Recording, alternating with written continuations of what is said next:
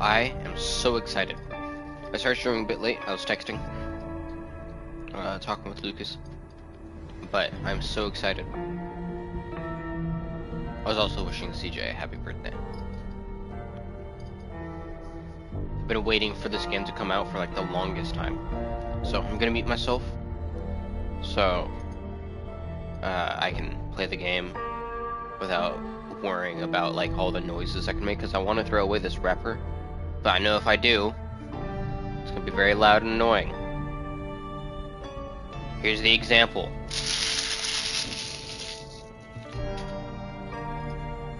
Yeah, it'll be loud and annoying. I honestly have no idea how loud that was. So yeah, if it was loud, I don't want anyone else to experience that later on. And I know if I touch my headset, like my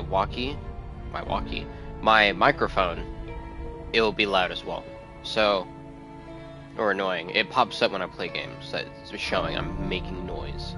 So, yeah, I'm gonna mute myself. All I have to do is just turn the microphone like up onto my headset,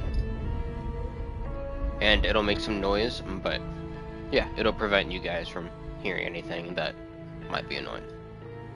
You're already hearing my voice, so it's already past the annoying part. But you guys get what I mean.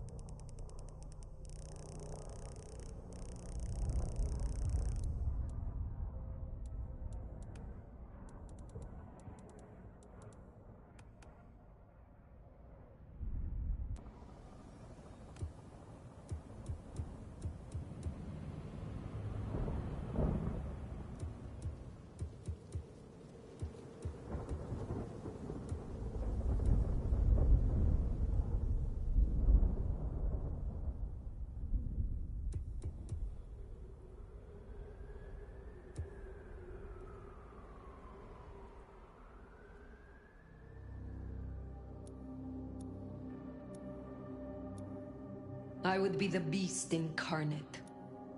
I must have sustenance. I must drink, and deeply. None of you will survive.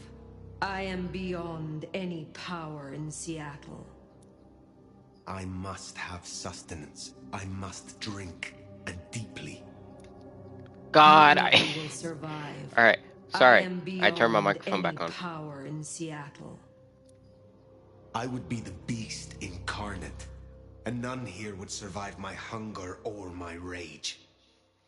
I just think it's so like weird seeing their eyes like roll into the back of their head when they an elder of my kind. like go back to sleep. Incarnate, and It's so weird, guys. Queen City, they used to call it. The gateway to Alaska, the city of flowers. That one never took off. The Emerald City, in the 80s, when they were trying to give it a spit shine. Layers upon layers of history, each trying to mask the ones below. But Queen City is not wrong when you dig under the polish. Blue bloods and castles, peasants in the gutter. Same old story with a pretty flag on top. This town's had a queen for a long, long time. When the weight of a crown gets too heavy, people start sharpening axes. But it takes one hell of a push to set them swinging. You need a firebrand, a revolutionary, despot, a murderer, or maybe just someone with a real big axe to grind. If I were a betting man, I'd say the heads are just starting to roll. And I am a betting man.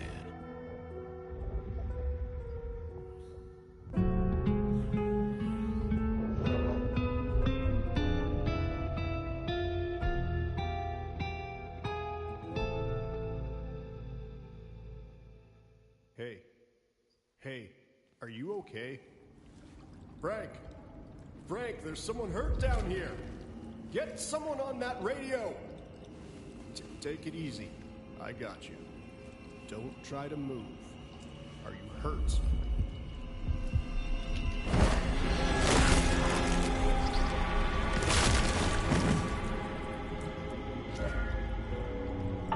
Hey, hello, Richie. What the hell happened? You okay? Richie! Shit! Hang on, I'm on my way. Feeding regenerates health. To feed, L2 R2 in the feed prompt appears on a viable target. The feed prompt will appear over an enemy when they are either damaged enough to enter a stunned state, or if they are unaware of the nomad's presence. What? Where? I cannot be found like this. I am not strong.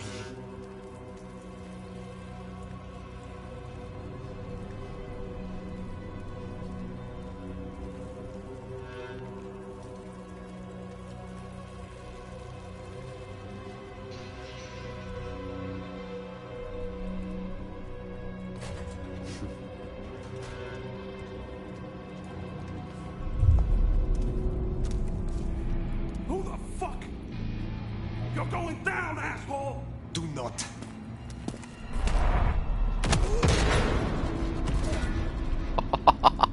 Fool. Tap R1 to perform a standard attack. Standard attacks are fast and deadly to most mortals, but stronger foes won't be defeated without further risk. Evidence. I must be careful.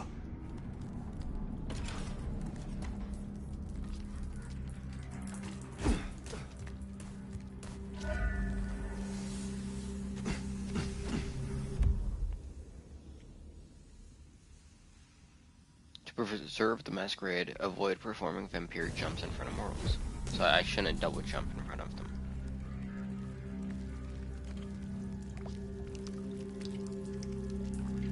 Also, if it turns out, while playing, that it's concrete. If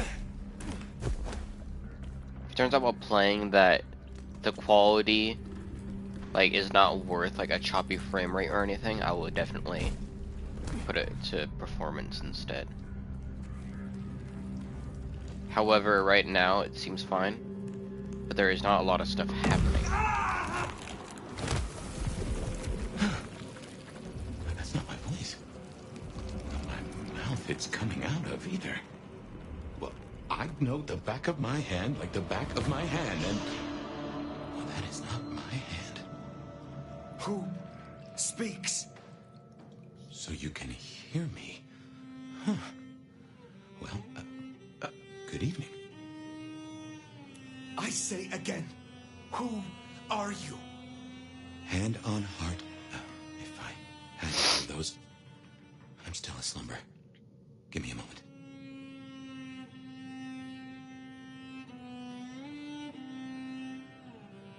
Very well. Gather yourself, then speak. That's generous of you. I know if I woke up with a voice in my head, well, I would probably take it better than most. But I appreciate I'm unusual in a few respects, and I thank you for your patience. My name's Fabian. I am... well, I was a vampire, like yourself. A kindred. No, Cavian by blood. And I was, and still am, a detective. Matter of fact, I just started a new case. Finding my missing body. Tell me, what's the last thing you remember?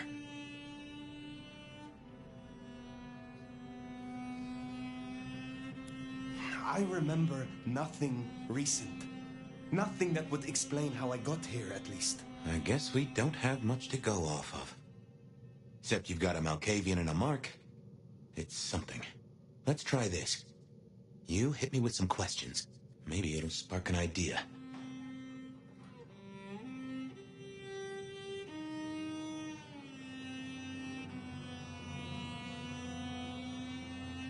How did you get inside my head? Do you truly remember nothing? My memory's a jigsaw right now, and I'm still working on the edges. I know I was on some sort of investigation, but how it got me here, I don't know. Breaking and entering skulls was never my forte.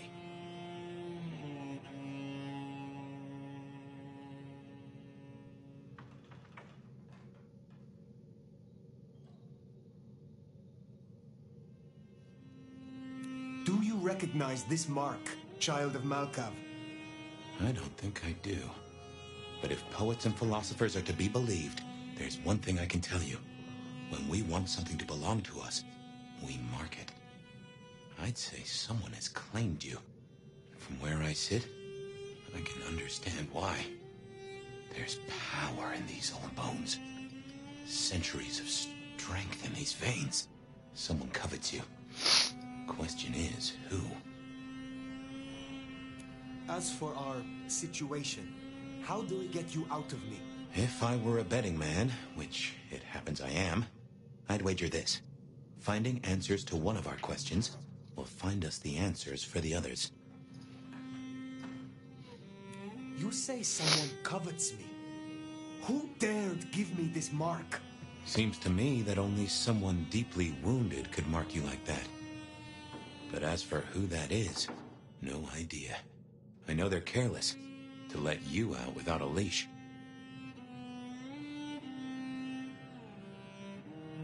All questions, no answers. Very well. The hunt begins. Let us to it. If I may, I'd recommend we get somewhere safe. I know a place. If you can get us out to the night air, I'll direct you.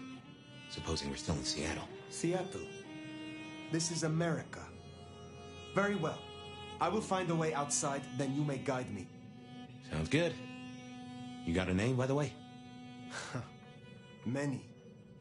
But for now, you can call me Fire. All right. Pleased to meet you, Fire.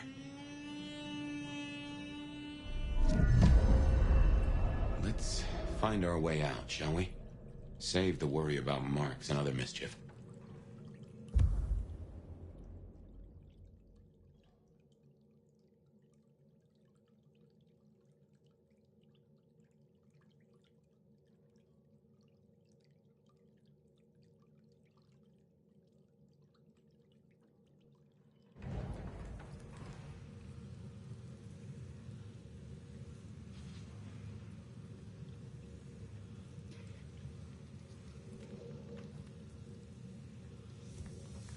Hey, Jamie, you got the key? Nah, it should be a security guy to meet us. Well, where is he then? Seeing through your eyes Hang is... on, I got his number. Frank? This is quite something. Hurry it up. It's cold as balls out here. I got it. This place used for anything now? Not that I know.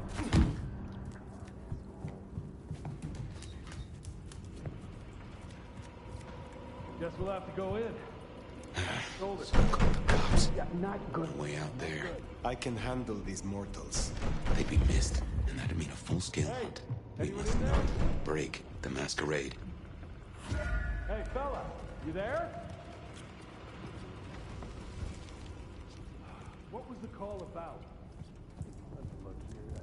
Meth head attacking his body. Elevator's as broke as a Monday night streetwalker.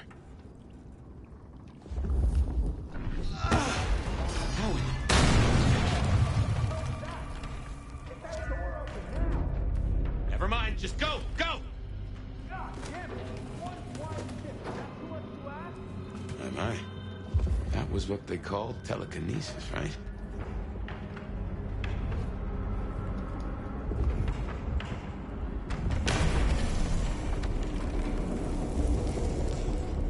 Hello?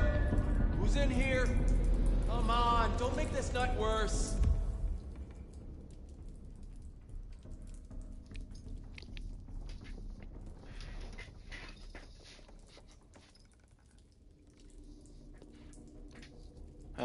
Next to a vertical surface to climb. Learning how to, excuse me, find climbable objects like ladders, drain pipes, AC units, or fire escapes throughout Seattle. To reach greater heights will let the Nomad move through the city with ease while keeping the Masquerade intact. Climbable objects will pulse white when using heightened senses.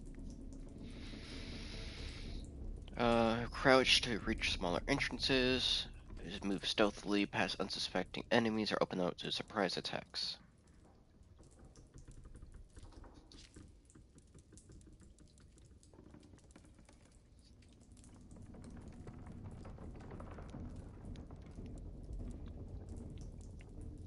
Telekinesis. Poor objects have been grabbed by telekinesis or highlighted purple when using heightened senses.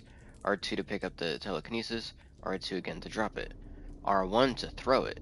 Stealth. Throwing small objects can distract a target and either allow the Nomad to sneak past the target or open up to stealthy assault. Has learned this ability during your lengthy existence. The Masquerade instant execution. Breaking the Masquerade in some circumstances, such as at a heavily monitored site of a recent breach or in a large public space, is enough to earn an execution from the court immediately. Heightened senses. A kindred's senses are finely tuned, able to discern much more information than a normal mortal. Unseen by typical mortal humans. This can help identify types of prey, useful elements of the environment, other useful information that can help a kindred survive. Kindred society. Jesus Christ.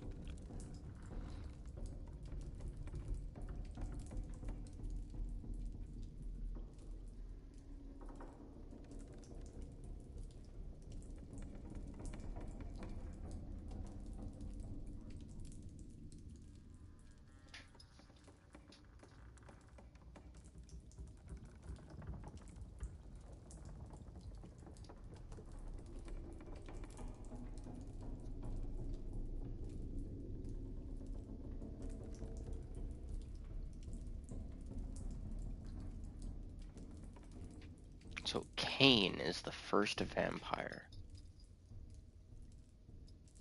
Mortals are kind to some, for most part unaware of the existence of vampires, while younger kindred often try to retain their mortal ties. Many older vampires distance themselves from the mortal world in order to preserve the Masquerade at the cost of their humanity.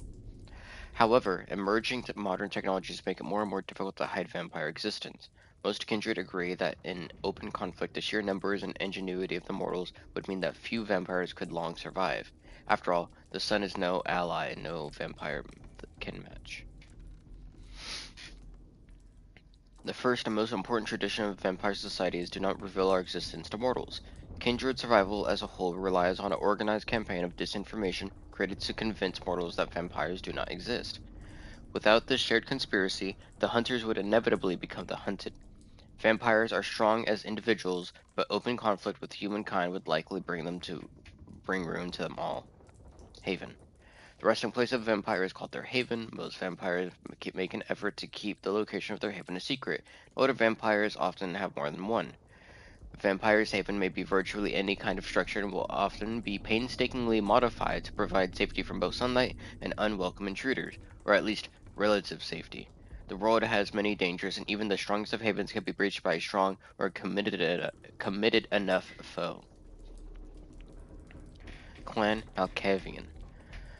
The Clan of the Moon are believed by other kindred to be lunatics, oracles, and visionaries. Their fractured psyche, instilled in part by their bloodline, provokes distrust in those they deal with. In truth, their apparent delusions provide remarkable insights. For that reason, they are as likely to be shunned as grudgingly, I did say it right the first time, grudgingly respected. Damn, that was funny that I was fucking up so much. Those embraced into the clan are often chosen by their sire for inscrutable reasons. They may favor those of empathetic nature or those that display a unique perspective on the world. Often Malkavians' mortal life is scarred by trauma, their mind fractured long before their eyes were opened to the sights and terrors of undeath. Malkavians' power is also their weakness. They see all, but despite their struggle to maintain a hold on reality, they are by no means weak. Malkavians can move without being seen, can speak with inexplicable knowledge. I want to say explicit, inexplicable knowledge. They are also adept at twisting the minds of others, wiping their memories or turning them into puppets. Fabian is of the Malkavian bloodline.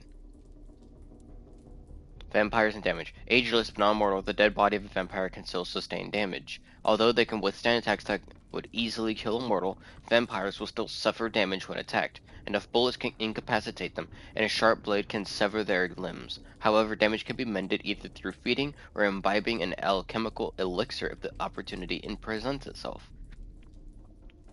Contrary to popular belief, staking a vampire will not destroy them, but it will paralyze them and render them vulnerable until the stake is removed. Fire, sunlight, and decapitation are the surest ways for a kindred to meet their final death.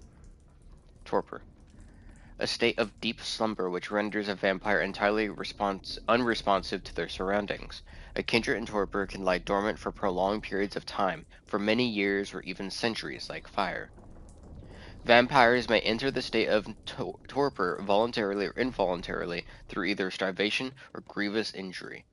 Regardless of the cause of torpor, they will eventually wake ravenously hungry. In this state, they will drain the nearest source of blood until the beast is satisfied and they regain their composure. Excuse me. Few things in the world are more dangerous than the freshly awoken kindred. Kindred. Vampires, or kindred, are monsters prowling the urban night. Once mortal themselves, these creatures do not breathe, their hearts do not beat. They are undead and suffer an unquenchable hunger that can only be temporarily sated by drinking the blood of a living creature. Theirs is a perpetual existence of inner turmoil, as the bestial nature of the vampire struggles against the remnants of their fading humanity. Feeding, vitae, and blood. All vampires feed to survive through a blood-drawing bite known as the kiss, an act which both participants enjoy with euphoric physical pleasure. Some mortals, once fed upon, will spend the rest of their existence searching for this feeling again regardless of the danger it presents. Most kindred feed from mortals. A few may stoop to the less nourishing blood of animals, and even fewer still indulge in the controversial act of drinking the blood of their fellow vampires. After consuming a living creature's blood, the blood becomes vitae within the vampire. This blood animates their physical being, mends their wounds, and fuels their supernatural powers.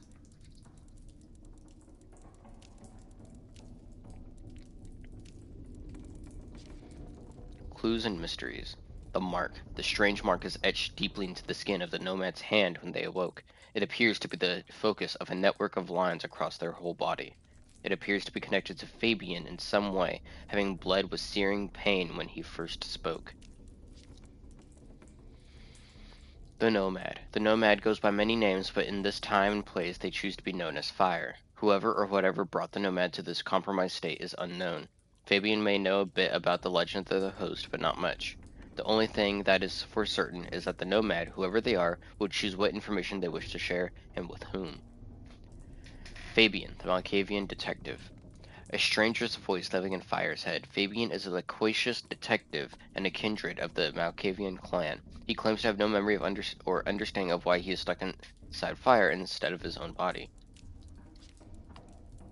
Factions, the Seattle Police.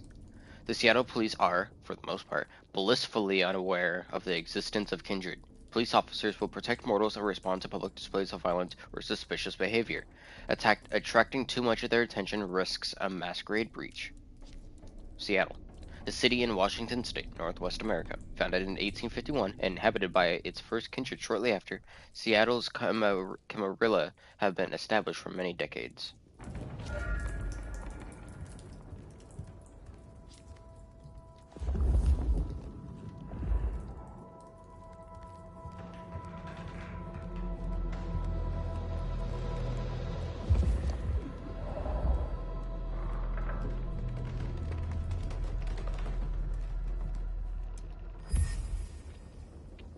Note left on bloody package.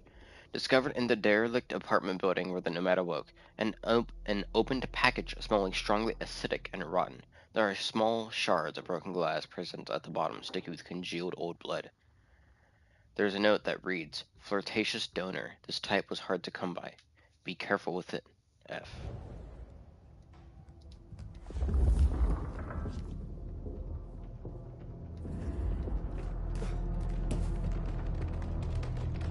To dispatch.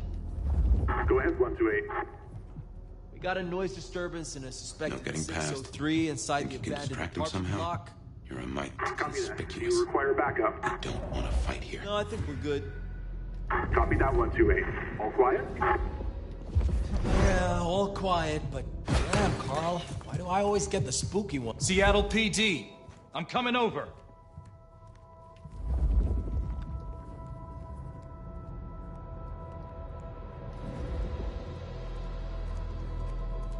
Maybe it was one of Santa's elves.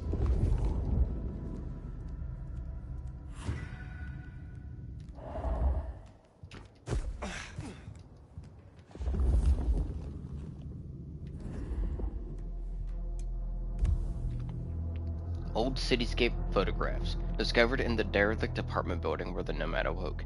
Sepia-tinged and musty photographs depicting a city. The dress of the people and model of vehicles suggest it to be early years of the 20th century.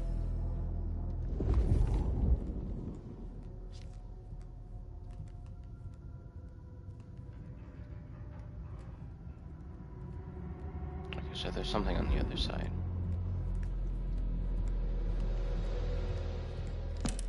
Hello, Seattle. This is your 2 a.m. weather and traffic update. We're still under a severe storm warning, and it's cold, cold, cold out there. Colder than your favorite team's chances of making it to the playoffs this year. That cold. Now, let's make a note of these important reminders, because multiple things are happening at once. All streets in the historic Pioneer Square district are closed to traffic between 10 p.m. and 6 a.m. due to emergency work on sewer systems damaged by the cold.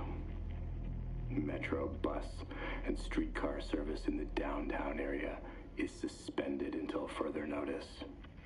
And all flights in and out of Seattle-Tacoma International Airport are canceled. That's right, everyone. If you were dreaming of a tropical getaway to dodge the storm, it's good to want things, but that dream is over. So instead, I suggest you curl up with a favorite story and a glass of the good stuff and try to enjoy our winter wonderland while it lasts. You're up to date. Don't let the frost bite. And I'll be back in an hour to tell you another weather story.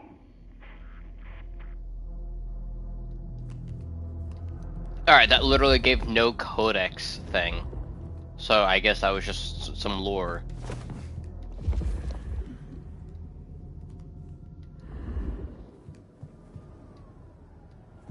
Dispatch, stay in contact.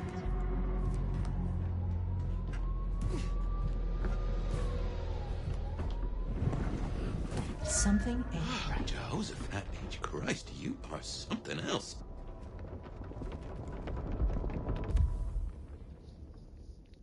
At the beginning of jump, hold the jump button for longer to initiate. Hold the jump button for longer X to initiate a glide. While gliding, it is possible to change course by pressing a direction. After a while, the Nomad will lose momentum and begin to rapidly descend. This is another tool that the Nomad has made part of their skill set. Hold on. Bless me.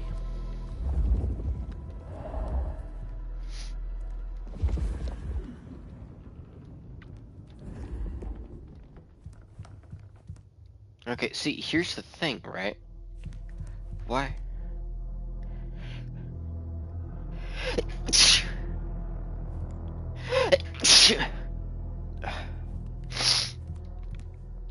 Ow. Why is it there were security guards in a derelict building? Is that a normal thing?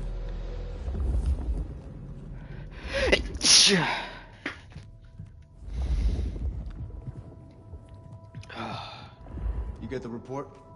Yeah, looking for a security guy. Watch your step. This floor's no good. Peaceful night so far.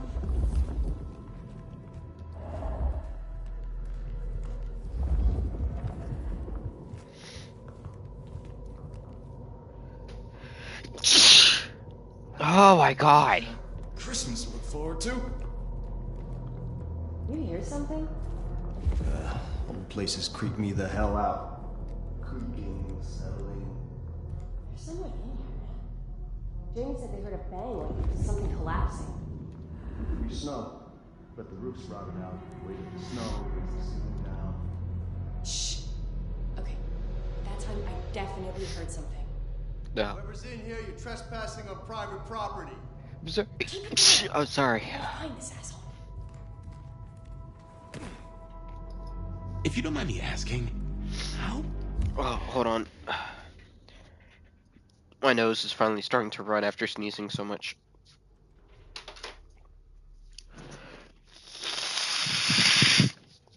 Oh, let me mute myself.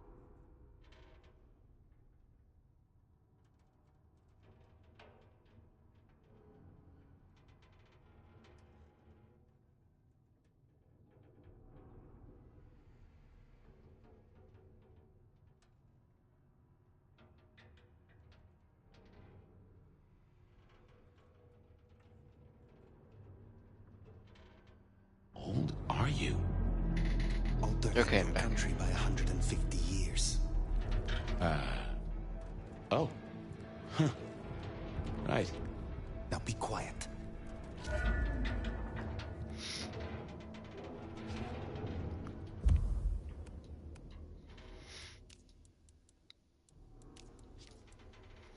Kindred age progression.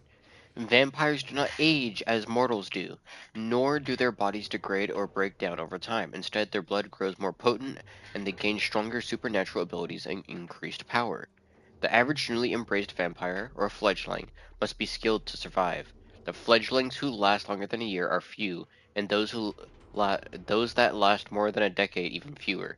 In a city the size of Seattle, there are likely only a dozen kindred who are more than a few decades old, and less than a handful who have seen a single century of existence. Elders are those kindred who have existed for more than 3 centuries. The Nomad is known to be at least 300 years old, and legend rightly names them as an elder. Oh. Oh.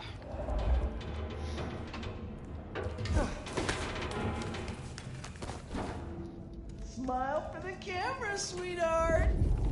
This one goes out to all the fans of Slaughtered Pigs. It's a ghoul, in case you didn't notice. Gonna bring the PD down on our necks.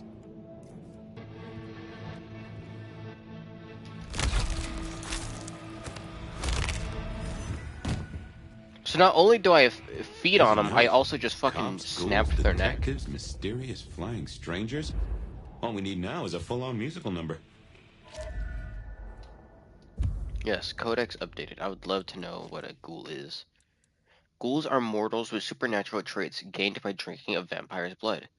Ghouls benefit from superhuman strength and do not age, but they are essentially minions of their own Dominator, the vampire who feeds them.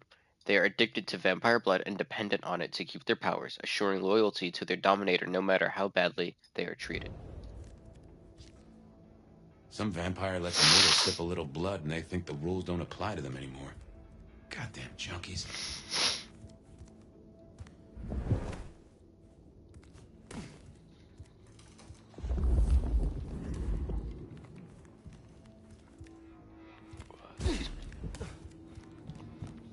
Excuse me.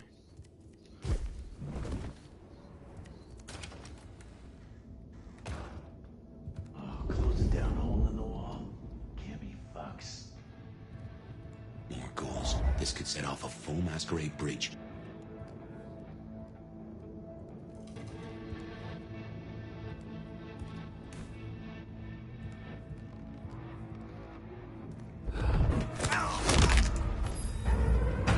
The hell? You little shit.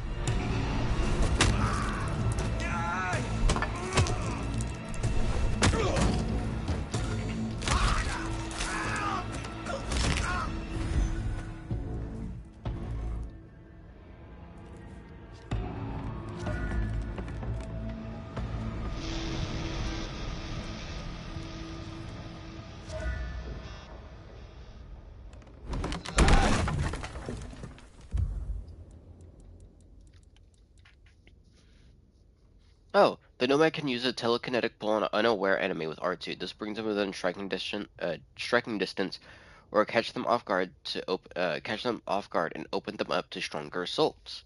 Slide kick. R1 while sliding to perform a slide kick. Shunt. Attack while sprinting to perform a shunt. Parry. Dash toward an enemy at the moment when they attack in order to open the target up to a follow-up assault.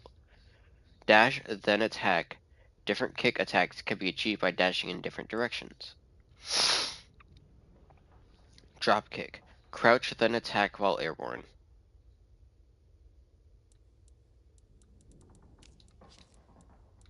Dash. L1 and hold a direction to dash. Dashes can be performed on the ground or in the air to quickly close distance on an enemy or avoid an attack. Heavy attack. While they are slower to execute than a standard attack, but they do more damage and can push away enemies. Why is it? While they are slower to execute than a standard attack, but they do more damage and can push enemies away.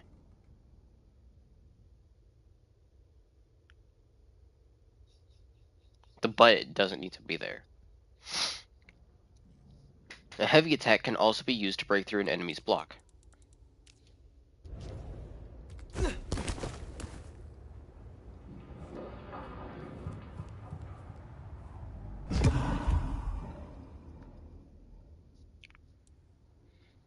Mending elixir instantly restores health. Well, I didn't get hit, so. No one better mess with us tonight. Inspect. Book with inscription. Discovered in the derelict apartment building where the Nomad awoken from torpor. A strange old book named Mastery of Anathor Corporis. It is well read and has many dog-eared pages. The inscription inside reads, "My friend, I trust this will aid you in your study. You have only just begun to unlock the potential of your abilities. You can push your mind can be pushed much further, even if your body has reached its limit. I know you wouldn't want to let anyone down, JJ."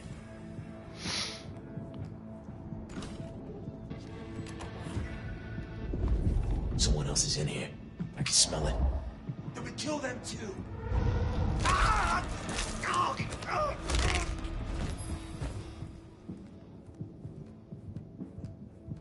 Oh, shit.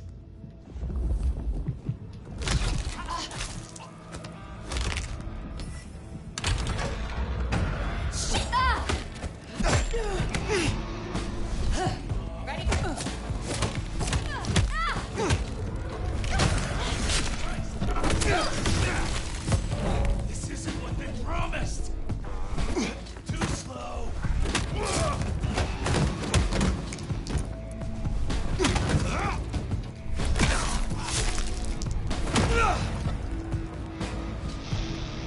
This is a mess.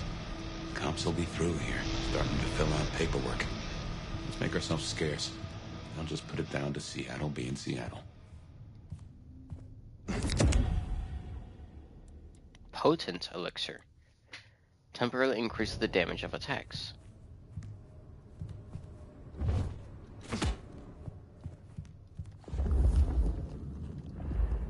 Oh.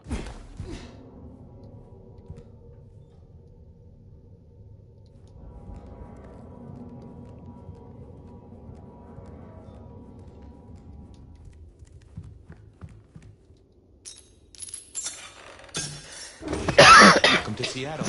Come on, the haven's not far. What year is this? The year 2024. When did you... I have been asleep for 100 years. There's nothing.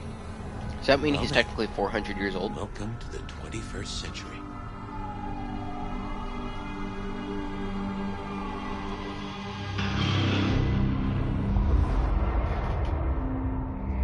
Welcome to Seattle. Taste the night air in Seattle in the 21st century.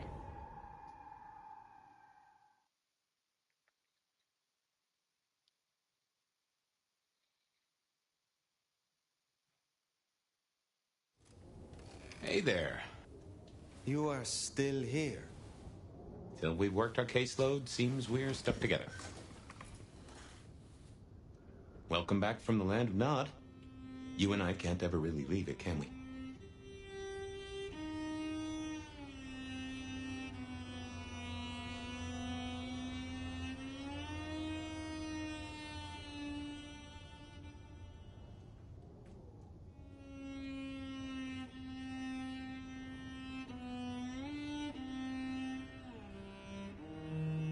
Yeah, so he's almost 400 years old. Because he said 150 years before, like, America was even made. Which means, if he's, if it was 1776, and then it became, he's 150 years prior, and now it's 2024, he's almost 400 years old.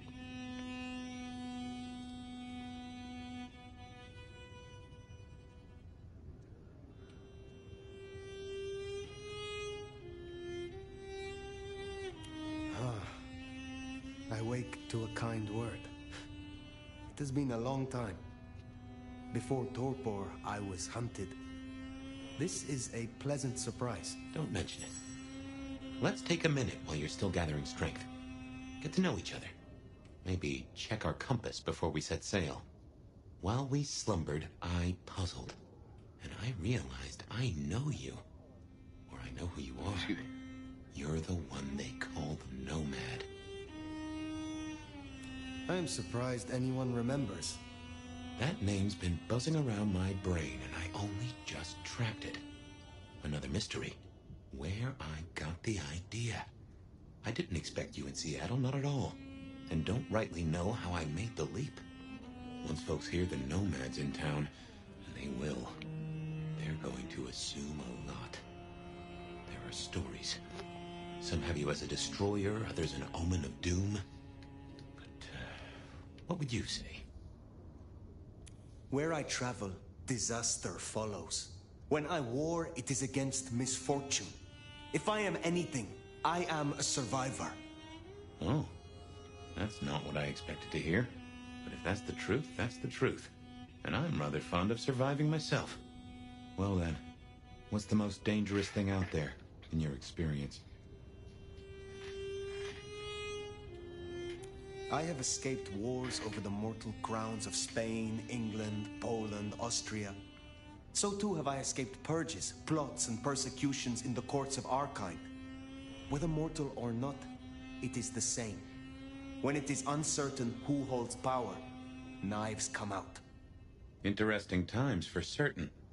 Have you ever lived in an uninteresting time? No.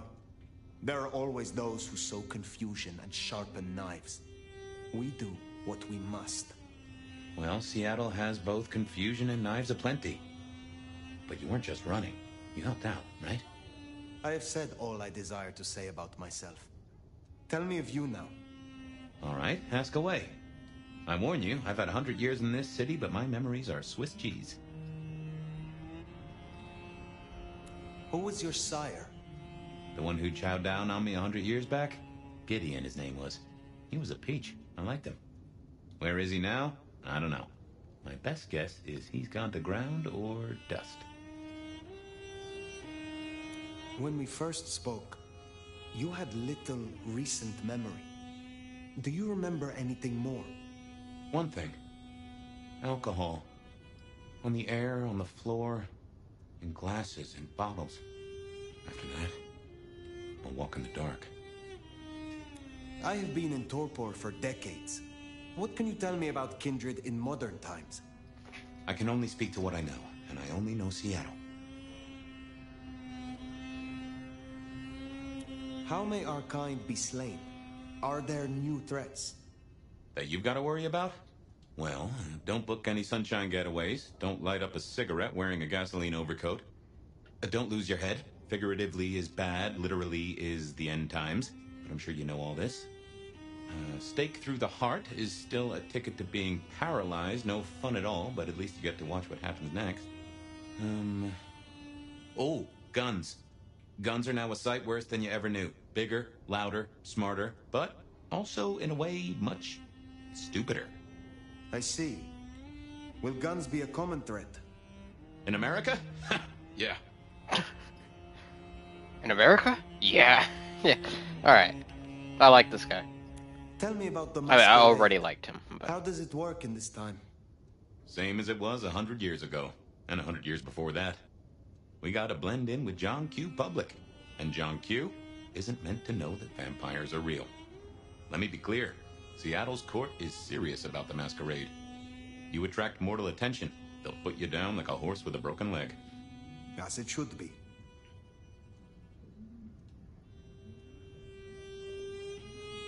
What do mortals know of us? Have they learned anything over the last 100 years? No, the babes are still asleep for the most part. Good. Do they still think we cower before garlic, crucifixes, and holy water? Oh, they think a lot more than that now. Young adult literature has revolutionized our image. It can be no worse than Stoker. That depends on your perspective. Some of the old guard really don't like the idea of the glitterati, but times change. Glitterati? Oh my god. Is there anything else I should know? Any other new dangers in the current time? Ooh, yes. Mortals all have cameras now. In the telephones they carry, and they're always filming everything around them. Streaming, they call it. Sending it to the cloud. Online. For everyone to see forever. Lines? A camera inside a... what? The cloud? Is any of this important? I've got theories about these clouds, but just know, if mortals are around, blend in or we all die. Tell me of the Kindred Society here. How have we organized in Seattle? Oh, same as you'd have known anywhere else way back when. The Camarilla are the hotshots. Seattle's still got a court, and it's still led by a prince. They make sure we maintain the Masquerade. Same as it was then. Yep, but everything changes the more it stays the same. I would know more about you. Tell me about your haven. Oh, this place is not mine. Owned by a fellow by the name of Dale. But it's empty now, I know. Oh, I don't know how I know it. I can't say he was a friend, but I've always found charm in clutter. Provokes a soul to build castles out of thoughts. And a castle is a solid place to stand.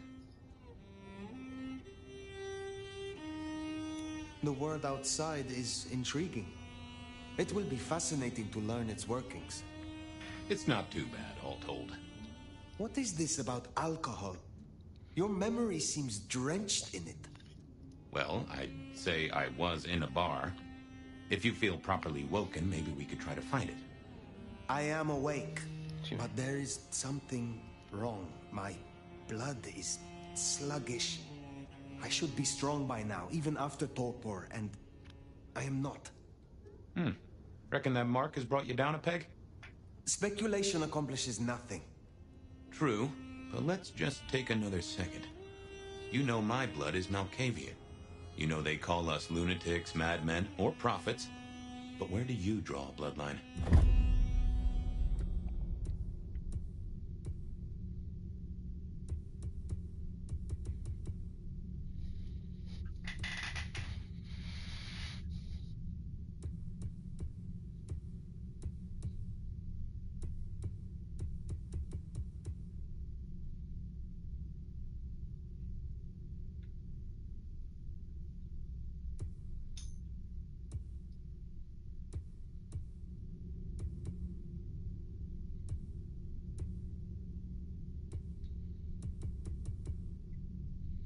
The Brujah's power lies in their strength and swiftness. They use these skills to turn the tide of battle, acting fast, hitting hard, and goading their enemies into making a fatal move. A Brujah is an unstoppable force in a fight, their unparalleled prowess ensuring they remain on top. Excuse me. Members of Clan Tremere wield arcane powers and can bend blood to their will, weaponizing it against their foes. Their sorcery affects not only their own blood, but also that of their enemies, and they are able to inflict great pain and destruction on those that oppose them. The Banu Hakim are silent judges, lawbringers, and executioners. Swift and deadly, they can silence and dispatch their foes through both violence and sorcery. Banu Hakim can take down an enemy with chilling precision in the blink of a mortal eye before disappearing without a trace. The Ventru are masters of control, subduing and puppeteering others through sheer force of personality and will. They can freeze enemies in their tracks, turn them against each other, or make them forget they were even there. The Ventrue's resilience also allows them to withstand attacks and survive inevitable reprisals. The Sombra use their power to stoke the fires of fear in enemies and allies alike. Masters of shadow, they bend the darkness to their will. Capable of nightmarish feats, they weaponize their control of shadows to isolate, ensnare, and instill dread in any target. The Toreador's enthralling presence allows them to make the first move, often before their enemy has a chance to react. They can entrance their victims and enemies, luring them in and blinding them to the danger in front of them until it is too late. I like this one.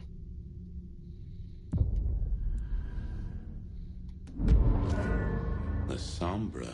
Interesting. Time was the court would have ripped apart one of your blood. But times change, tempers fade, and deals get struck.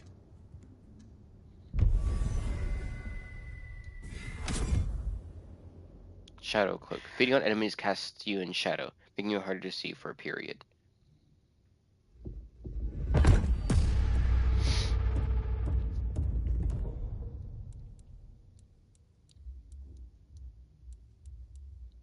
Strike, relocate, effect, mastery, perk.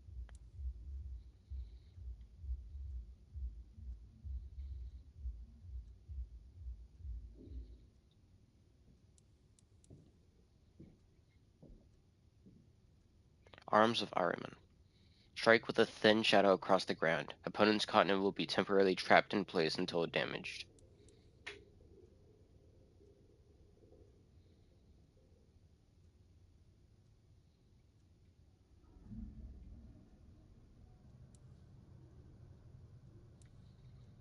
Oh, I get it.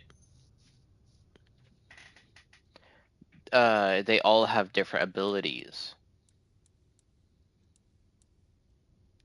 So like this one has all of this stuff, but then you can look at the left and right and you can see other stuff there.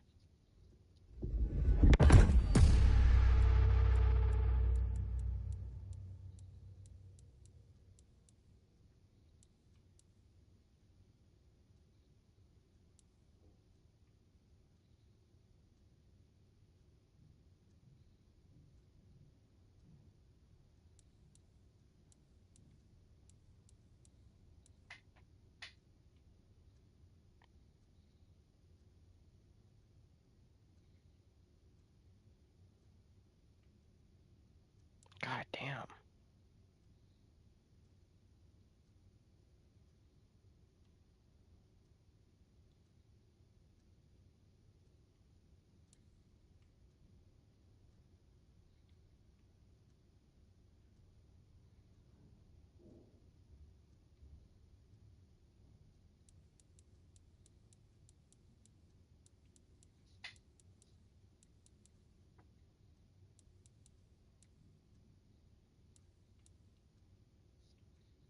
So now I would need 2 ability points in order to get this relocate version.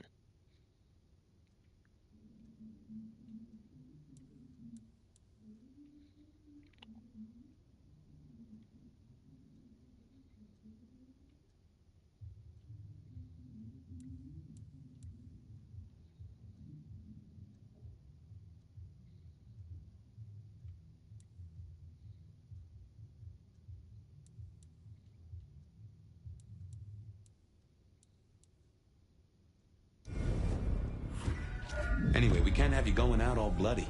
Check Dale's closet for something to wear. He, won't mind. The Atheist. Their very presence drew the light away, an inescapable spiral into velvet darkness.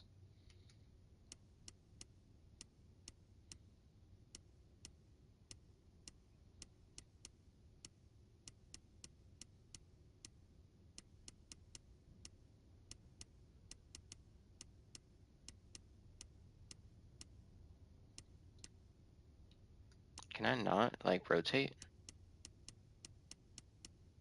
Whoa. It's a lot more hair colors than I expected.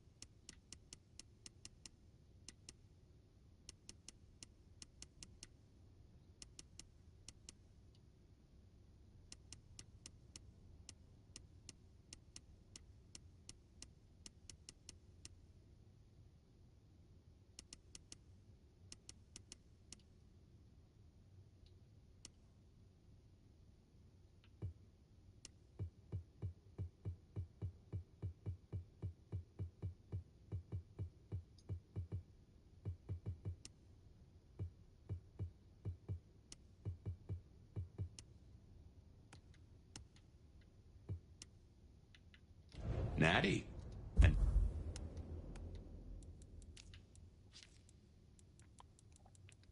Oh.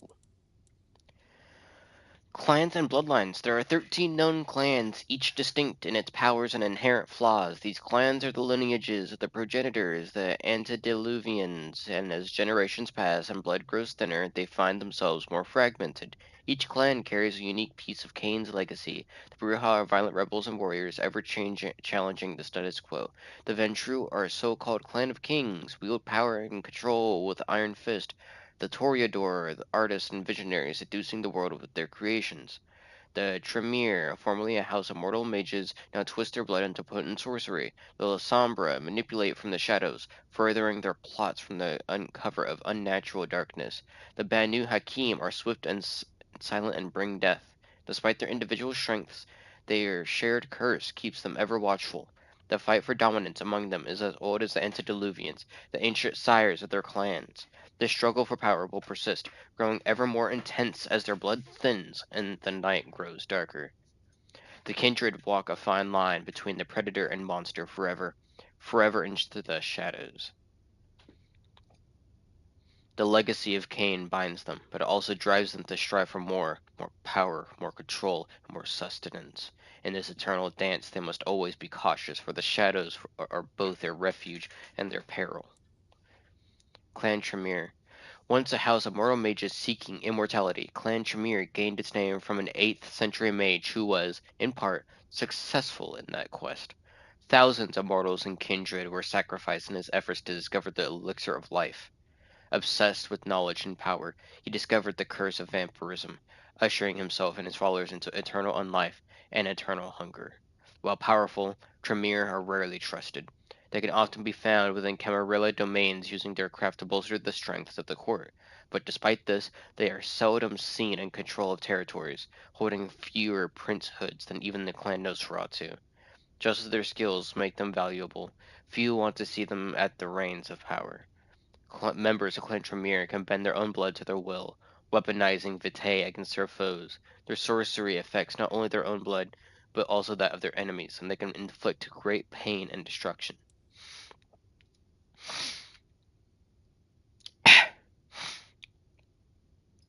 Okay. Clan Lasombra. Lasombra vampires are expected to triumph at any cost. Ruthless is a sought-after trait in progeny, making their reputation as betraying interlopers well deserved. Most do not seek attention, preferring to act as puppeteers, powers behind the proverbial throne. Historically, most Lasombra were found in the dreaded Sabbat sect. In recent times, many have turned to Camarilla princes for alliance. This upheaval has given way to distrust, with many kindred unwilling to believe that those who once staunchly waged war for the Sabbat won't turn again in the ever-changing tide of knightly politics. Lasombra can use their power to invoke fear in enemies and allies alike, masters of shadow that weaponize their control of it to isolate, ensnare, and incapacitate our target. Clan Banu Hakim. The children of Hakim balance on a knife's edge, caught between their need for justice and their thirst for vampiric blood. Most Banu Hakim marshal themselves with a strict code of conduct, which serves not only their cause but also to regulate their thirst. Banu Hakim seek to embrace mortals capable of assessing and handling threats, enforcing laws and traditions, and punishing transgressors. Descendants of the judge of all vampires, Hakimites, are often valued as sheriffs in Camarilla domains. Blood sorcerers, Clan Banu Hakim are judges and executioners. Swift and deadly, they can silence their foes through violence and sorcery. Banu Hakim can take down an enemy in the blink of a mortal eye with chilling precision. Clan Ventrue. Ventrue see themselves as the rightful heirs to power and control. Once the god kings of ancient Babylon, they have adapted to suit the modern age. Business moguls and aristocrats, Clan Ventrue are masters of authority. As the historical leaders of the Camarilla, they have maintained their rule over most domains over the centuries. Many kindred see the Ventures ruthless and controlling tyrants, insistent on keeping their well-polished boots firmly on the necks of the territories, and vampires they rule. But many blue bloods argue, while their methods are often seen as harsh, without Clan Ventrue, the Camarilla would have fallen generations ago.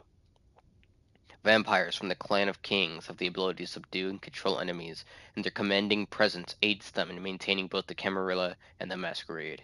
Their resilience also allows them to weather storms to lead from the front. Clan Bruja. Clan Bruja is synonymous with rebellion, known as a clan of fighters and rebels. Often seen as crude troublemakers by kindred of other clans, they are much more than this, adept talkers and architects of change, forever marching against the perceived mainstream. Agitators and heretics, the Bruja are often embraced from the ranks of revolutionaries. They are unafraid to be the antithesis of society, fostering counterculture wherever they tread. Excuse me. No strangers to violence, they strive to spread their own ideals, even if they must do so alone. A Bruja's blood grants them strength and swiftness. They can turn the tide of a battle, acting fast, hitting hard, and goading their foes into making the first fatal move. Bruja are an unstoppable force in a fight, their powerful demeanor ensuring they remain on top. Clan Toreador. Known for their seductive natures, Toreador vampires are drawn to arts and beauty, forever trying to stir their own deadened hearts. Supernaturally graceful and charming, the divas are always looking for the next thrill, leaving a detritus of discarded lovers and victims in their wake. Despite their reputation as decadent sensates, members of Clan Toreador are no less lethal, and their charm has only been the downfall of more than one prince.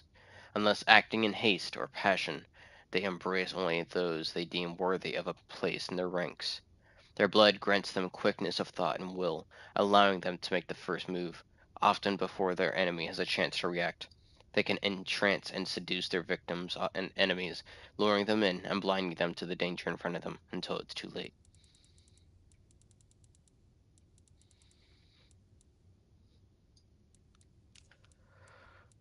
The bark. Even with a full day of rest, the mark persists, and the nomad has not returned to their full strength. Perhaps two facts are connected. Characters. The nomad. Whoever or whatever brought the nomads to Fabian might know. Are they simply unlucky, or are they fleeing somewhere, some bane? In any case, it is clear that they always stand among destruction, yet walk away apparently unscathed. The only thing that is for certain for is that the nomad, whoever they are, will choose what information they. Okay. Seattle's Camarilla Court. The Camarilla hold the power in Seattle over kindred and mortal alike. Established for well over 100 years, the Seattle Camarilla Court have had their claws firmly in the city's underbelly since its infancy. Like most Camarilla courts, Seattle is primarily controlled by Ventrue elites, with representatives from other clans acting as primogens. It doesn't matter who you vote for, who your chief of police is, or who you pay protection money to, the court pull all the strings. No one in this city will blink twice at you. While you were getting dolled up, I rooted out a memory. Realized why I brought us to Dale's place. I was here, I think. Not long before whatever happened. If we're gonna solve our cases, we could track back my footsteps. See if we can find that bar.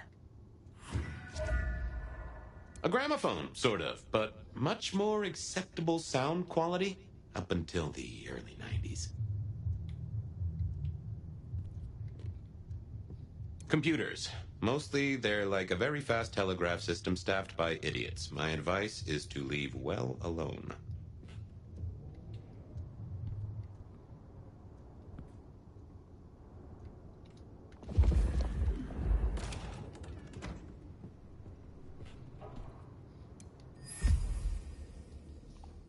Hoyu Shrine. Discovered in Nomad's current haven. Photograph of a group of people alongside a candle, strongly scented of vanilla. The blackened wick and tunneling of the wax implies that the candle is lit frequently for short periods of time. There is no way to know which person the photo has caused such devotion, but there is some scuffing on the picture frame that indicates it is picked up regularly. The entire area is unusually clean, devoid of dust compared to the rest of the apartment.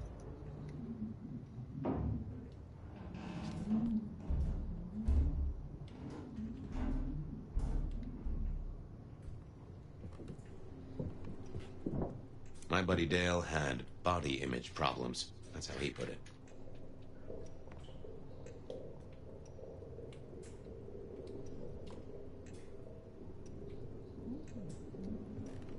We can't fucking stay here. I have no idea what Dale was studying, if that's what he was doing.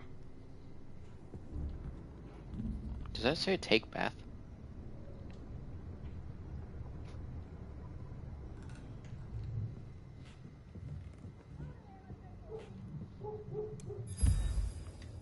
Elder Reader. Aspire collect 5 codex entries. Little Black Notebook. Discovering the man's current haven. A small black notebook with a faux leather cover and rounded edges. Ivory-colored paper. Smells of stale sweat and cologne, as though, God damn it, as though carried close to the body of someone who uses perfume but does not wash often enough. What it was doing next to so many old VHS tapes is unclear.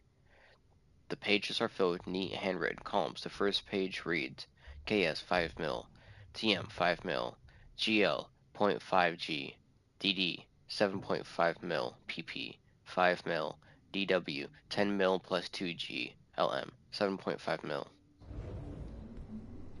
Like a fairground Nickelodeon, although it does cost more than a nickel and it doesn't make you smile.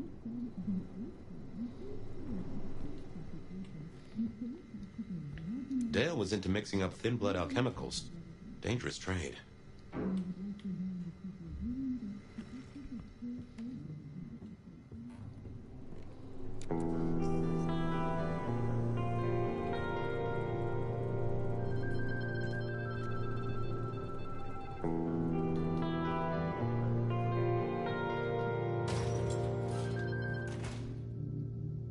I won't say my body's fragrant, but I reckon your keen senses could get a sniff of it.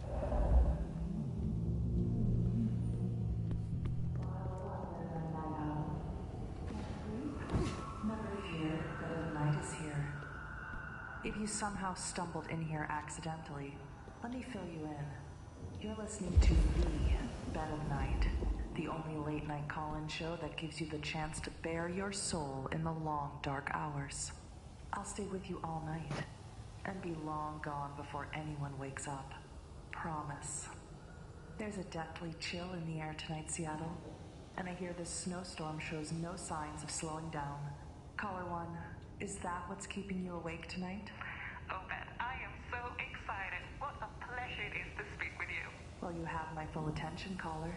I'm all yours. Well, Beth, we all have a dream, don't we? A dream we love to share with the world, but have no idea on how to do so, right? Most of my dreams would require a subscription to view. You're so funny, Beth. Such a boss babe. That's why I think you'd be perfect to join my team. See, my dream, and I know this is a bit crazy, is to promote confidence and self-love to all my fellow ladies through my company, Bright Bold Beeswax, or 3B. You want me to sell beeswax? If you don't want to start selling right away, you can just find me some other boss babes. Each one you send my way gives you a little bit something extra in your wallet. Sure. Sign me up, hon. Really? Okay, let me just get some information. Oops. Looks like we have a bad connection. Sorry, caller, but good luck out there. Next caller, tell me your tale. It's alive! Who's alive, caller? Well, she's alive. But it's not she, not her. I'm afraid you're losing me, caller. No, I already lost it. I already lost her. I went to her funeral. We buried her. But you're saying that she's alive. That's exactly what I'm saying. I came home late from work. All the lights were off. But before I could open the door, I heard some noises from inside. And? Did you see her in your house? I don't know. It was dark. But I knew she was in there. How do you know? She took things. Personal things I kept of hers. They don't have any meaning to anyone else. Are you sure about that? I'm sure. Well, they say marriage is a fine institution, but some of us aren't ready for that kind of commitment. Are you sure your wife didn't fake this tragedy? What are you saying? Did your wife keep secrets, caller? Was there someone in her life that looked at her a little too long, or someone she spent a little too much time with? No, she wouldn't. Well, there was Cameron. Something about Cameron, huh? One time, my wife came home at 2 a.m. and she said she was out with her friends, but I never heard a car drop her off. And Cameron came by the next day to check on her. They say that we should love thy neighbor. Maybe your wife took it too literally, caller. I gotta go, Bet. Me and Cameron have to talk. Well, thanks for the scary story, caller. Let us know how it turns out. Okay, my darlings. It's time for this gal to get paid. But don't go leaving me high and dry, okay? Has this ever happened to you? Who spilled red wine all over my couch? The guests are coming in a minute. Clean all your accidental messes with Stain Eliminator, made from ingredients that work like magic. But our lawyers said we can't say that, so it's made with science, which is almost as good. This will free up so much time. Thanks, Stain Eliminator. Stain Eliminator, for when life gives you messes. Well, hey there, Seattle. Did you miss me? Next caller. You're on with Bed of Night. Did you ache for my voice as much as I'm aching for yours? More, actually. It's good to know that I have that effect on you. What's on your mind tonight? A woman. Fascinating.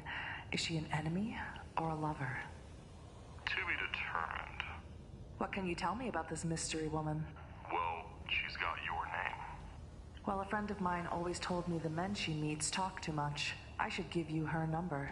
Call me again if that cat lets go of your tongue, okay? It looks like someone has been trying to get through for a while. Hey there, caller. I didn't mean to keep you waiting, unless you enjoyed the anticipation. I'm gonna be honest, Bet. I haven't enjoyed much of anything these days. Well, that's just unacceptable, caller. Life is meant to be enjoyed. Why don't you unburden yourself and see if we can get some pleasure out of it? I think those good times are long gone.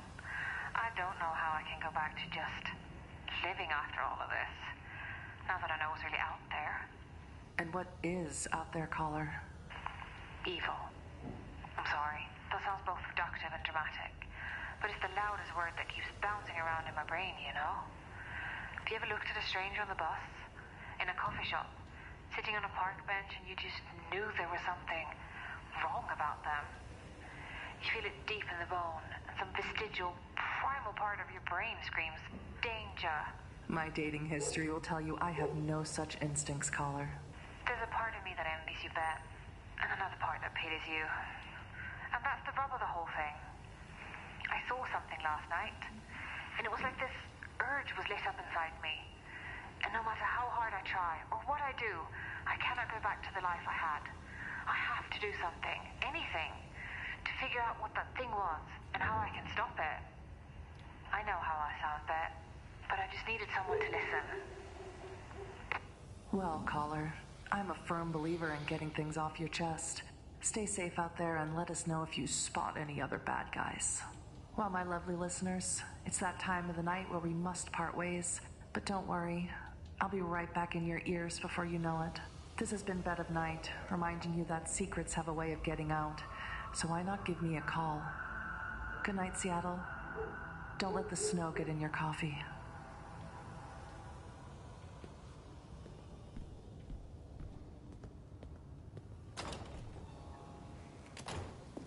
Remember, even in Seattle, people will notice if you do something, you know, weird. Like leaping a building in a single bound. Keep it on the down low. We have a masquerade to protect.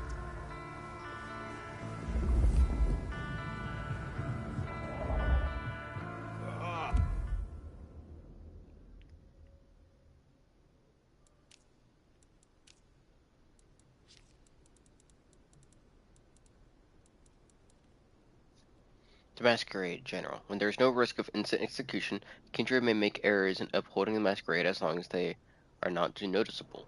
The Masquerade meter and visibility indicator found at the top of the screen indicate how well the nomad is following the rules. Visibility indicator. When the eye of the invisibility indicator is open, mortals can see the nomad and observe their actions. Masquerade meter. Performing vampiric actions within sight of a mortal, the Masquerade meter will change to indicate how much danger there is of a breach occurring. Yellow. This indicates that mortals are suspicious. There is increased scrutiny and further kindred actions are risky. Red. The mortals have seen something that they do not understand and are panicking. They are aware that someone is among them who should not be. Some will flee, some might attack. Wise Kindred will either remove the cause of the breach or escape to a safer location until rumors of a breach die down. Full meter. The Kindred responsible for the breach cannot escape, or end the breach on their own. The court will step in and deal with the situation.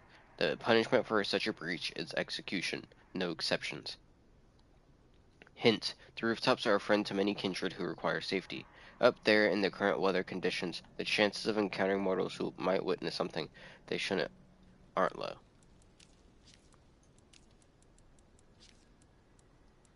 Fabian Fire's Haven. Neglected hovel, but a satisfactory temporary stronghold. Once the home of a man named Dale, who is now terminally absent. It smells intimately mortal. Cooked onion and burned garlic, unpleasantly sharp synthetic perfumes, stale sweat and unwashed clothing, alcohol and blood. The door has a sturdy lock and the windows block the sunlight.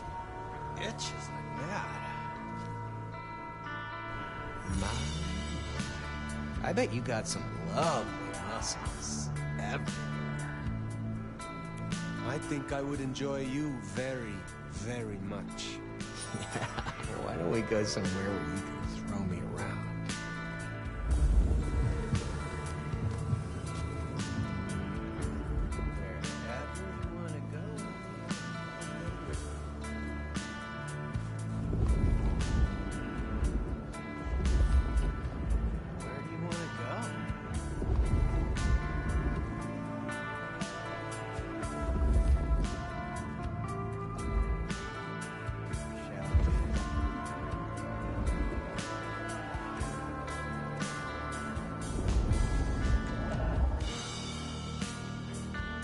Find some nice place to be today.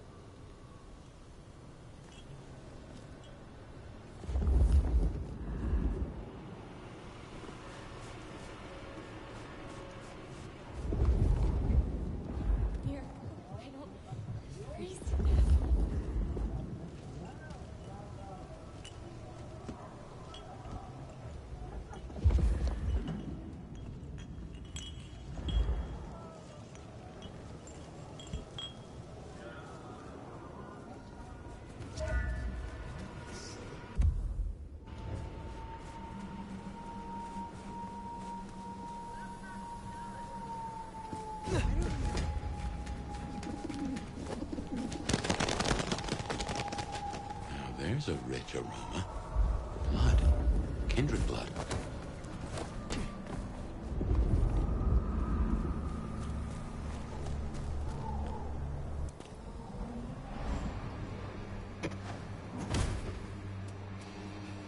Look what took the bait. If it ain't Benny Muldoon.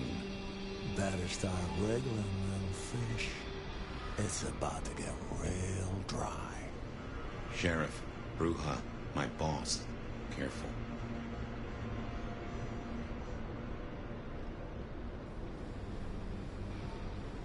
Can a law-abiding kindred not walk where they will in this city? Tell me, what is my crime? Motherfucker. You really ain't no thin blood, are you? Thin blood? Of weak heritage, a latter generation. They are common here? The hell kind of rock you been hiding under? Yeah, they're common. Like fleas in a street cat. Benny. Such a way with words. You are out hunting for sport? Or is this your duty as sheriff? My duty? My fucking duty? Yeah, maybe it is my duty. Maybe it's a duty we should all have been fucking paying more attention to. I thought you had a stick up your ass. Seems I was right. Lucky for you, I got places to be. Will you tell your prince we spoke? Fuck the Camarilla. Fuck the prince. Did he lose his last marble? Right now, I got thin blood spines to rip out. So I'll tell you what. You have one night, to sort your business and get the fuck out of Seattle. After that, it's open season. Understood. Good. For my sake, I hope you stay. I'll run out of thin blood soon enough. Don't want to be bored.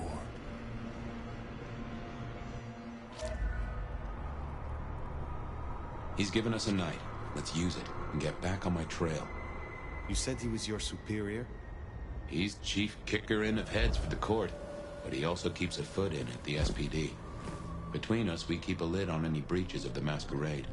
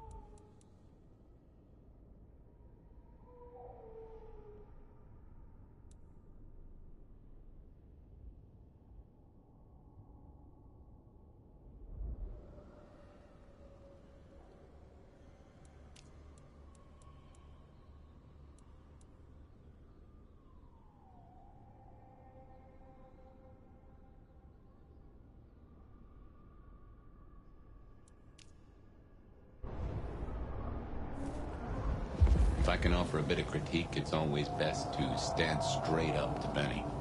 You show him your underbelly, he'll cut it out. Huh. That looks like the mark on your hand. I do bet now that is strange. Written using your blood? Just as a thought, I'd suggest you keep my presence on the down low. Take it from me, you lose a parcel of respect if you talk out loud to the voices in your head.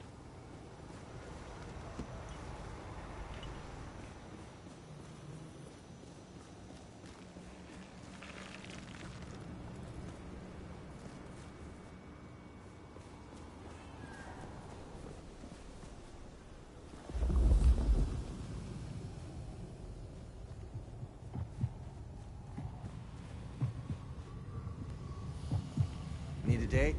Jesus, it's cold tonight. Want a party?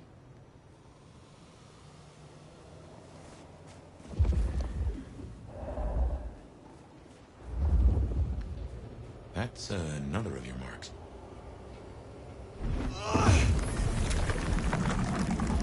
Guess your blood wants to stay friends with you.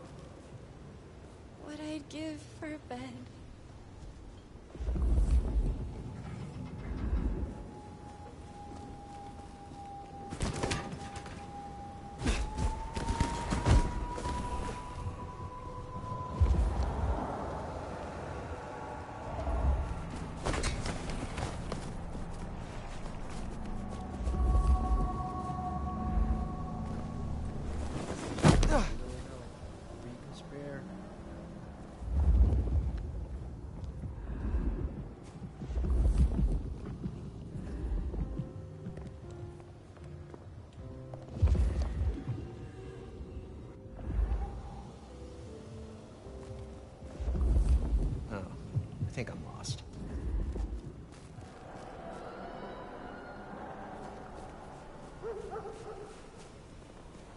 Want to do more than talk?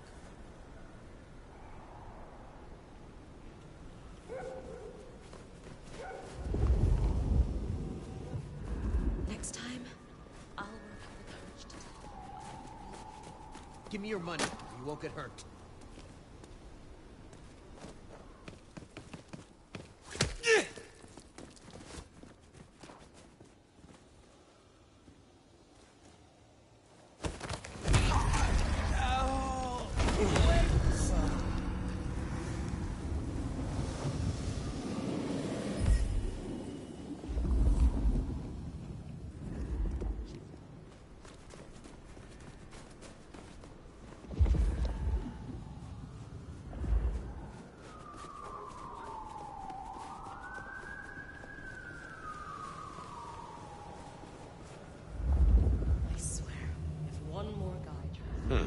Anarch's up ahead. They're being bold tonight.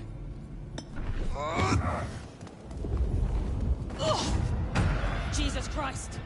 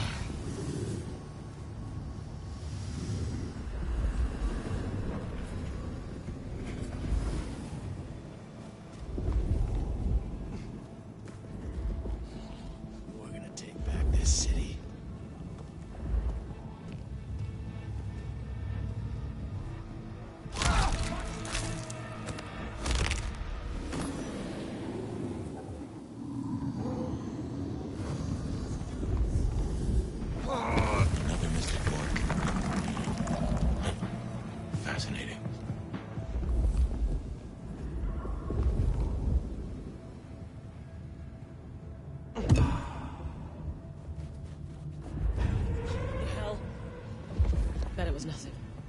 Still.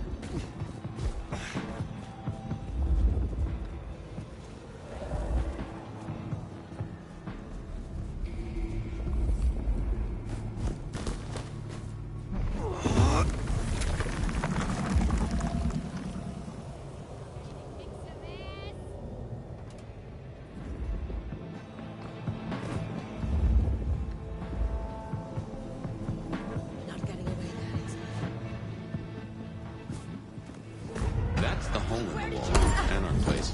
Katsumi's still back there. You might be. Waiting for this. Shit! That's a missed!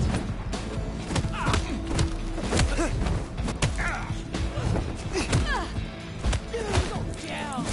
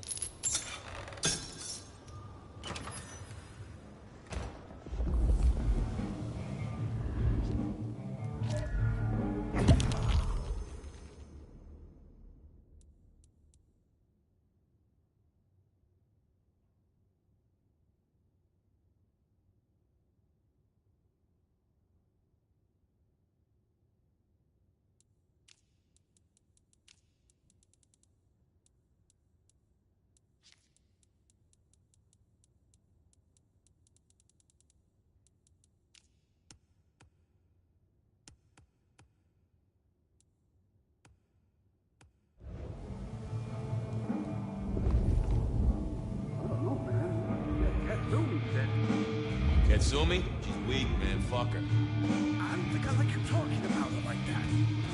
Oh, you want to join us so bad? Sit, wait for change? Be my guest. Might as well wait for Santa Claus. But I'm talking action. Real action.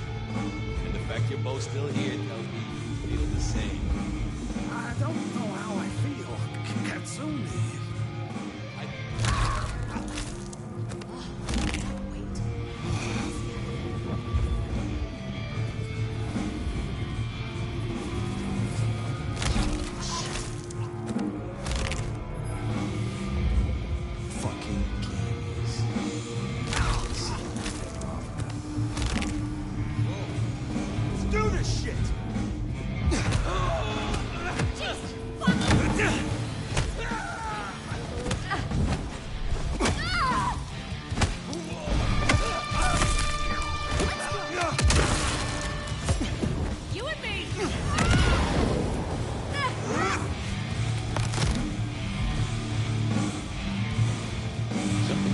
Sensible anarchs.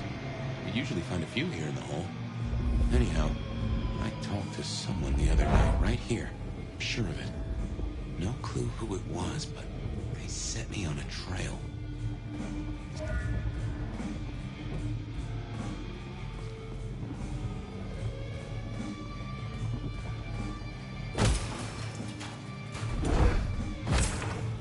Thirsty?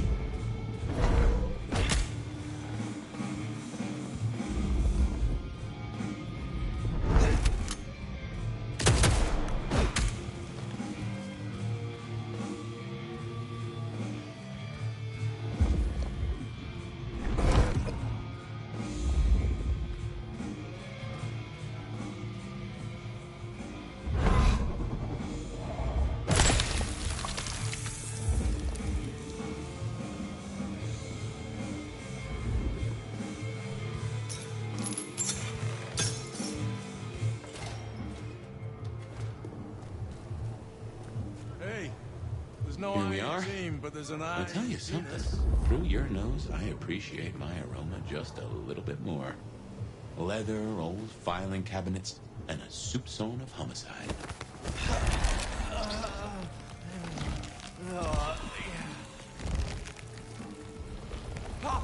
I should fill you in on the local color. Anarchs and Thin Bloods we talked about. You can lump them in a batch, mostly. Then there's the court, but you know how the Camarilla works. Princes and primogens and all the usual titles. Other than that, we've a passel of ghouls, hangers-on, rumors of werewolves in Schmidt's Park. Go figure.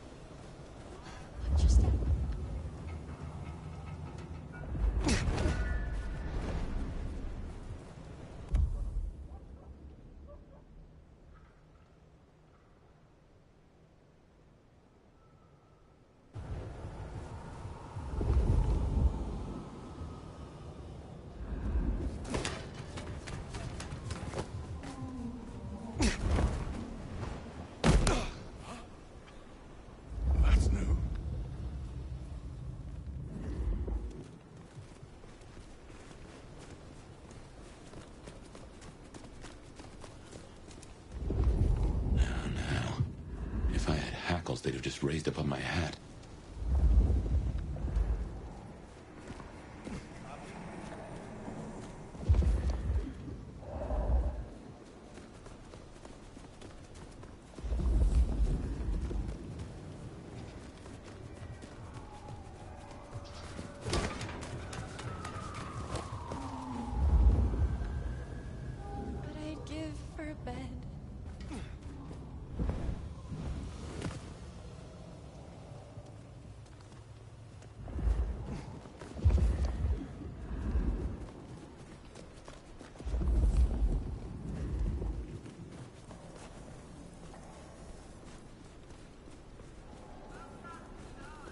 Here, and a bit more.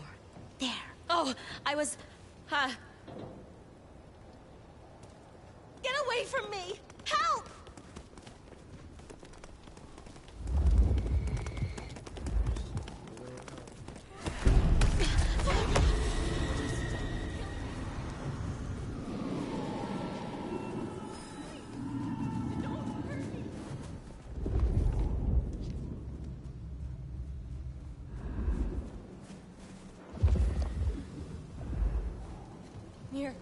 I don't freeze you now.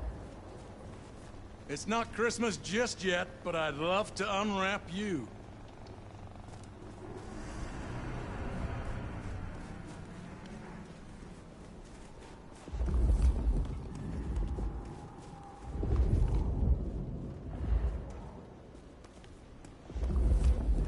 You want to help keep me...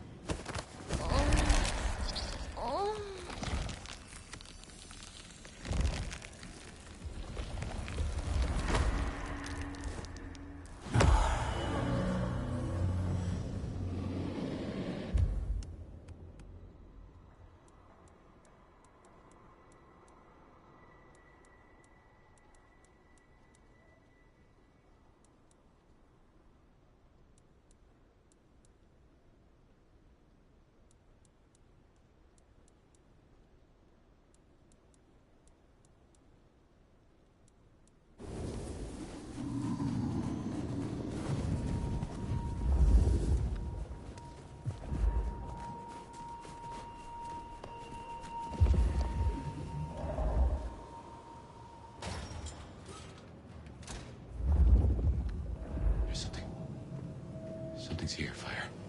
Like a brace of knives looking to sever a spine. What do you mean? I don't rightly know.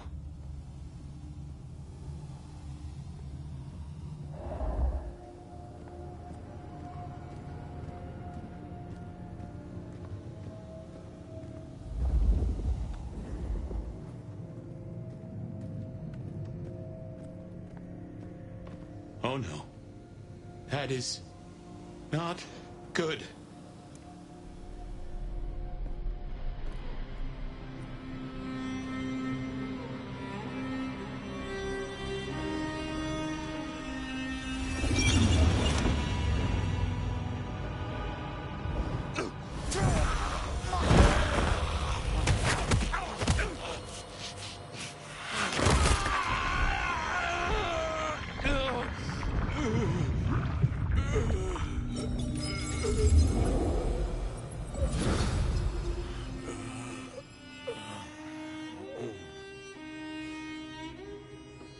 Well, you saw that, huh?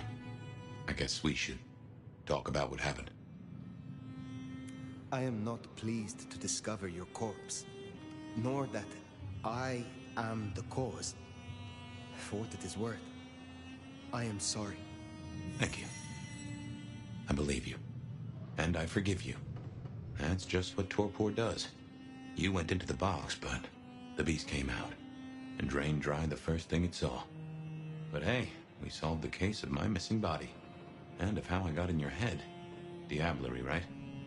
The complete draining of one kindred by another so that the Vitae's power is consumed, yes. But this, what has happened here? This is not normal. A transfer of power, of strength, that is expected. But of consciousness, never. How can you still be here? Well, here I am. Any theories? Perhaps you are more powerful, Fabian, than you or I recognized. That's flattering, but no. I'm nothing special. Not in that way, anyway. In any event, means we've got a new case. Why am I still here, despite all the odds? And who captured me and brought me here? What was intended for me? Well, the city has the answers. I think it's time you got permission to walk the streets. Indeed. From the prince of this city. Prince Campbell, yeah. Yeah, but... I don't know, there's something... I can't say why, but... Not him. Not right now. I'm sorry, I've lost something here. I just know it's a bad idea to go to him straight. Is there something amiss in the court? Can the prince not be trusted? I don't remember. I'm sorry. I just know that if you go to him now, it'd be... There's gotta be another way. Huh, of course. Lou Graham. Who? Seattle's previous prince. Sort of. She stepped into the shadows decades back, abdicated. Let Campbell take over the reins. Weird situation, I know, but Her shadow's as long as the night. Get in good with her and it'll keep you safe from intrigue. At least for a time. An abdicated prince. That is most unusual. Can you lead me to her? The Glacier Hotel. Swanky place. Seen better days. It's got a big sign out the front you can't miss from the street.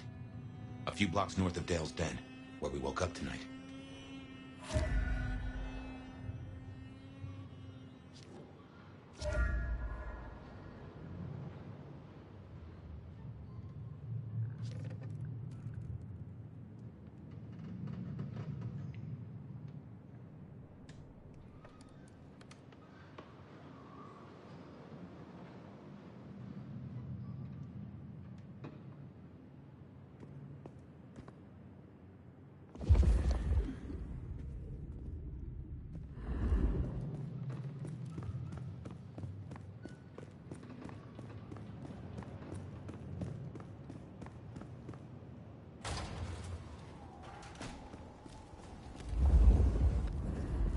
I imagine you have questions. Other than, Fabian, why did you try to open the box? And I have no answer for that. A new case. Why were you so stupid, Fabian? Sheer curiosity? Off in the end for both cats and cops, right? At least I made it through. Sort of.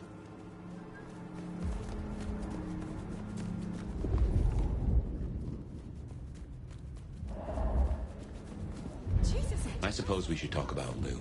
You'll need the background. Who stops being a prince and lets someone else take the reins? I'll be honest, I have no notion why she did it. Whoa, so strong. Wanna carry me to your place? I think I would enjoy you very, very much. You know what you want? And I want you. Let's fucking do this big stuff.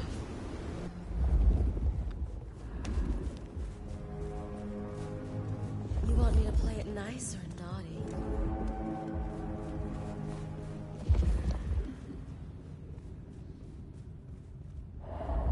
Are you from Europe? I've always wanted to go.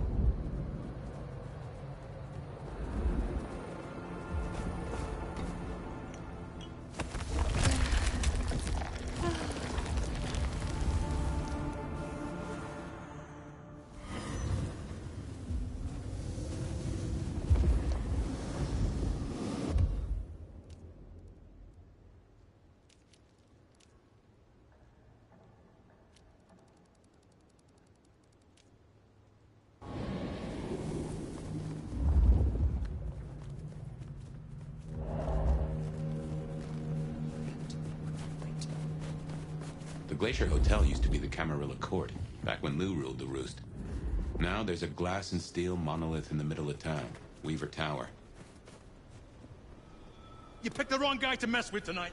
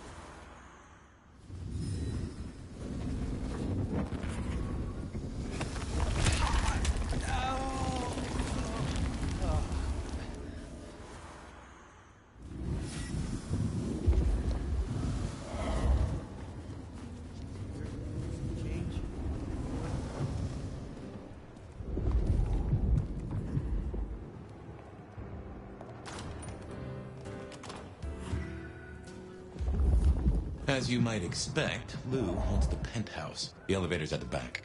I never got on with it, but should work for you.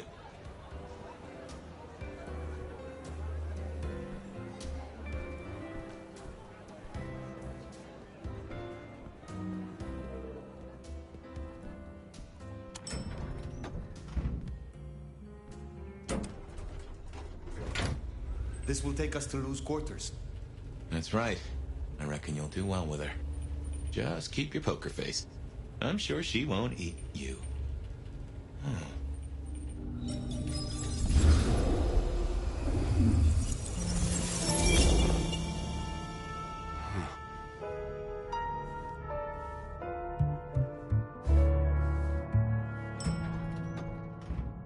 Fabian, my boy, at last.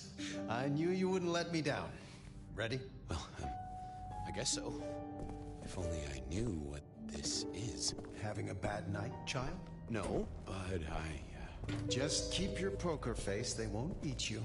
Well, not all of you, anyway. The little detective? Really? Hope you hosed him down. Ignore Fletcher. I need you to focus now. Rosalind's on the left, Lou's on the right. Well, Gideon Hall. And who do you bring to us? As spoken for and sanctioned, Miss Emerson, this is my new child. I see. And what do you have to say for yourself?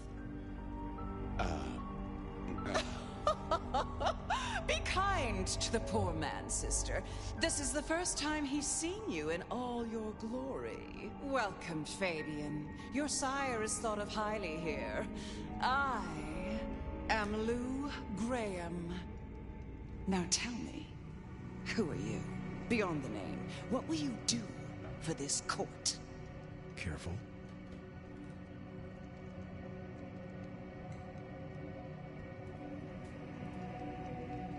if I were to label it, well,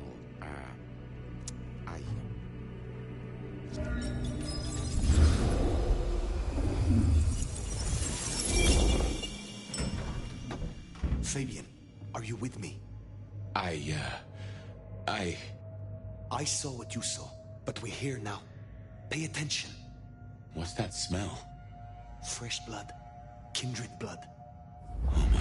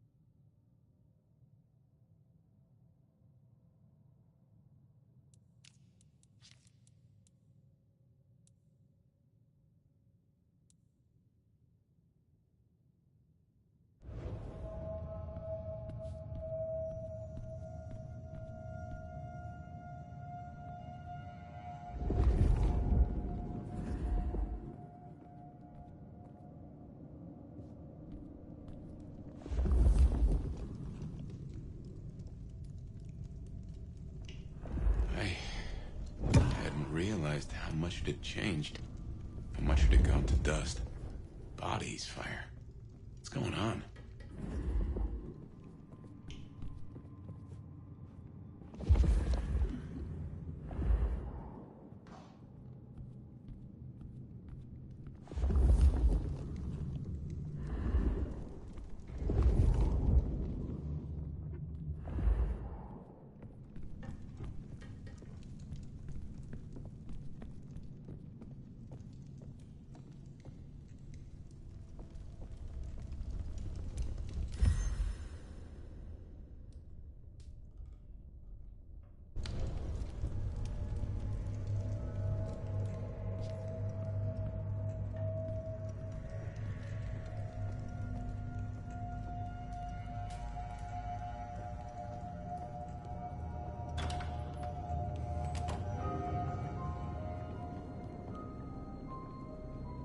I assume from the smell that you are not another of my unwanted suitors. I am not with them. No. Somehow you don't seem the type. Well now, it's not often I see someone new in my city. Tell me your story, and we shall see if we are friends or not. Well? Or would you prefer to wash first? You positively reek, my dear. Remember who you're speaking to.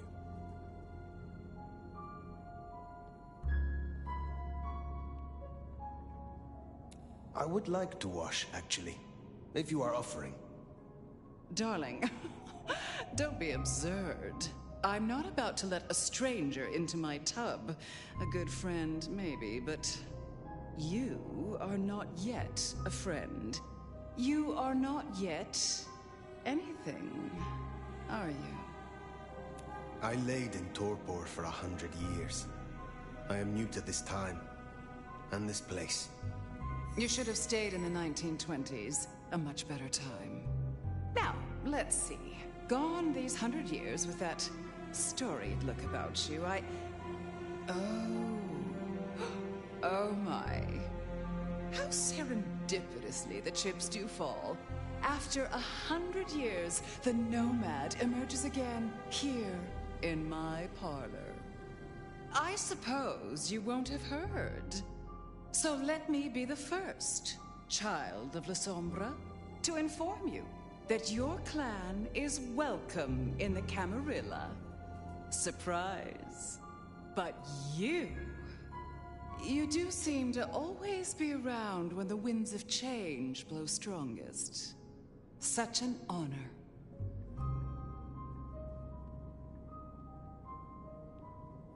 You flatter me. Oh, I never flatter. But tell me, nomad of many faces, what do you call yourself now? Fire. Then I'm simply beside myself to meet you. Fire. As I'm sure the prince shall be. After all, you're an interesting person, and this is a most interesting time. And what is it that makes these times so interesting? Well, of course. You don't know. In just 2 nights, Seattle's gone to hell in a handbasket. First, this grisly business with my dear Campbell, and then a spree of reckless murders just last night. And now anarchs accosting me in my own domain.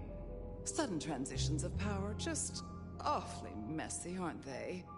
But I have no doubt our new prince will bring a swift end to the turmoil. Grisly business? What happened to Campbell?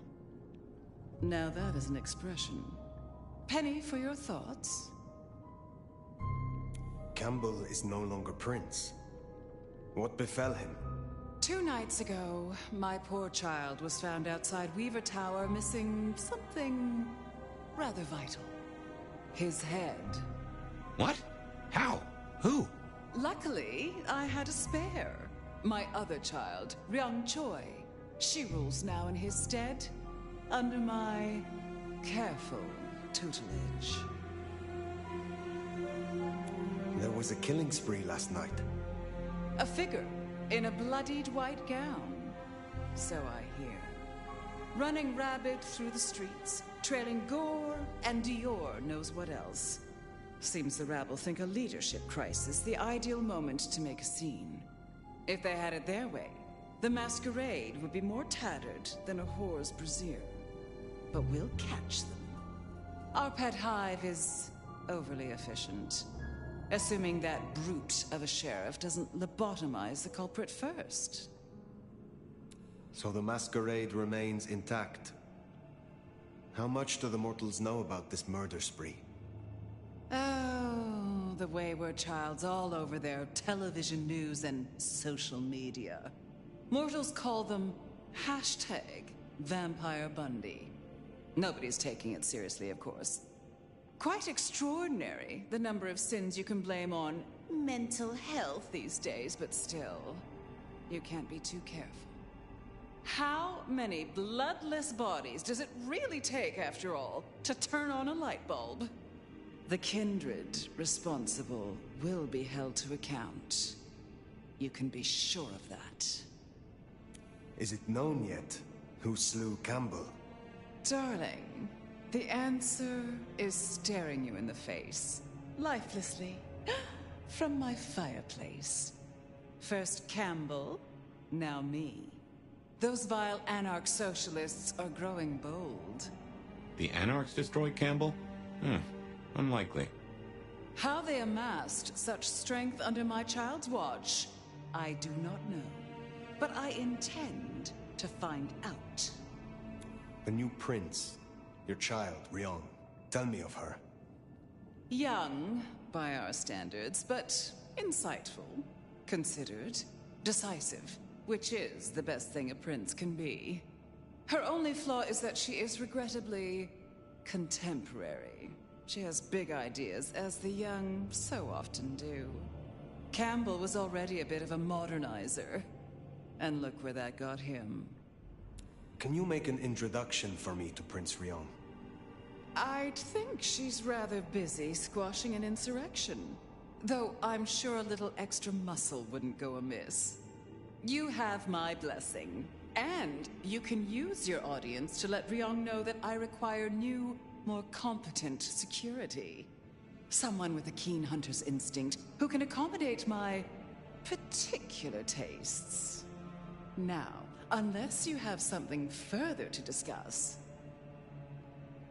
Tell me more about yourself, Lou Graham. I was a prince in life and in death.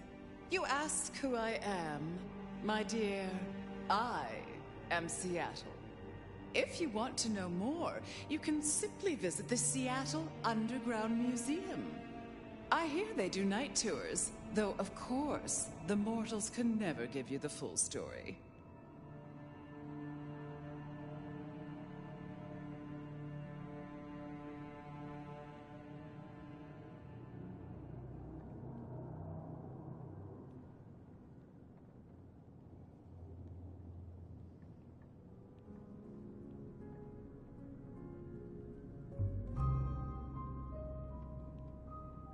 How is it that your child is current Prince of Seattle, and not you?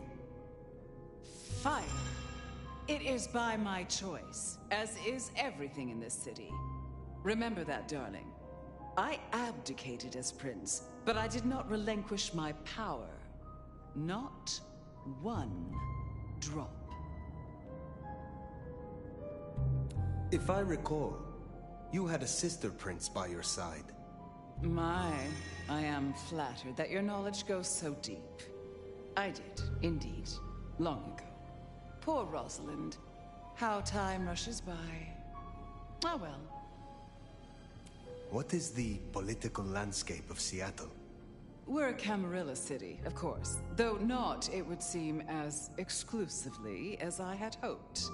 I told Campbell not to broker with the Anarchs, but now it's evident that he disregarded my advice. They're mostly made up of thin bloods, you know. Worse than Tremere, if you ask me. At least Campbell followed my advice and had the runoffs branded.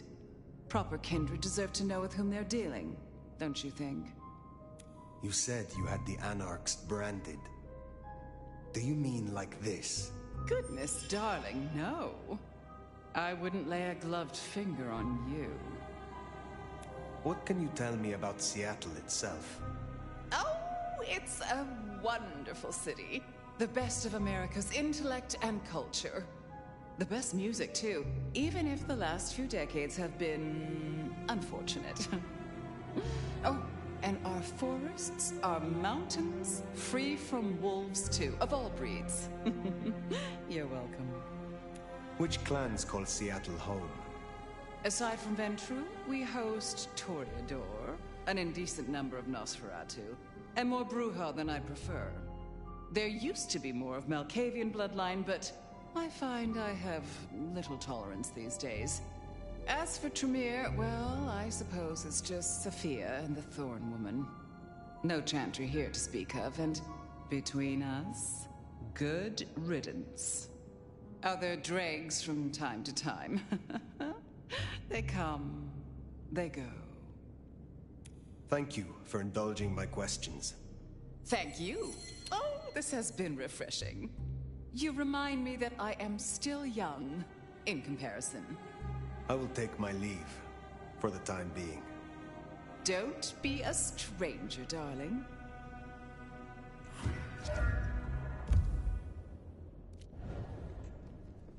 Lou liked you. Guessing that isn't your first narcissist. Triong Choi, then. Now Prince. There's a thing. My bet is you'll find her in Campbell's office, Weaver Tower. I get an inkling of what it's like for you now, waking from torpor. It's only been a day or two for me. The world is upended.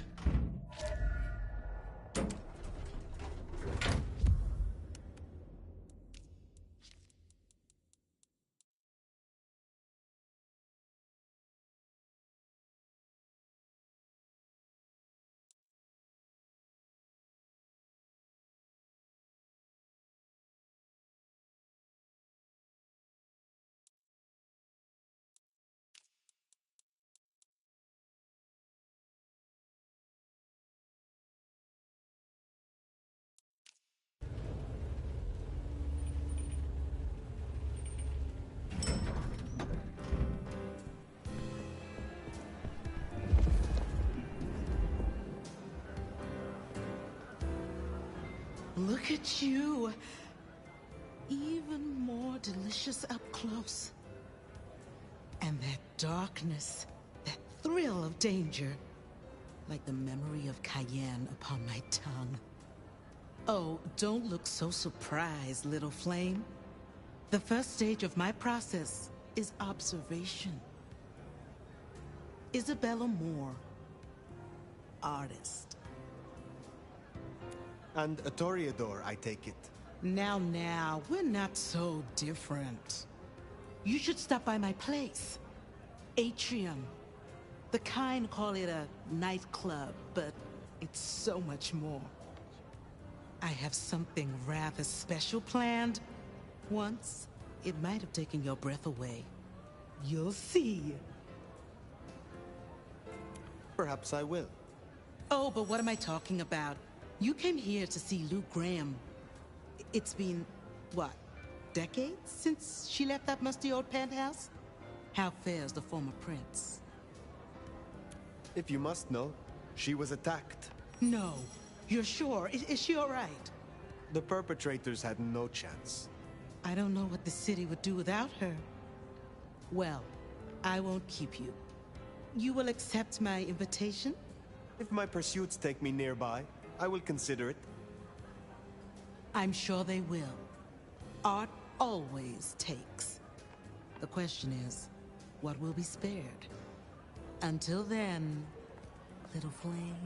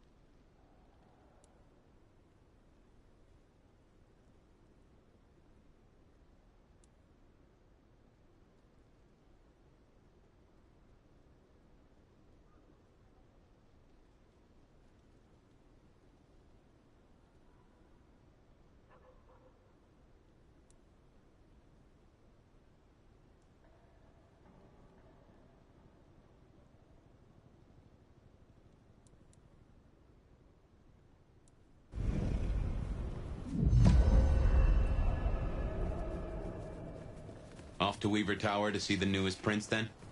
Indeed. Well, well. It's not often Isabella thinks someone is worth talking to. She must see you as an opportunity, or a fellow artist. She mostly ignores me, and for that, I'm thankful.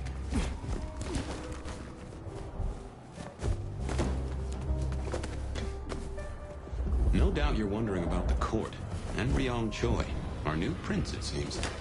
She is sharp as a tack, and deals fair. But who's to say? Power changes, folks.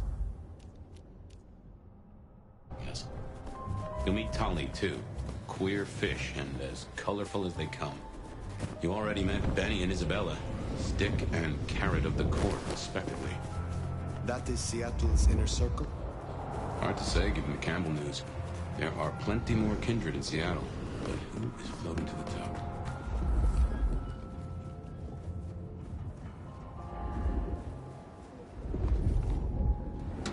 Find a better spot.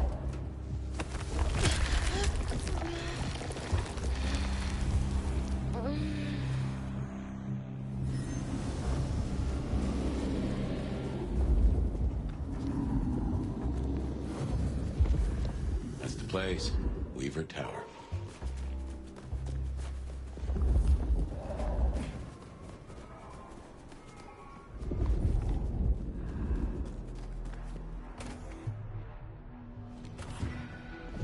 This is our city! Kill the Cammy! More anarchs. Seem a mite upset. I wager they're not here to play nice.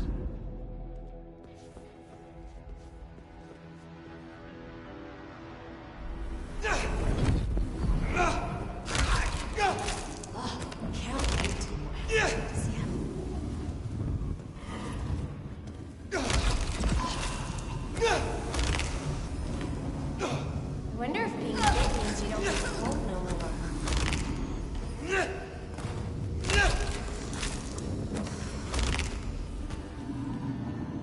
We're gonna make this city what it deserves to be.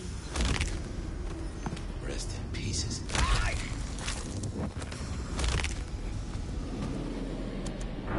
Oh, goddamn. Elevators, the bane of my existence. Hope you're feeling fit. We gotta get up to the 21st. I've been thinking, anarchs here and anarchs at the lecture? You think these are the same anarchs who attacked Lou Graham? See, anarchs aren't organized. Even one group gets round to trying something, that is not good news.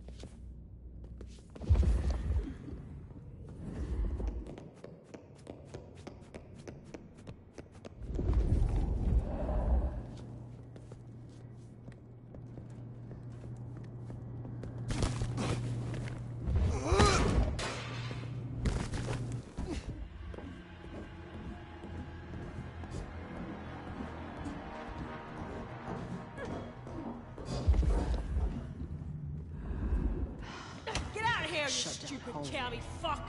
Sorry, cutie pie. You're not on the guest list. What did I tell you? Colorful. That is the Nosferatu, Tully. The very same. Oh, don't get me wrong. I'm flattered. I mean, geez, I don't think I've been this far since 1982. Jimmy Darling and the Mustang. Oh, take me back. But between you and me, I don't think you're really my type. I mean, you're no Jimmy. No offense. Maybe don't mention him.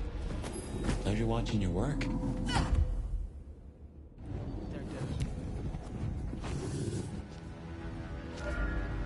Fucking cameras.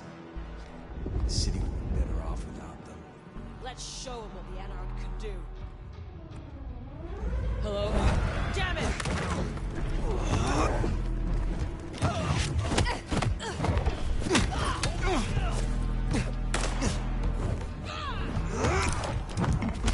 Fuck you!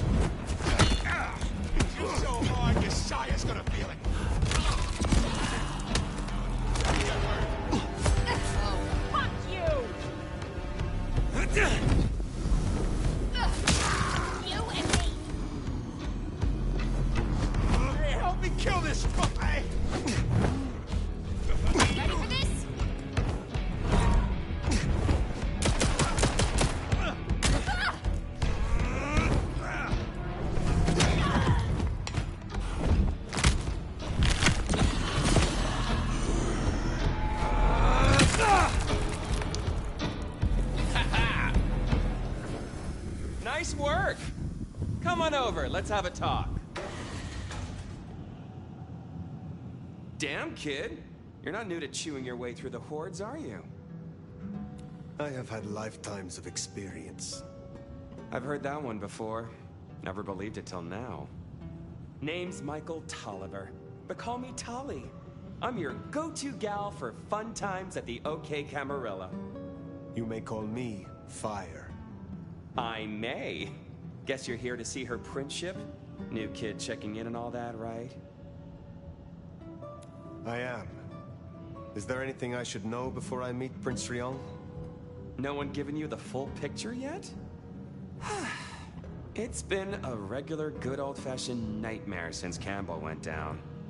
I mean, he was a limp fucking dick, but a city without a prince wasn't part of the plan for the Christmas party, you get me?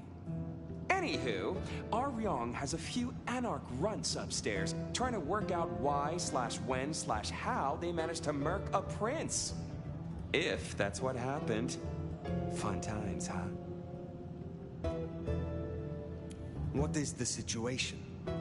Is there war in Seattle between Anarchs and the Gamarilla? Listen, war's too big a word to be waving around right now.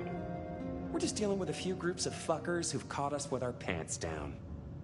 Fucking Benny, our sheriff Muldoon, bless his heart, just upped and fucked right off. Fucked us too. Muldoon? Benny Muldoon, we met. Yeah, I guess running protection for a new prince just wasn't something he was feeling. Without him, the guards got gobbled.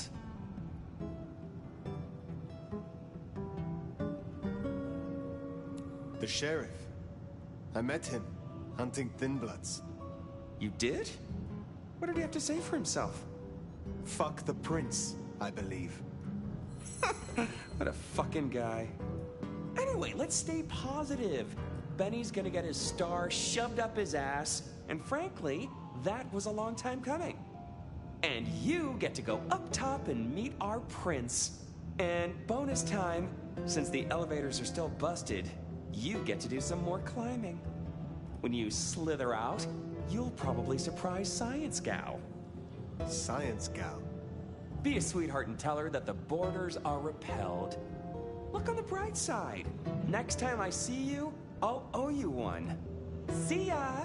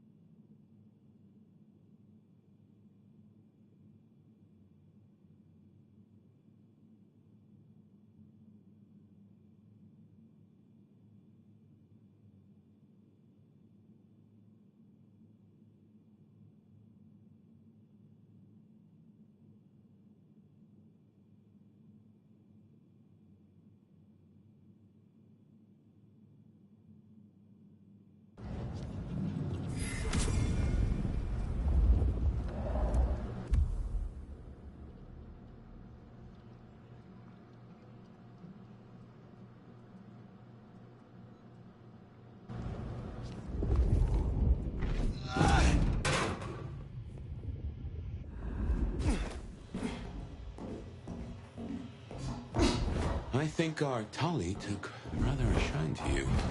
He ain't so different from other hives. Sorry, Nosferatu. Not so much about appearances. It's the inside that counts.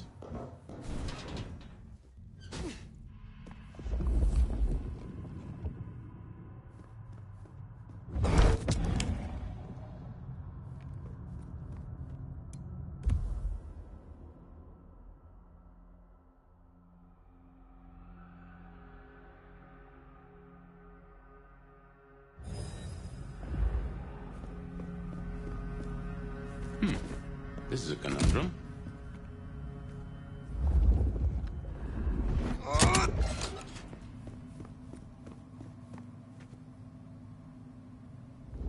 You'll forgive me if I make a few assumptions, but Madame Liu made a point. Your clan were not always Camarilla. Certainly not when you last stirred. What do you think of your clan's destructive and cultish history? Strikes me that you were ahead of the curve. A Camarilla loyalist? Now is not the time. Fine, fine. But something to think about before you meet the prince.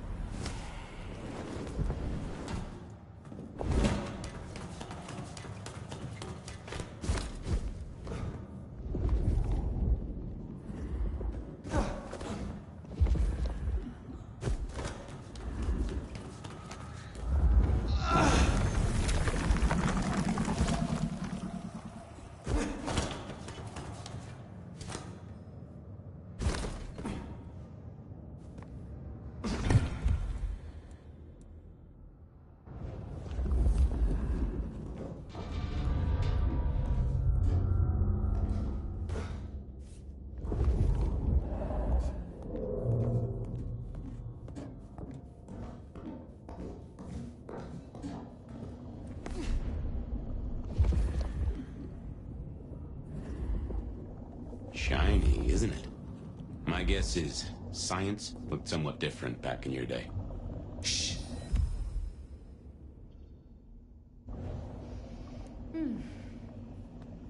Signs of a struggle. Bifurcation of...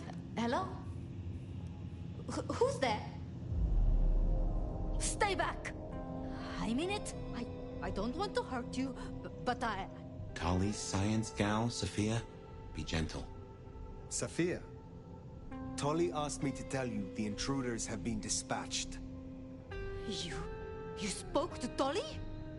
An intruder would say that. Unless... how do I know I can trust you? Look at me. Calm yourself and listen. Do you really think me an enemy? I don't know. I think... Who are you? My name is Fire. I come to meet Prince Ryong Choi of Seattle, with the blessing of Lou Graham. Lou? I see. Well, if she sent you... Thank you. But, wait. You... No. Surely... Forgive me. You're the Nomad. Huh? Guess word gets around. How did you know that? I mean, I've read about the Nomad. About you. The records, the stories. Oh, you're everything they say. Forgive me. My impertinence. I am Safia Ulusoy, a scholar of our history. If we could speak sometime, not now, of course. I shouldn't impose. Forgive me. Certainly. I think it would be a pleasure for us both. A pleasure? Forgive me. The books. I didn't know you would be so... The door's unlocked. The prince's office is opposite the elevators. I won't keep you. For now. But please, find me later. It would be... everything.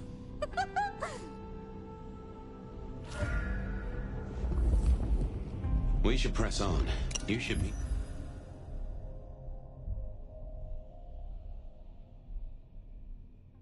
The new prince. Sophia's been around a while, and always had a smile for me. Glad you two got on.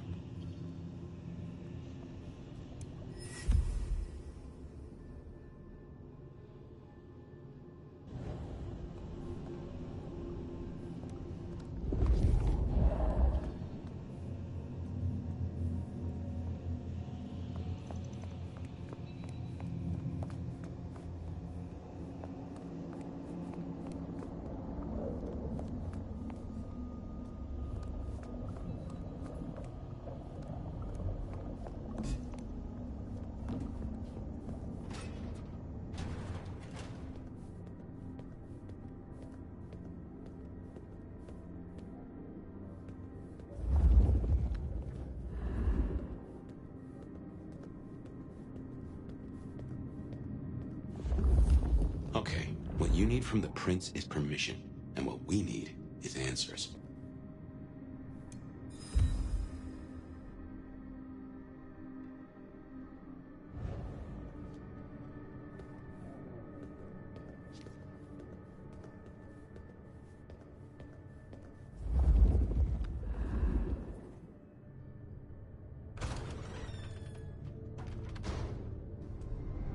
Please, please, I'll tell you anything you want.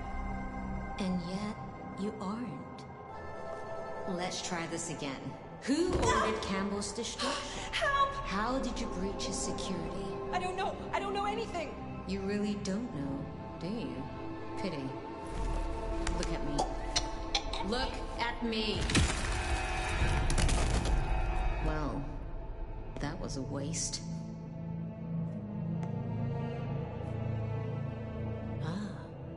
A new face. And not just any new face. Aren't you interesting? There's something... Tell me, who are you?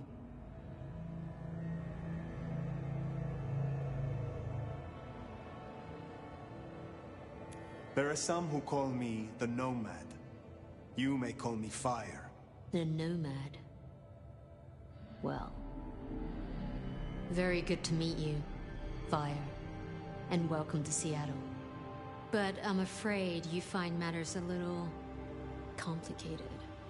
Sophia, any results? Do we know who slew Campbell? It's, inconclusive. So far. Someone's clearly tried to frame the Anarchs, but... Frame the Anarchs? Forgive me. It's just... The Nomad! Hi. I'm speaking to your prince, Sophia. Perhaps you can express your infatuation in private. Sophia. Your reputation is legend. And to what? Or whom do we owe this pleasure? I believe it was Lou, my prince. I see. And what did you two discuss? She asked for more competent security. The attackers reached her as well. Did they now? Seems peace just got a whole lot harder. Well, nothing she couldn't handle, I'm sure. But I'll see it done. We wouldn't want a former prince feeling insecure. So, you've come to ask permission to move freely through my city? And to find an answer. I woke only recently, and with this mark on my hand. Oh. I hoped you could tell me what you know of it. I see. Well, your timing is hardly ideal. Then we should come to an arrangement. Speaking my language. But as much as I hate it, there's something we have to talk about first. Could you share what happened last night, Tolly? With pleasure. he does this. Figure in bloody robes seen fleeing across city. Black hair, ashen skin. Dead bodies in an abandoned building, cops on site. Suspicious-looking blood loss. Never mind the poor fashion choice. That's a masquerade breach right there. Ah, nuts. Let the mask slip once and the world becomes your scaffold. So you see, we have a problem. One that must be dealt with.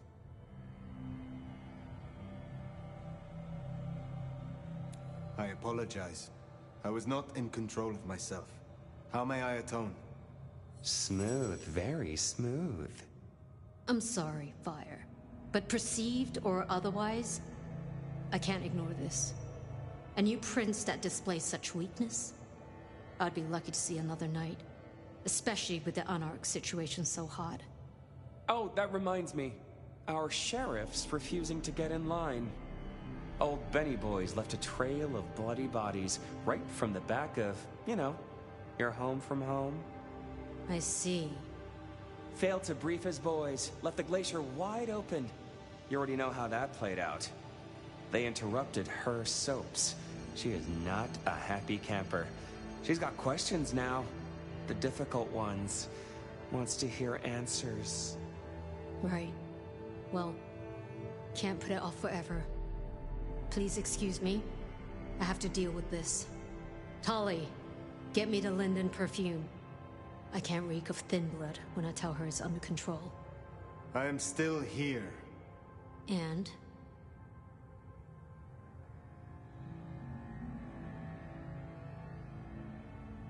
Prince Choi, the matter of your permission. May I move freely in your city or not? Oh, that. Meet me at Macomb tomorrow night. We'll talk. Scored yourself a sit-down with the boss.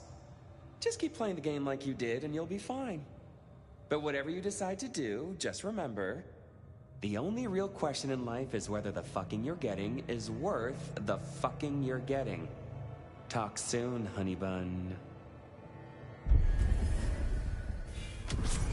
Nicely done. I think she likes you. Same with Tali. A good start. Now...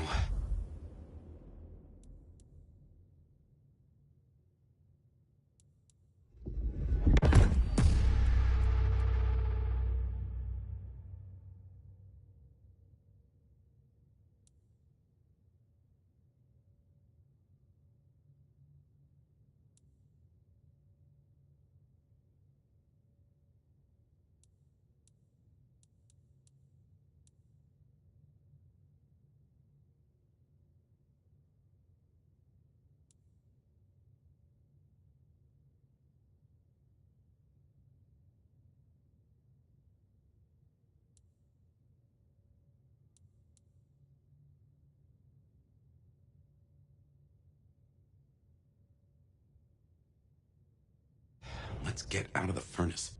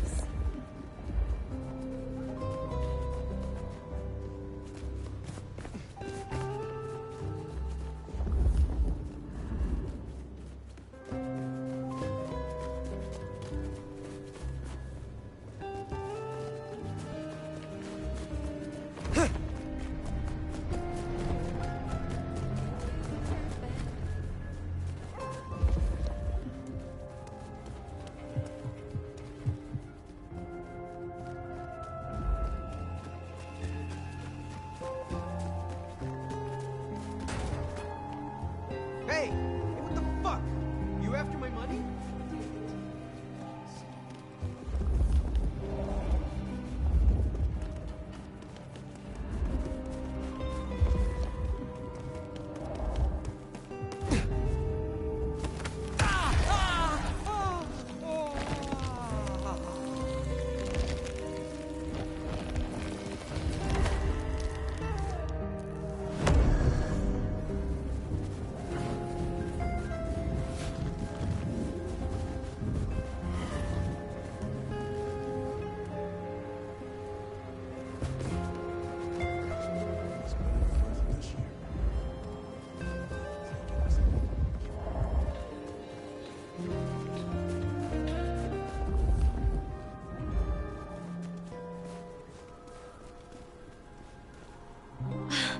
was starting to think you wouldn't show. Let's go somewhere private.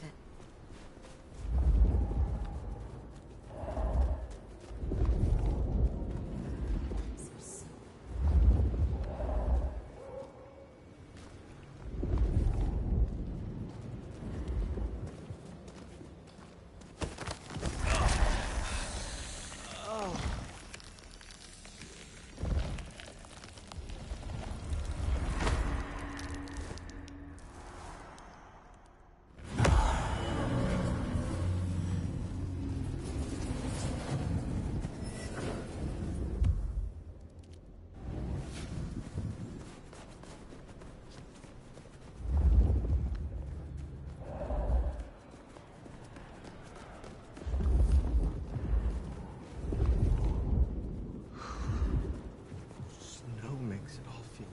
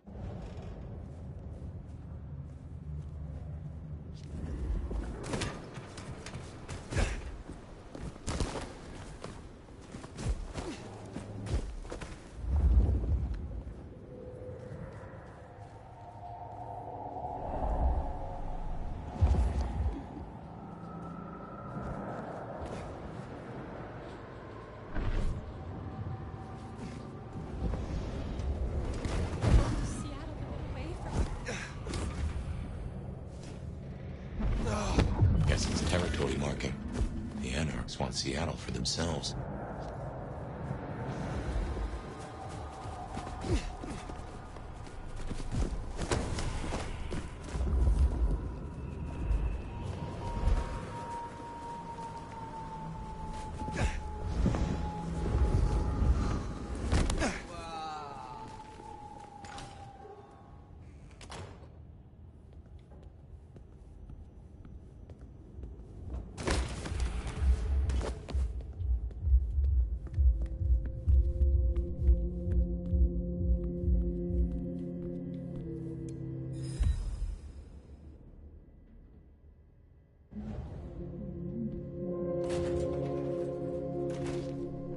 Time to hit the hay. Up tomorrow at the crack of dusk.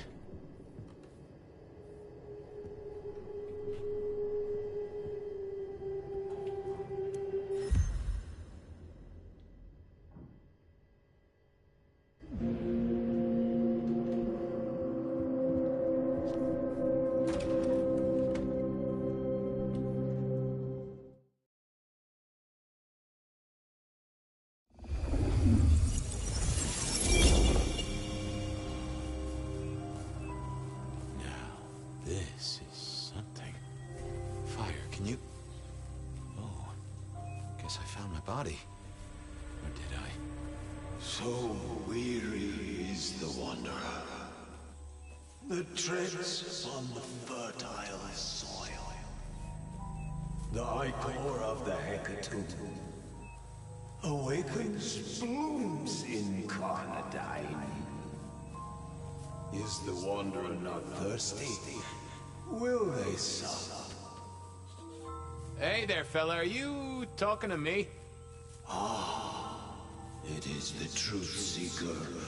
Will you not wake? Am I asleep? Wake up, detective.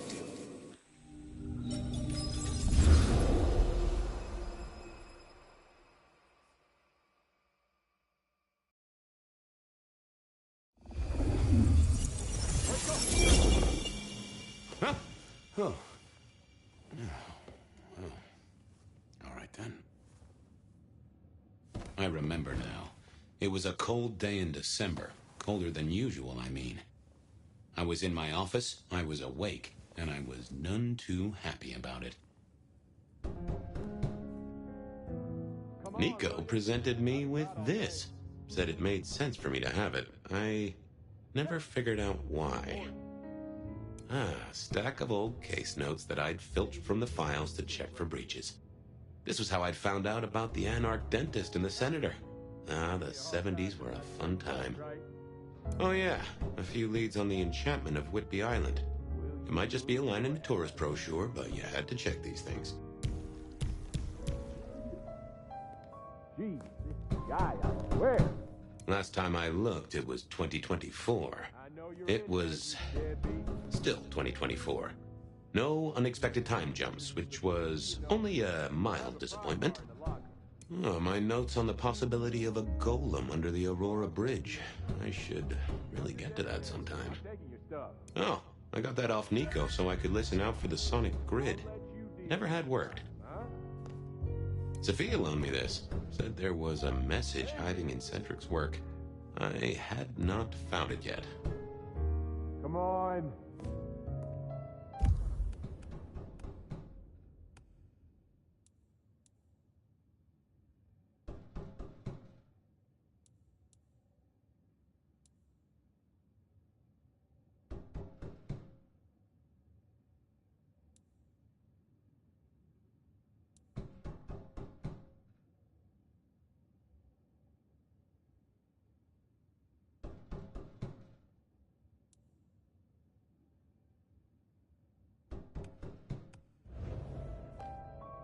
Hey, open the door! I figured I'd left him there long enough. About time. Evening, Officer Wheeler.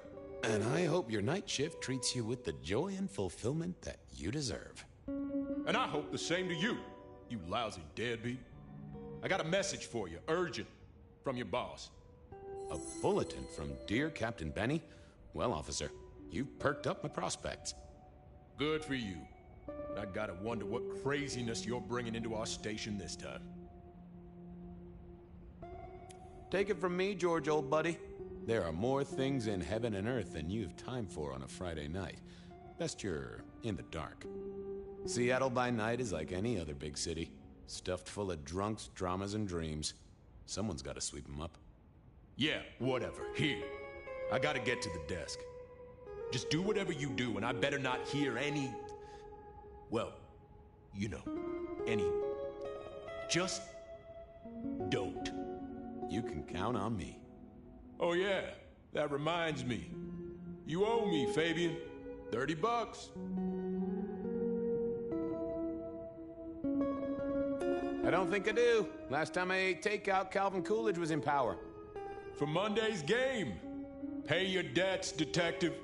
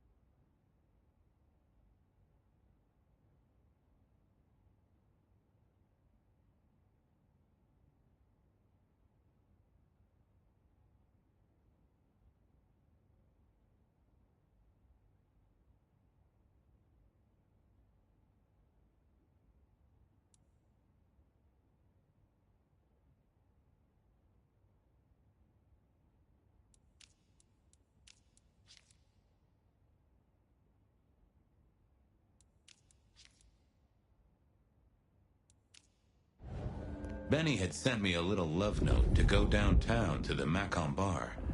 Seemed the owner, Mr. Fletcher, had a problem. And with Fletcher, it was always better to deal with the problem before he skinned it alive. But I'd woken up hungry. I needed a bite to eat before heading out.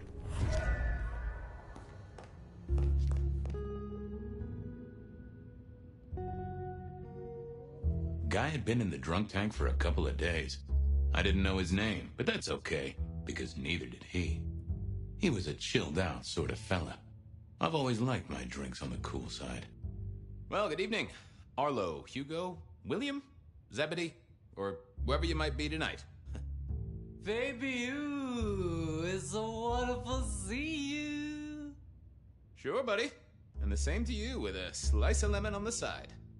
Mommy have a baby soon. Lemony moss. How is life through a bottle? Gotta say, I am jealous. Not a thing I've known for a long, long time.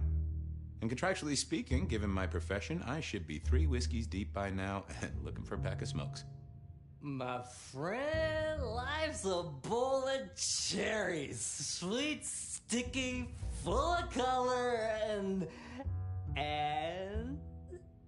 Spin me your philosophy there, Wilbur. Fabio? Philo? And sometimes it's just the pits. Ah, nice one. You've been here, what, 3 days? That must have been one hell of a bender, fella. That or someone slipped you a Mickey. So personal fun, baby. Drunk, nice and warm, takes cares. Oh, eat 'em up. Oh, I hear you. Always good to find a nice, relaxing beverage. Hey, Orville? Orson? Oliver Cromwell? You remember anything yet? Out for walking. Little mother snuggin', bugging a rug. Folks call me peculiar, but you? Oh, you are on a whole new angle, Angelo. Mother, kiss goodnight. Just full of belly, lemony moss. And a great big lemony moss to you, fella. I'd like a little sip if you don't mind. A sip of sup is all for you, baby.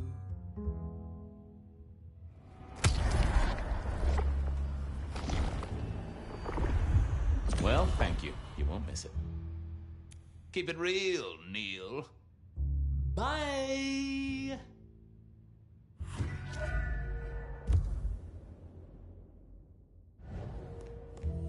It was time to head to the Macon bar since I'd had my cup of joe. Or Giuseppe, or whoever. Sure, sometimes I felt like a heel, but the folks I fed on mostly wouldn't miss it. One of the advantages of mortals, given time, they'd fill right back up. I had a few around the city. This fella was a new addition.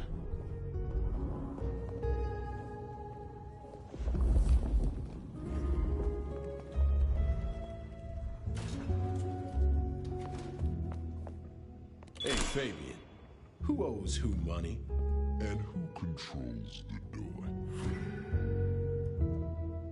I thought I was on the right lines already.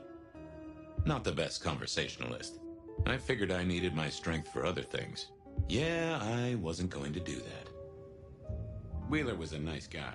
Really. Just a little single-minded. You got that money, Fabian?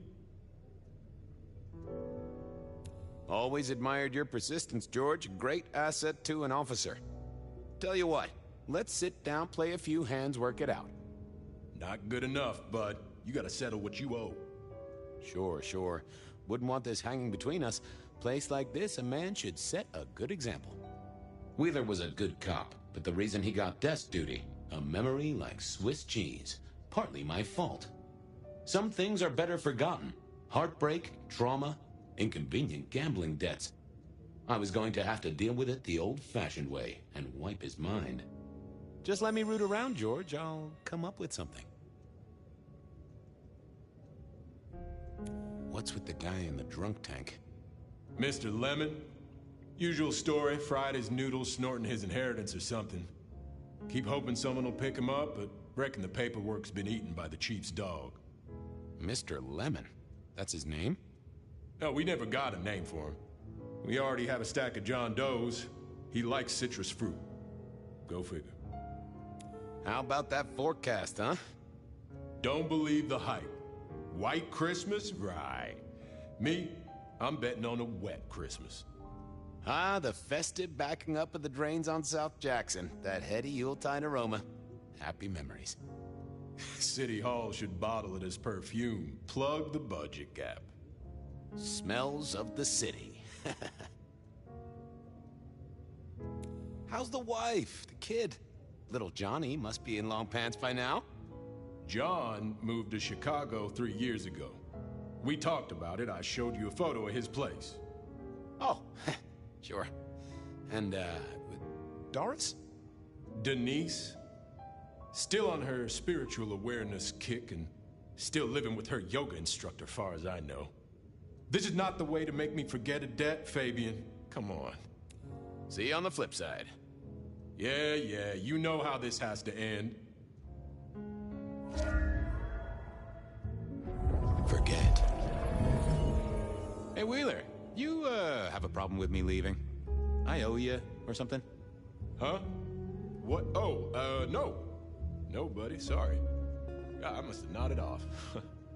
No, everything's good. I'll just unlock the door for you. Enjoy your night, George.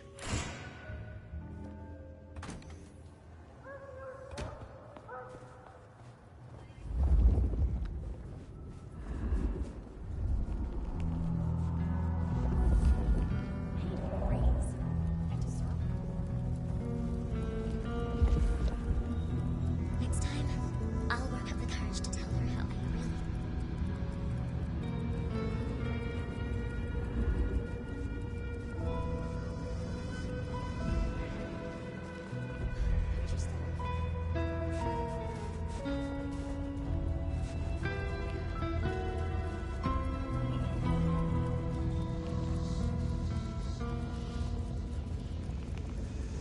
From darkness and despair will come transfigure.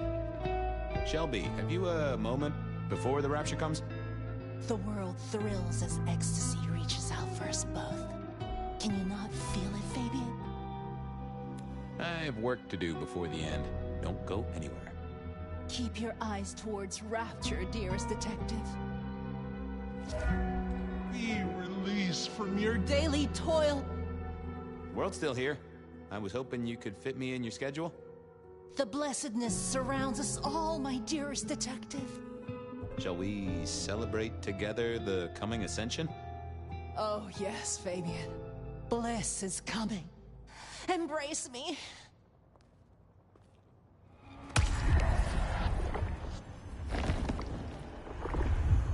Exquisite, and if I might say, nourishing.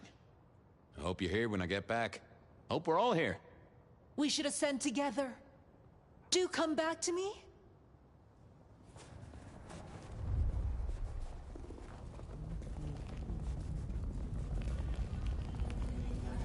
Detective? Evening, Patrick. I hear you've got trouble. Yeah, same old, same old. You better go and talk to Mr. Fletcher.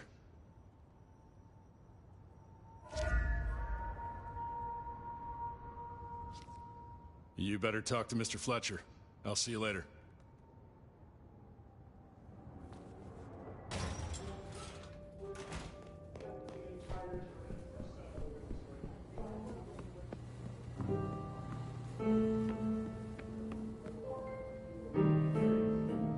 If it isn't my old friend Fabian.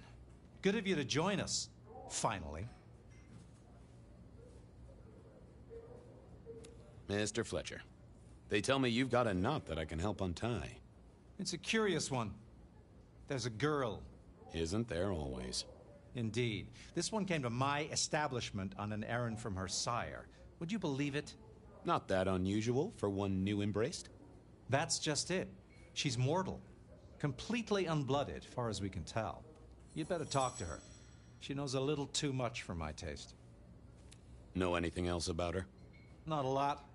She wears a heady perfume of cheap flowers, velvet clothes, too much eyeshadow. You know the type. The world's been throwing gothic tragedies at us for more than half a century. Fashion is fashion. This one, though, she talks of sires and masquerades.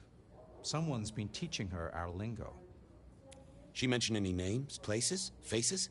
After dropping a couple of heavy hints, she's clammed up. Rather amusingly, she says she won't talk to a member of staff, only a true vampire. Maybe you could consider a cape and a nice high collar. I better check this out. Where can I find this girl? Back room. I told her it's where we hold our most delicate assignations. Classy. She wants to talk to one of her sire's contacts. Figure it out, Fabian. And let me know how you're going to deal with it.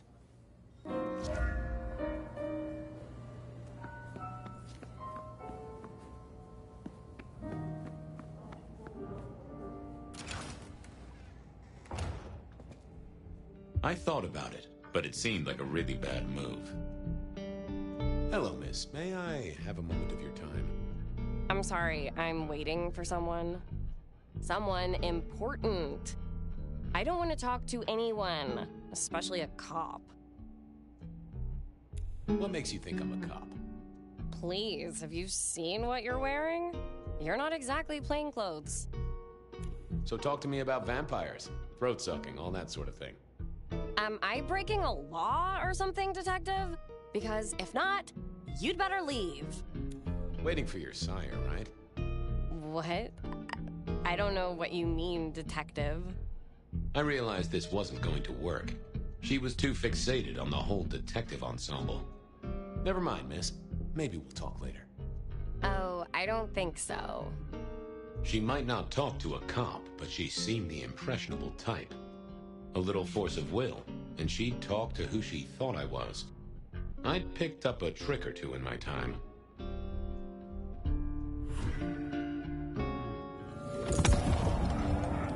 Well, hello there. Oh my, you... I think I know what you are. Glad she knew that, because I had no idea what she thought I was. I'd have to play this carefully. You do, huh? Wait, there's something not right here. Who are you? You're not one of us. Sorry to trouble you, miss. Crash and burn. I needed to figure out who she wanted to see.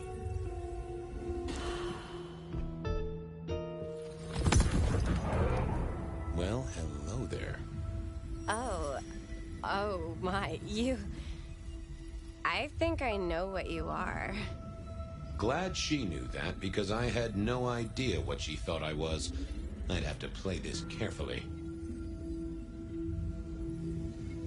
Welcome, daughter of the night. Hello. You are one of his friends, aren't you? Oh, yes. I know your sire. Please tell me, who are you?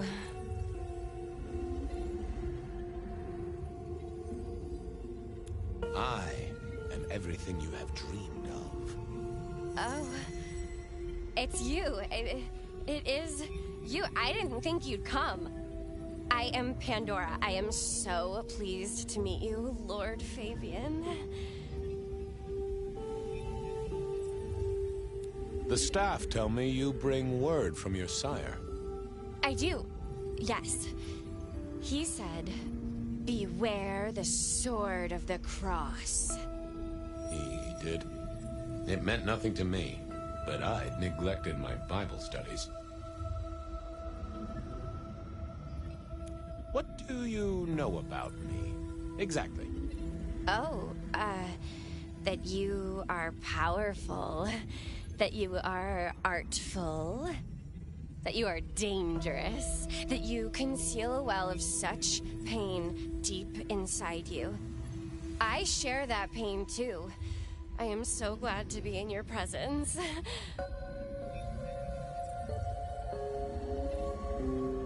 Tell me, how did your sire come to embrace you? Oh, He, wait. I can't think of it right now. How weird. How have you taken to our existence? The consuming of blood, the lateness of the hour. I suppose I must have taken blood. It's the only way we survive, isn't it? I've dreamed about it, but I don't actually remember drinking. I must have. In the embrace. Mustn't I? It's not traditional for one of our kind to have a heartbeat. You seem to have one, though, and a lively one at that. Oh, do I?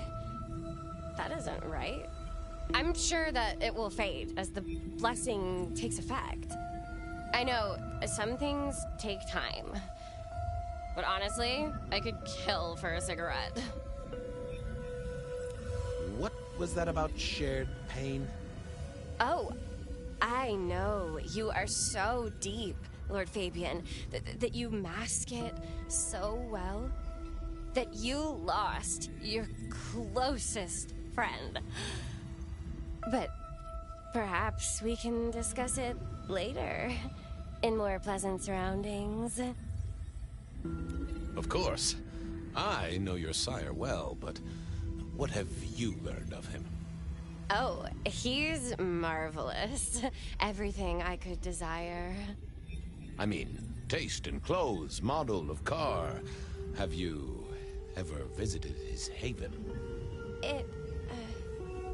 It's odd. Now that you mention it, it's been a whirlwind few days. But, I'm sorry. I'm not sure. Well, Pandora, it's been fascinating to talk to you.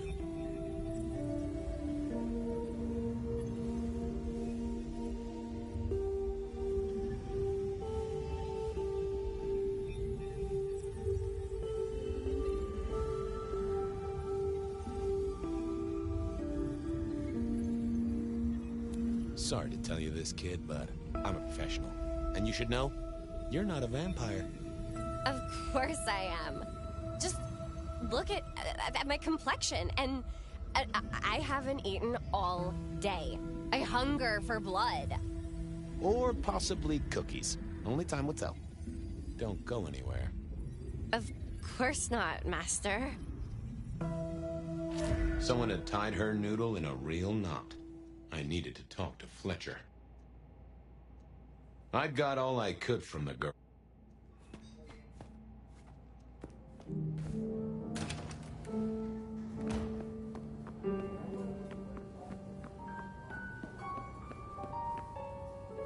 You talked to our Gothic delight? This is deliberate. She's been pushed here by someone. A few facts sketched in, but the rest blanked out. Someone's emptied Miss Pandora's mind. All she knows, find her sire's friend and give him a message. And what was the message? She, called me Lord Fabian. Aha! Really? Well... We should figure out who sent her here. Well, that's what you're here for, isn't it? To sniff it out. Good notion, I'll do that. I guess Patrick on the door might know.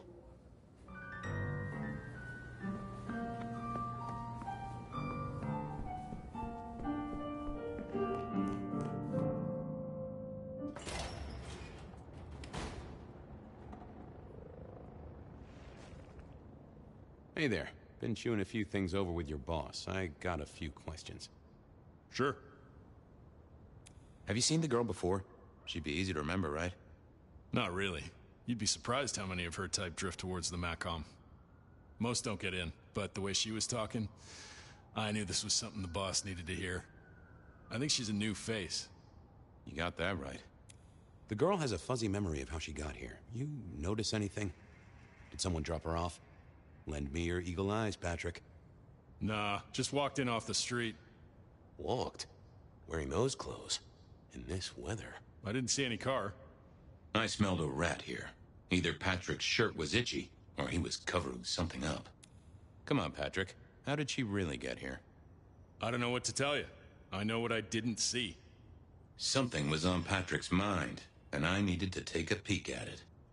I should get on, see if I can untangle this. Thanks for helping out.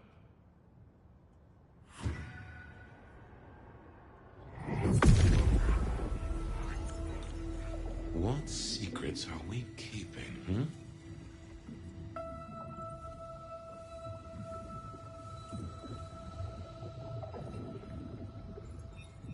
What was that? Oh, limo. That means someone with power. We don't rat on power. Oh, Patrick.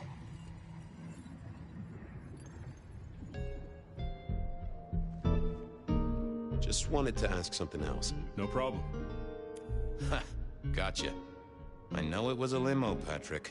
Why were you covering it up? Okay. Yeah, it was a limo. Pulled up a block away, she got out the back, said thanks. That was it. Didn't get a plate or look at the driver? Nah, sorry. Business black, privacy glass, you know the drill. And you know we don't keep cameras here. Mr. Fletcher won't have them. But you get what it means. I do, yeah. Limo means money, and kindred money? That screams court. Thanks, Patrick. For what it's worth, I get why you wanted to keep it on the down low. Catch you later, Patrick. Good luck with that one.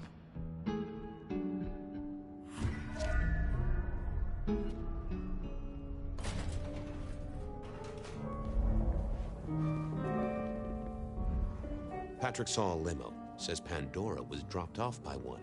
That speaks of money. And money speaks of court. Interesting. Yeah, I do not like the implications. Not one bit. So, what now? Usual treatment, I assume? You'll empty her mind even further? Throw her back in the pond? Assuming you don't want her skinned and fed to the pigs. I want to talk to her again. Reckon she must know more. It's your area of expertise. I won't trespass. Let me know when you want her pushed out, or disposed of, or whatever. Very well then. Do what you need to, but once you're done, give me the nod. We do allow a little leeway in my establishments, but I don't need a masquerade breach at my front door. Understood. Go do your thing, Lord Fabian. Something told me he wouldn't let my nobility lie. But he was right. I needed to deal with Miss Pandora, and quickly.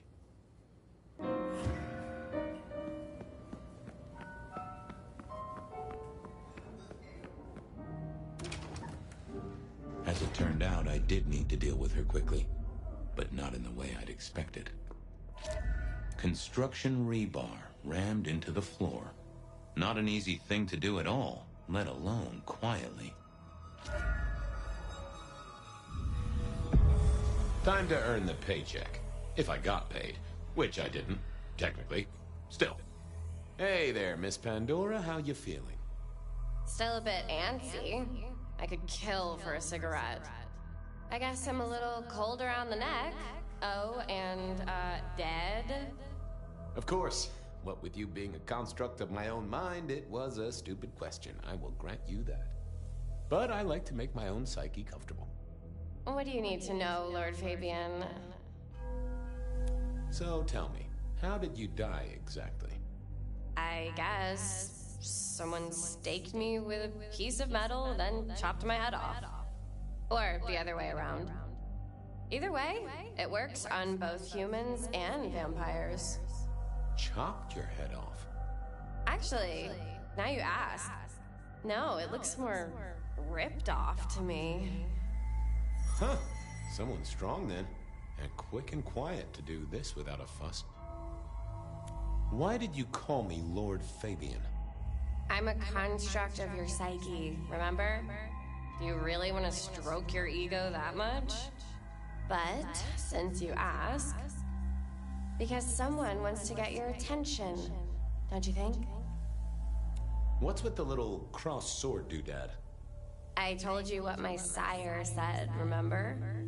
Beware the sword of the cross. You did, didn't you? And the cross is tickling at your brain, isn't it? So is the iron rebar forced through my body. You've seen this before. Would you kill Detective for a cigarette?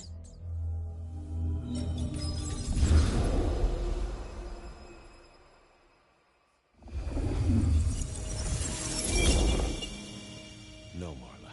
I wouldn't kill you for a cigarette. But someone did, right? Maybe they did. That was my job here at the Macom, after all. Hanging around the bar, my tray in front of me, offering the patrons their pick of tobacco. That's where you've seen me. Maybe 50 times before. The only place you've seen me. But you never did notice me, did you? I see a piece of jewelry there. That yours? The sharpened metal cross? You've never seen me with it before. I know you didn't pay me much attention, but you'd have spotted that. It's hardly subtle. So how did you die, Marla? Isn't it obvious? Iron bar through the heart. Head cut off. Cut off? You're right, not cut off. The wound, it feels more ragged, more torn. Ripped off, I'd say. By someone strong. So who were you, Marla? Why, a nobody, detective. A mortal.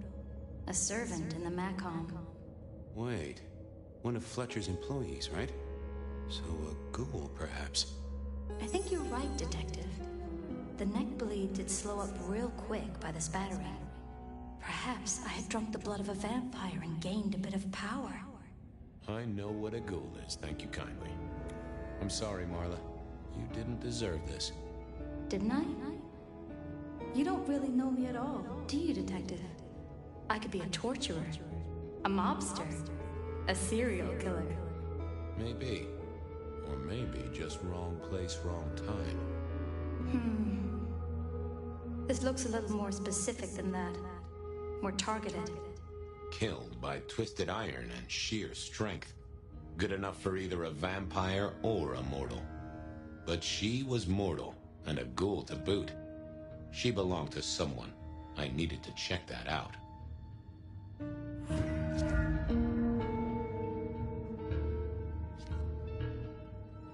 Well, she was dead. The missing head gave it away. Construction rebar rammed into the floor. That took time and strength. Had our killer needed rope to get Marla up onto the rebar? Seemed unlikely. Why put your savings in a bank when you could put it in liquid gold? A fine array of vintages. Entirely illegal. No problem for the rich or the criminal, of course, and Mr. Fletcher was both. A single cigarette. Had Marla been waiting for someone? No, that paper'd been here since before Prohibition. I needed to know more about her, but Marla had said all she was going to say. The hammer wasn't covered in blood, which was a shame. Otherwise, it would have been a classic clue. All these bottles must have been worth a pretty penny. The slab of muscle in a suit was Lou's security ghoul. What was his name? Carstairs Cantaloupe.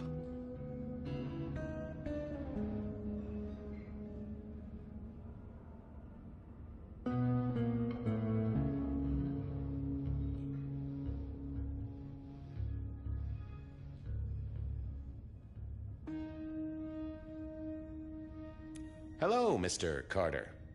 Campbell. That was it! I knew it. Is there something you need? She was a ghoul. Do you know who she belonged to? Who fed her? I don't. Speculation is good for your health, and it's not one of the deadly sins. Try it sometime.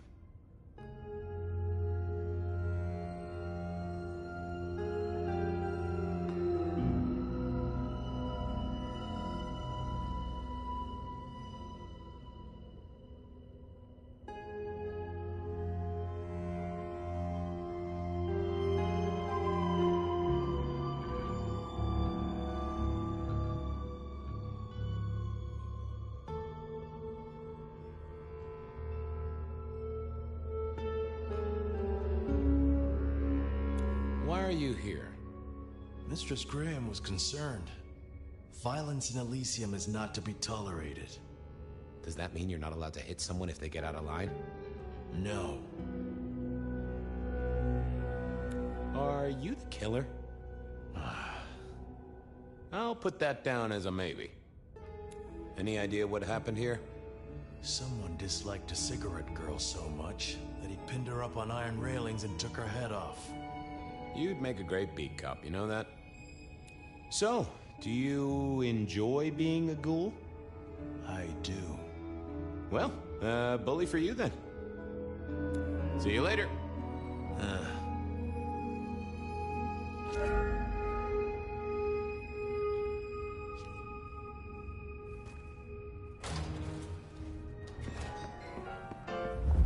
Over here, my boy. My sire Gideon and the sheriff Hector. They'd asked me to make some chit-chat with the corpse. Fabian, my boy. What do you make of her? Well, she is definitely dead. That's the best you can do? Sorry, boss. Head torn off rather than chopped. Iron rebar through the heart. Torn off? Interesting. Anything else? Marla worked here in the Macomb. I think she was a ghoul. More than likely. Fletcher values loyalty in his staff. But she wasn't Fletcher's ghoul, was she? Don't try that on me, Malkavian. She was Rosalind's, all right? Always sensible for a prince to have their ear to the ground. There's an artifact. A metal thing, sort of a cross, but with a pointed end. Sharpened cross and a severed head. Remind you of anything, Hector?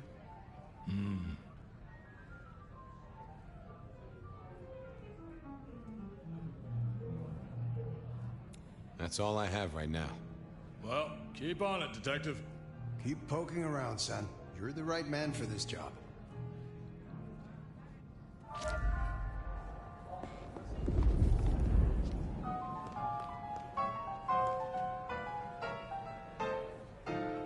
Your first time at the Macomb, and it's a doozy. What do you make of our little tableau out back? I was thinking of redecorating, but blood red is a little unsubtle. Who found her? As it happens, I did. First thing I saw when I came in. Does that make me a suspect? I'm reasonably sure that if you murdered someone with inventive props and scenery, you'd be only too happy to tell me. Right on the button, Detective. Right on the button. When was the body found? First thing when I came in. About a half hour after sunset. Uh-huh. Now that does tell me something important. The killer couldn't have done this at night. They must be mortal. Bingo, dear boy. I wondered if you'd spot that. A mortal taking out a ghoul as some sort of message. Well, well, well. What can you tell me about Marla? She worked for you, right? The girl did have employment here, selling cigarettes. And before you ask, I don't know why a tray around your neck would get said neck sliced in two. She didn't strike me as clever or deep in a diabolical scheme. She was Rosalind's ghoul. She is definitely connected to kindred. Oh, she worked for one of the princes. Yes, that sounds like a reason.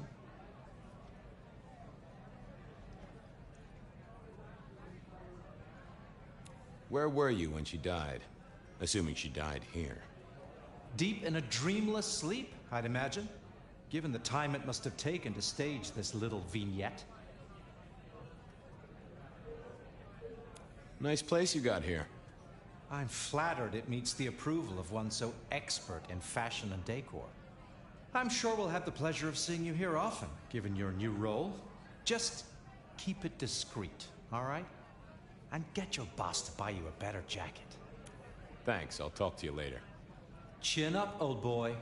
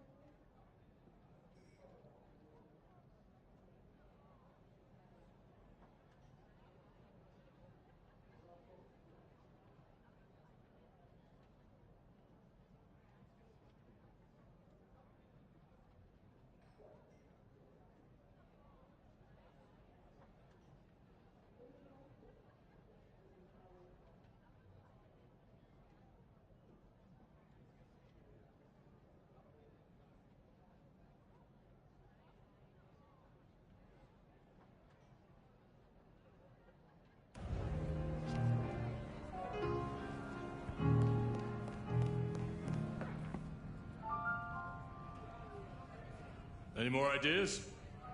The kill happened during the day. This wasn't Kindred. A cross, a torn-off head, and a mortal killer. What do you think, Sheriff? Hunter? It seems so. You recognize this? A signature kill of some sort? Oh, rumors. There are always rumors. Let's not jump too quickly. Well done. I'll take it from here. The fact it happened during the day, that's useful. You look into the girl. Find out where she lived, her lovers, family, friends. Either file a nasty accident or an ordinary back alley encounter. Whatever works. Make sure no one will miss her. Poor kid. One day selling salvation from a box, the next, poof, gone. Forgotten, buried. But isn't that the way of our world?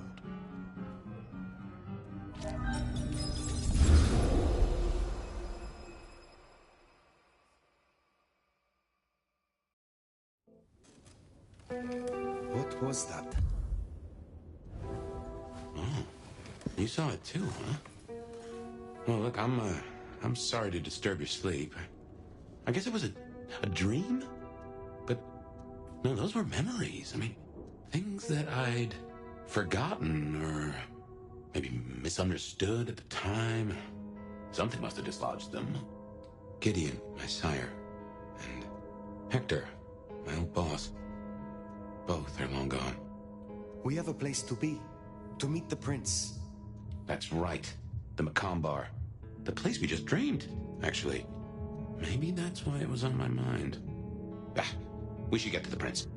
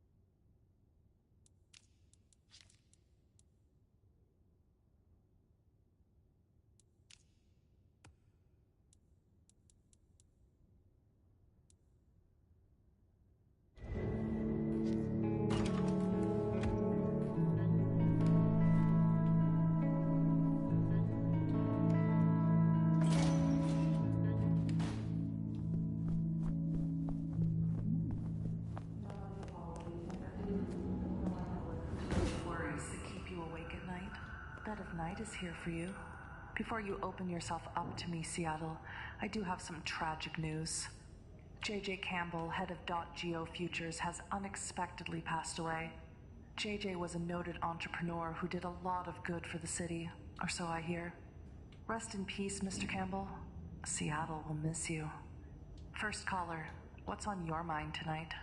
Well, Beth, I wanted to give you a quick update on a few things I've been up to since last I spoke to you. You may have seen the pictures I posted on my Tinder profile of a few of the new models I've been working with. Models, huh? Remind me, caller. Are you an agent of some kind? Well, you can call me a connoisseur of models. Model airplanes, that is. Oh, I see. Yeah, the largest collection in North America. At least, that's what I put in my profile. But, I mean, no one's going to check, right? Certainly not me. Next caller, what do you do for a living that you're up at this late hour? Good question, Ben. I've been listening to you for a while now, and I can offer you some tips. Well, I suppose it depends on what kind of tip you're talking about. Well, that depends on what you want. But what your show needs is a different perspective. People listen to you for the sexy voice, but I can offer some real ideas. Why would you say that, caller? Can I blow your mind right now? Oh, I encourage it. You need an alpha male at your side to bring in that masculine perspective. You know, you could debate each other, talk about how modern society has villainized men and hookup culture, and traditional... Amazing idea, caller. I'll be sure to take it under very, very serious consideration. Wait. You should totally come to my live stream debate show and we can talk. Well then, if any one of you wanted to call in and ask me what I'm wearing, or if I'm wearing anything at all, you'll have to wait until after this commercial break. Does your boyfriend snore at night? Does your boyfriend stink? Does your boyfriend listen to too many podcasts? Do they make him feel smart? Does he repeat every dumb-ass thing he heard online like it's the truth? Then dump him and buy a freaking pillow. It has everything you want. It's cuddly, it has a sexy man on it, and it will never talk to you. Get yours now! Warning, Freakin' Pillow is not responsible for any jealousy experienced by real-life partners. If you find yourself developing feelings for your pillow, please consult your physician and or nearest adult toy store for applicable attachments. Welcome back. I know you've been fantasizing about me, but just in case you're only now tuning in, I'm the Bed of Night, everyone's favorite lady of the evening. What have you been up to tonight, caller? It's so fine, yet so terrible to stand in front of a blank canvas. Is this your way of asking me to pose nude for a painting, caller? What I'm saying is, I don't know how to paint you yet, Bet. I want to know what colors to use. How many strokes of the brush? Is your skin pale? Are your cheeks blushed? I can be whatever you want, caller.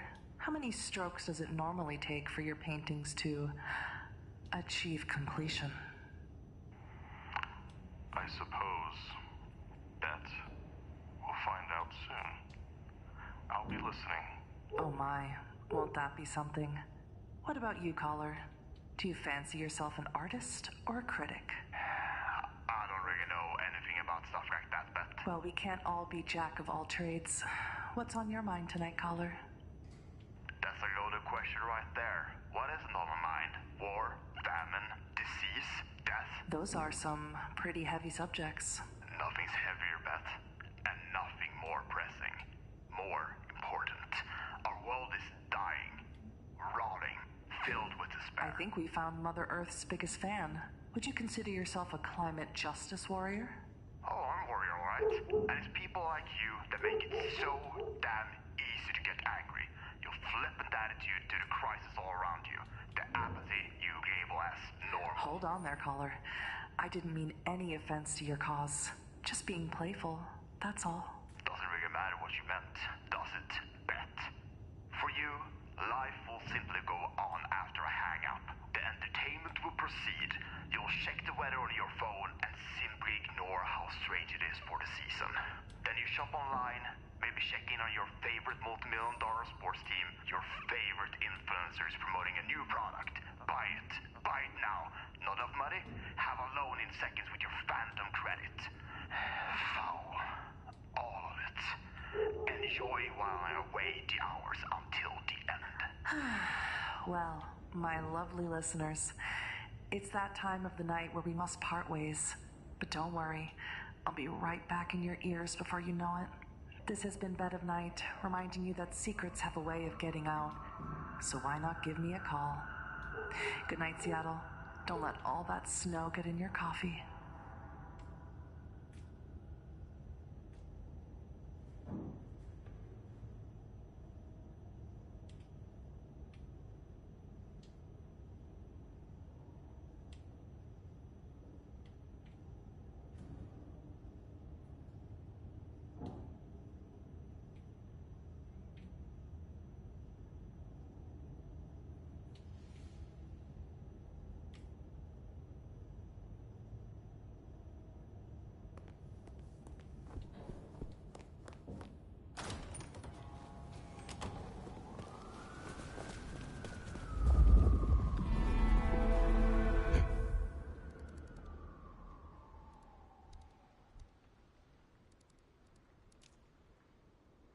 Garden.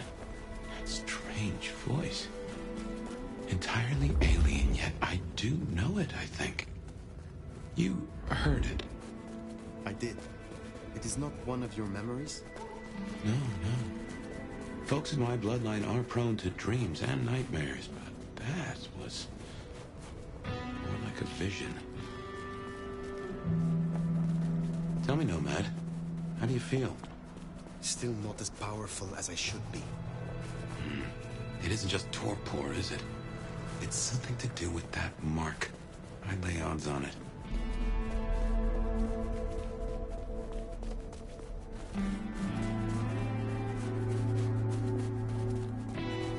Here we are again. The Macon Bar.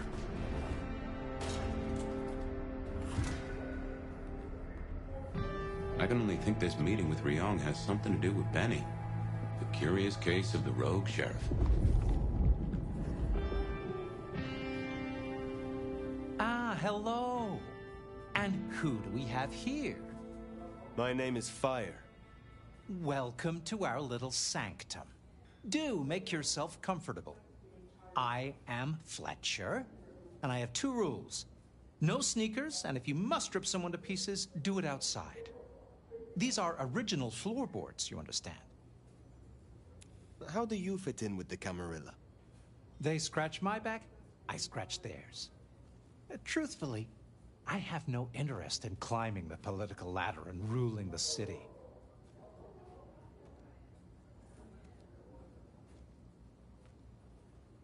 You are content with this. You like your place here. Oh, absolutely. This bar is my little kingdom, and people have learned my foibles. I stay on the court's good side with the occasional favor. Quid pro quo.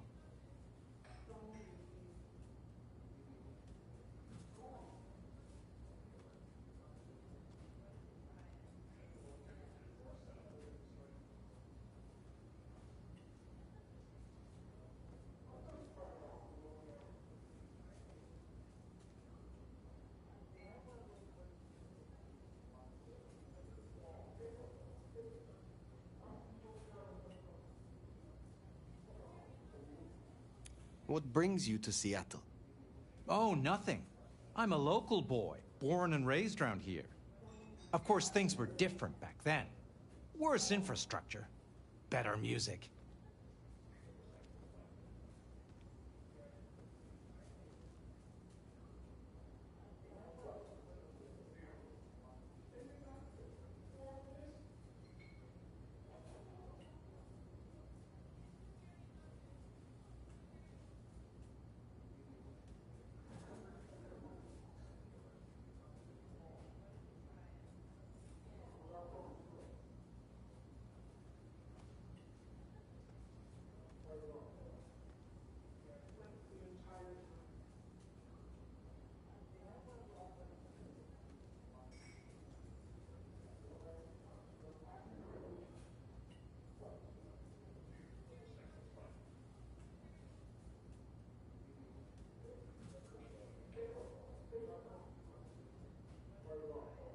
So, do you own this bar? My dear Fire, this is more than a bar. This is a living piece of Seattle history. Built it up myself. Started out as a speakeasy in the old days. Back then we had a laundry service up front and the booze in the back. Now the booze is the front. Ha! If you'll excuse me, I'd like to get back to things. I will be back soon.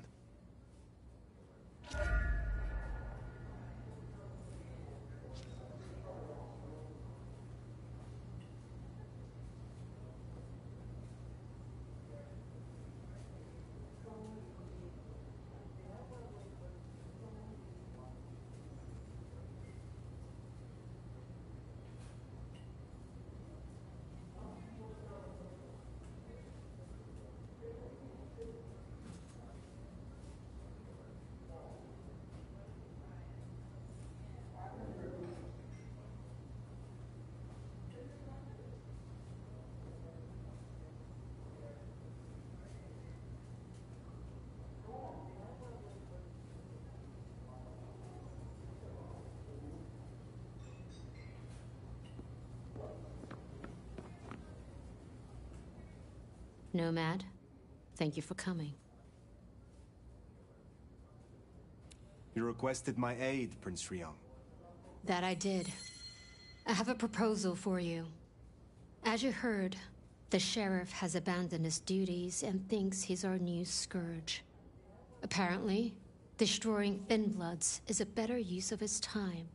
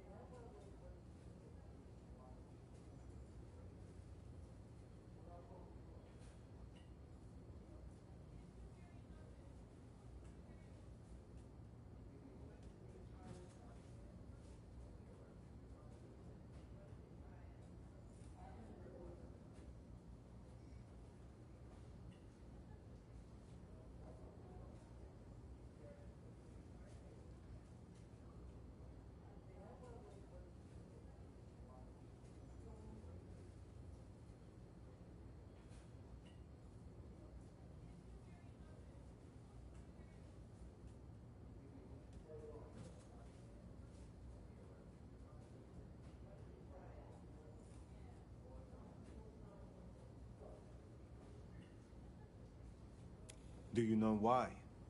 You can ask him yourself when you find him. And bring him back so I can speak with him.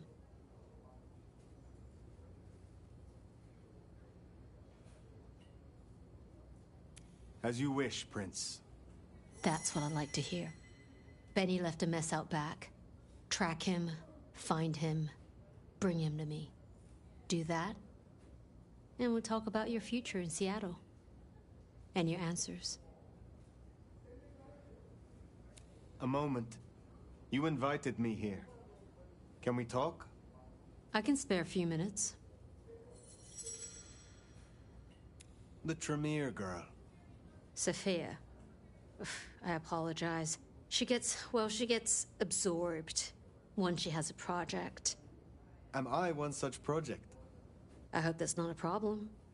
I can see you two working closely together. But we'll discuss that when you've done the job. Tully speaks very freely with his prince. This is unusual. Tully speaks very freely to everyone and everything. He's also extremely effective. The textbook example of not judging by appearance. Your sire, Lou. I sensed some tension. Or am I mistaken? Lou. Where to begin? The woman was a big deal for a long time. Nobody denies that. But left undrunk, even good wine goes bad eventually. Does that answer your question? It does, yes. I would know more about you. That's a very open question.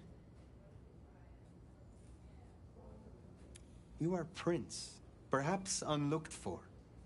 Does the change unsettle you? Does the city falling apart in 2 nights unsettle me? I'll say this. I've got a lot of experience putting out fires. Don't get me wrong, this bullshit is something else. Luckily, I thrive in fast-paced environments. I would like to hear about your former life. Who was Ryong Choi before she was Prince? Who was she before she became Kindred? What do you think?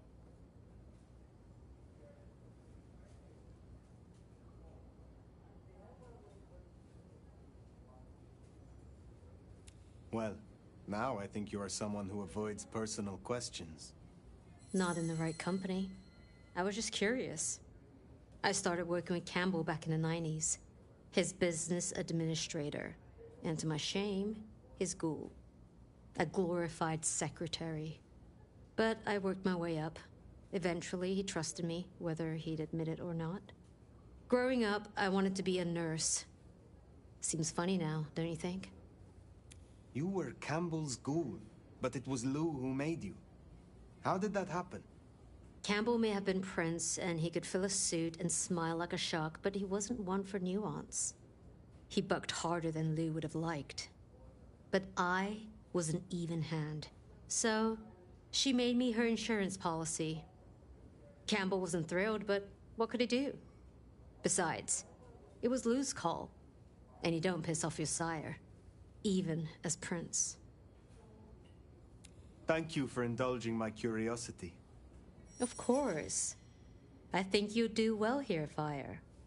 I'll see you back at Weaver Tower for your report once you're done.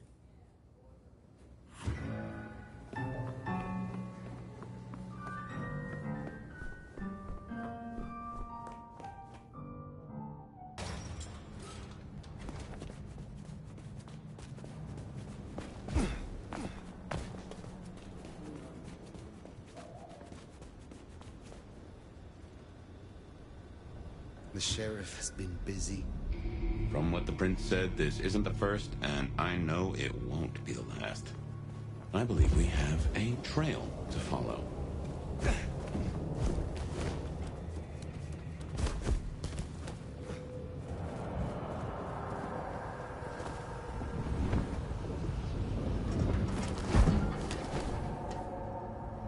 Benny is the sheriff, the deliverer of the prince's justice.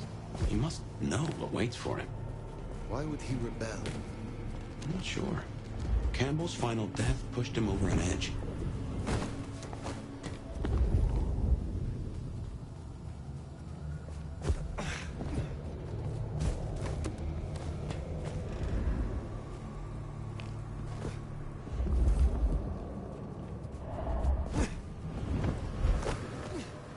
kindred who can fly.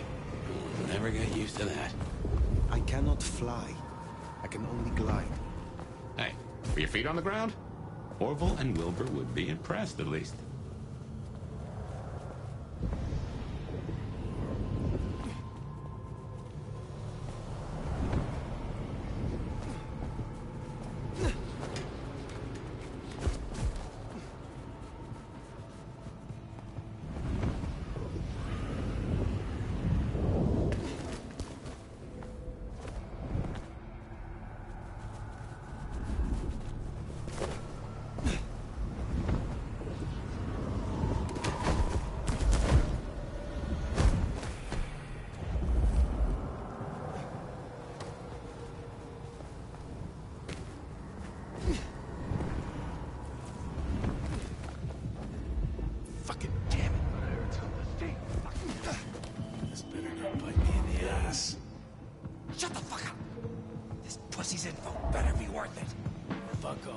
I'd wager.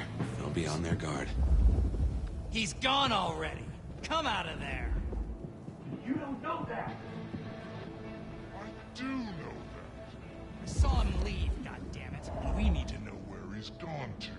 So get your skinny ass out of there and tell us. Hope you rot in there. You can tell Zach and Liam just how little you did to avenge them. What do you do to us?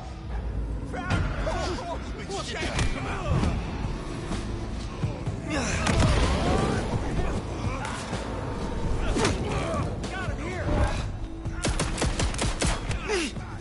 Got him here!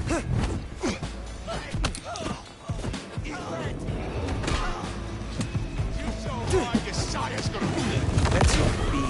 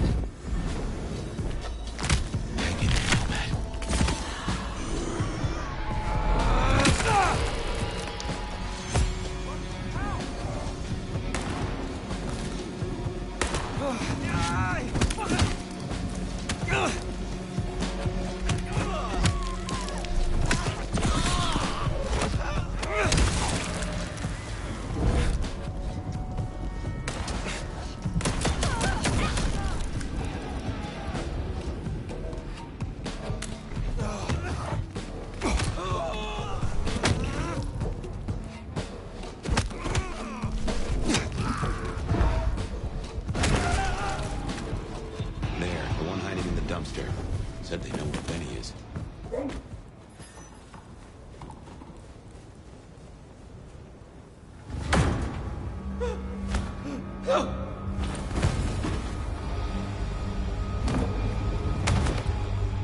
Please!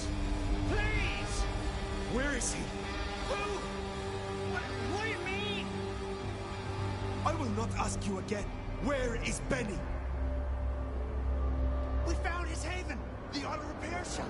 His kid's there! Max! Please let me go!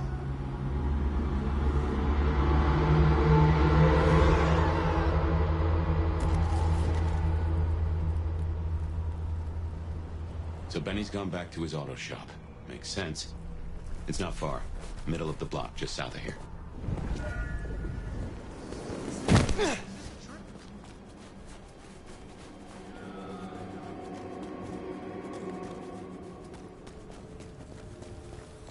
Damn it.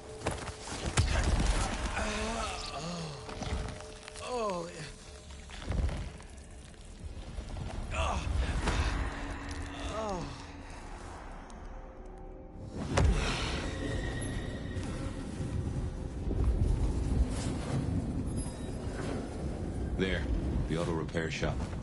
If we're fortunate, he's still there and not taking his slaughtering any further.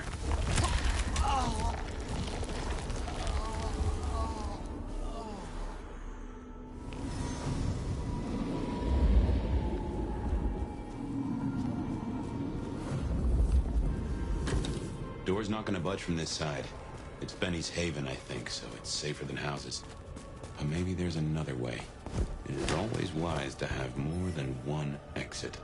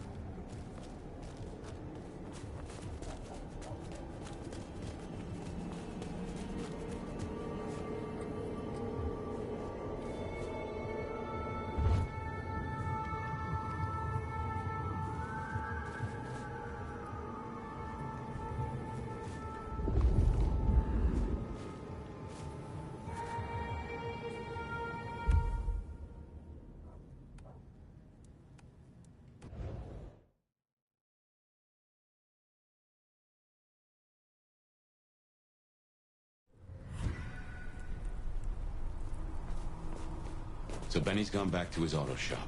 Makes sense. It's not far. Middle of the block, just south of here.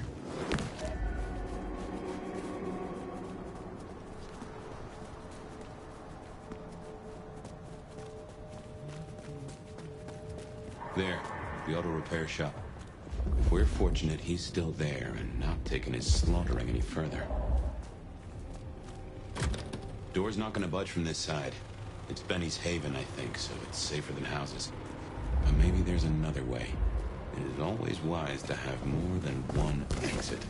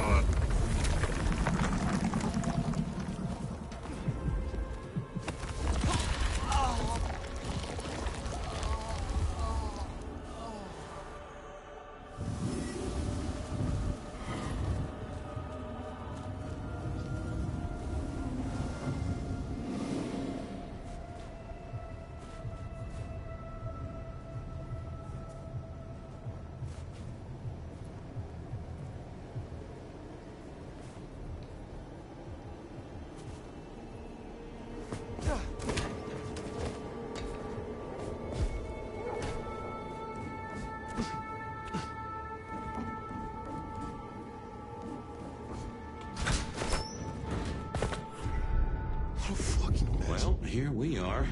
Now, where oh where is Benny?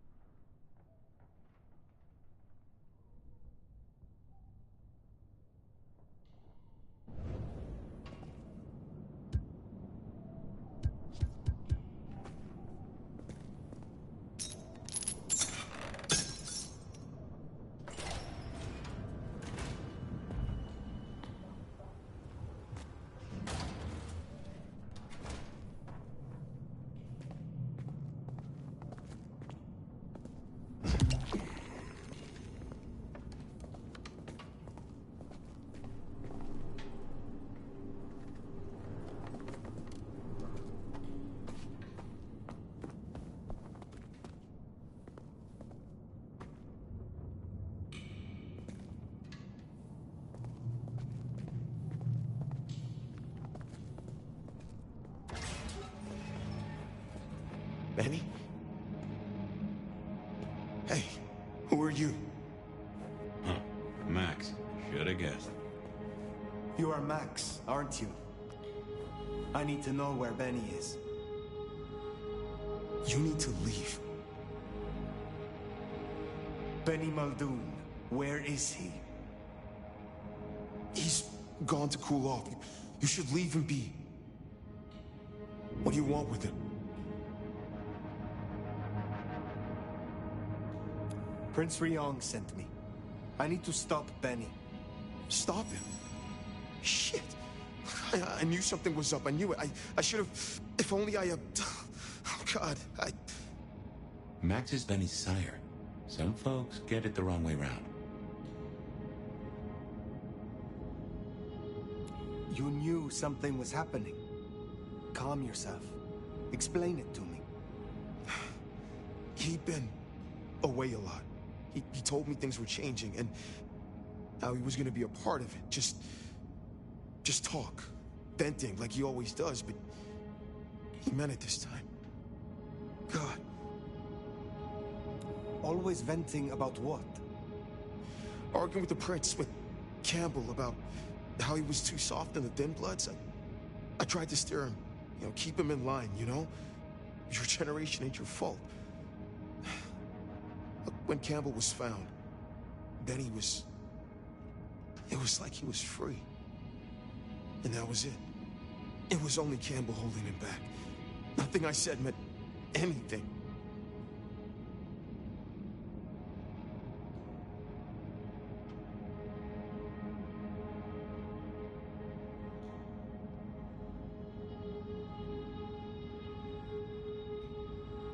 Many sires would destroy a child that disappointed them so. Benny is important to you. I know he's got it in him to be a good guy. I've seen it. I just need to get him back on the right path. I can still turn this around. Why sire him if you knew he was so erratic? But he was a piece of shit as a mortal. You know, career breaking bones for bad money. And he enjoyed it. Or said he did. But I was a piece of shit when I was mortal too. The embrace changed me. For the better.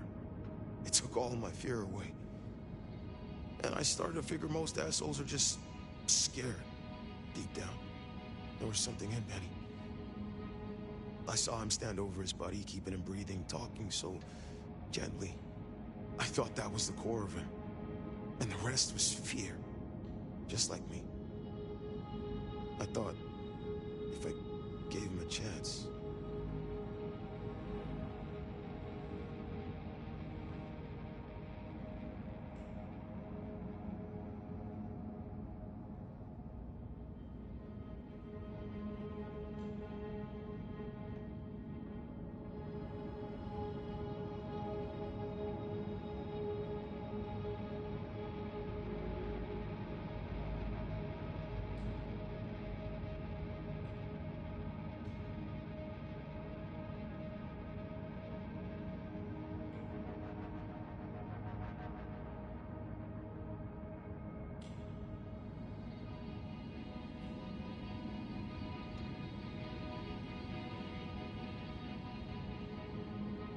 Where is he, Max?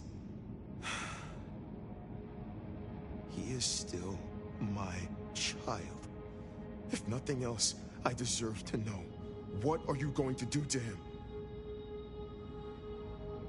Your child has been on a murderous rampage, killing Thin Bloods and crossing the Prince. The Prince sent me to stop him, and to return him to her. Oh my God. Benny. Oh, my child. You gotta stop it. I know. I get it. I think he's at the Western Reconstruction site. It's where a bunch of anarchs like to hang, not too far from here.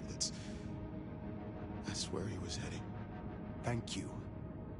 Benny is no longer your responsibility. I will take care of things from here. Can I at least know who you are? Before... you know? I am the Nomad. But here and now, you can call me Fire. Fire. Thank you. Wait, that mark on your hand. I found this in Benny's stuff.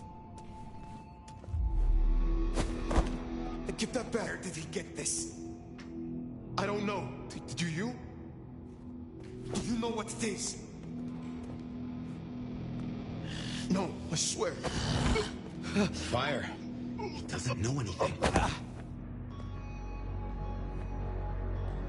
I have to go. Look, you don't have to hurt him. Please, I can still help him. The Westonrush site. I have a memory that anarchs do hang out there. You won't find it welcome. Far... They know Benny's still sheriff acting on court orders. And since you're not with the anarchs, you are most certainly with the court.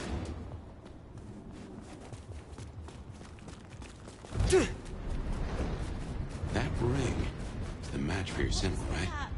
It seems so. So where did Benny find it? Ought to wear it if he'd secretly marked an elder. Maybe he had some contact with your captor, whoever that was.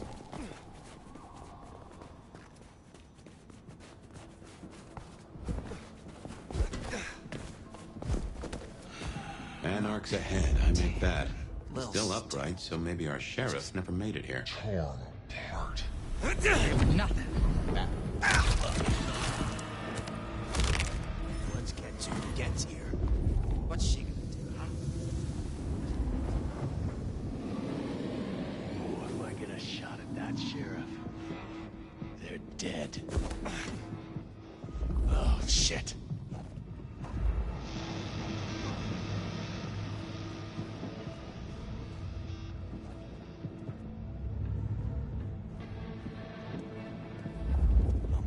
fuck you up so bad.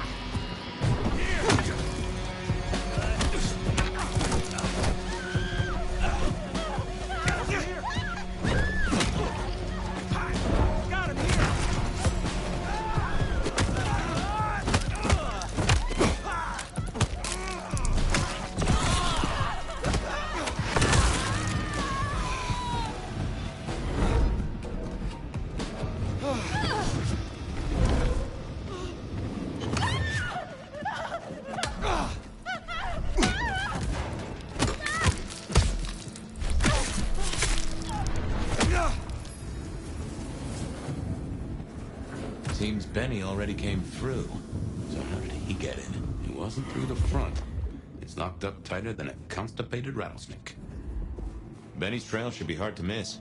Cheap cologne and violence.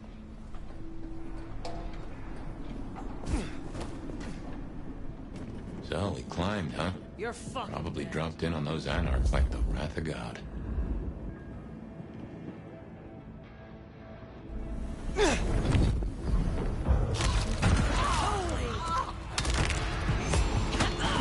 Someone fucked up.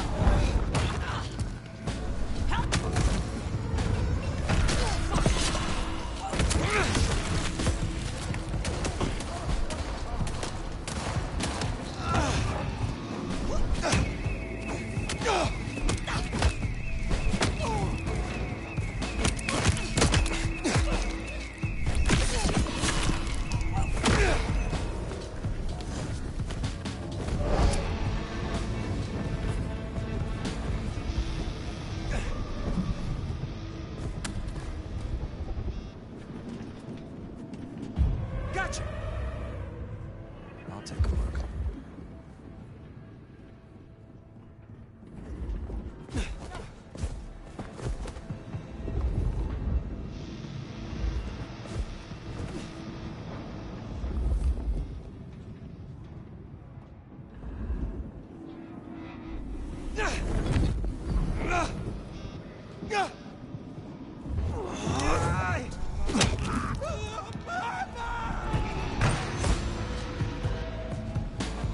Damn it!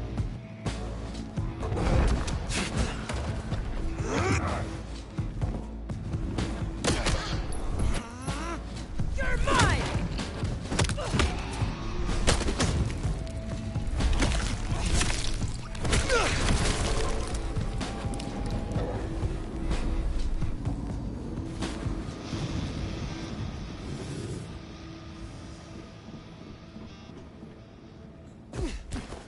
Well, god damn.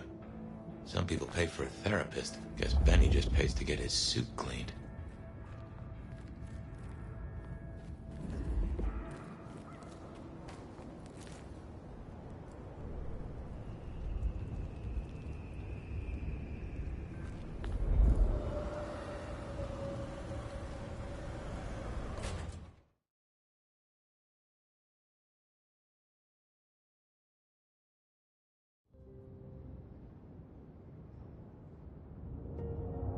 How will I know Katsumi? if she's here. I think you'll know her when you see her. And these folks will pay her heed.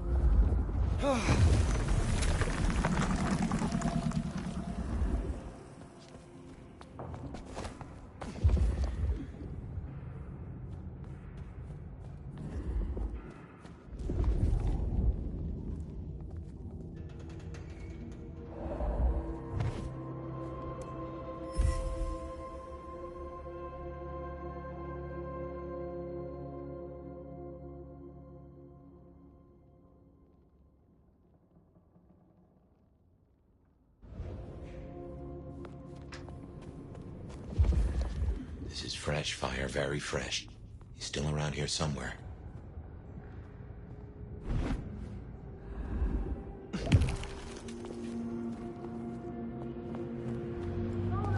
This is taking too long. Just wanna go down to the basement, tear his goddamn throat out. He stays in one piece, at least until Katsumi gets here. We can't go pissing her off. We need her protection. And what's that worth now with Campbell gone? The deal's off. A deal? Interesting. We could go down there right now. Do it while he's staked. While he's staked? We owe it to the others. They gave their blood. No. Destroying him while he's staked? That's not enough. I want him to answer for his crimes. And then, I want him to feel every second. Just like they did. We barely got him down last time. Take out that stake, we're as good as dead ourselves. The concrete will hold him. You think? It's been what? Quick drive, baby. That psycho ain't going anywhere.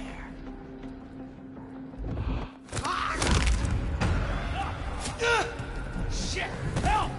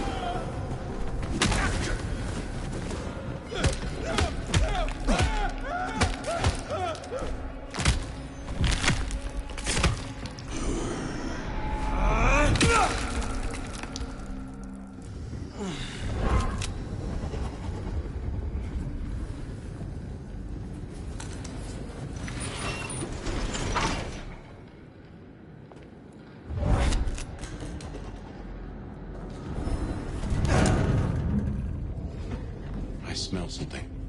Fresh concrete and... blood. A lot of it. I think we're close.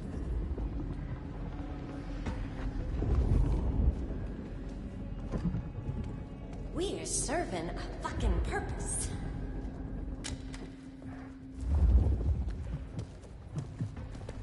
Fucking cammies. The city would be better off without them.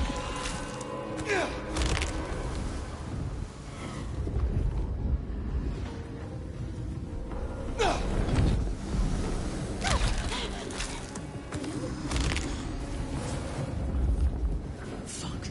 They're dead.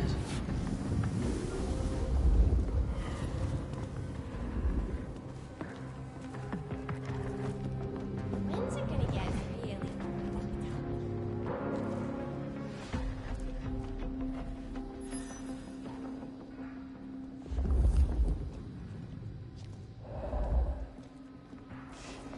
Fucking shit. Can't be much longer before I get bit, right?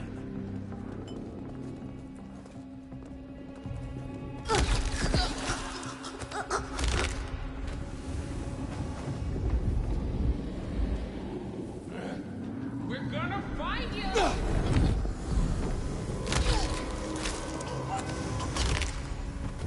Rest in pieces. I'm gonna fuck you up so bad.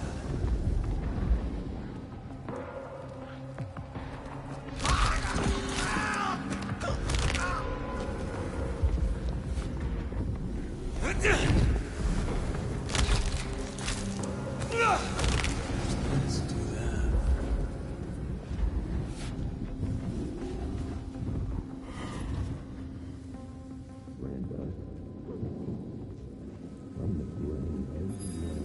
Dead body.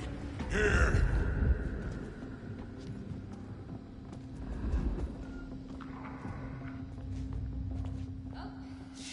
Shit, where are you?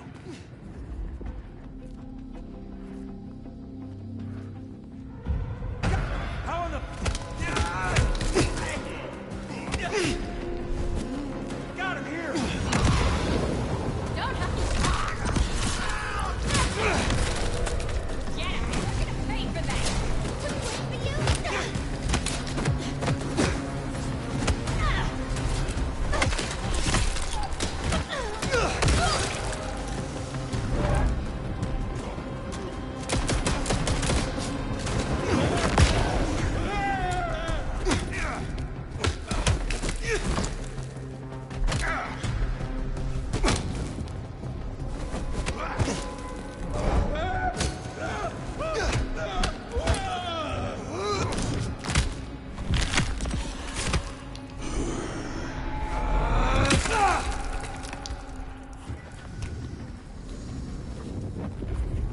He's in torpor. Wanna pull that stick?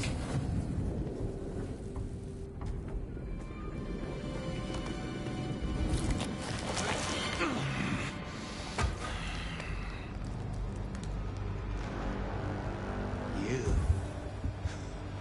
Figures they'd replace me with some schmuck who wants to heal.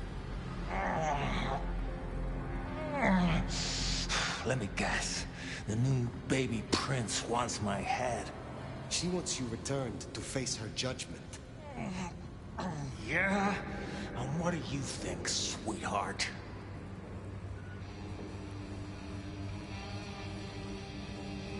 I think something or someone has driven you to this. Cut the fake humanity crap. Everyone wants you to give a rat's ass about their system, their problems, your own fucking soul. I didn't become a monster to play by made-up rules. So you chose the Camarilla, the side of order and bureaucracy. I chose a side who let me slap down the pathetic bums I'm told I ought to care about. But I ain't no Blue Blood's pet. And I sure as hell ain't wearing a muzzle. Leave that to toadies like you.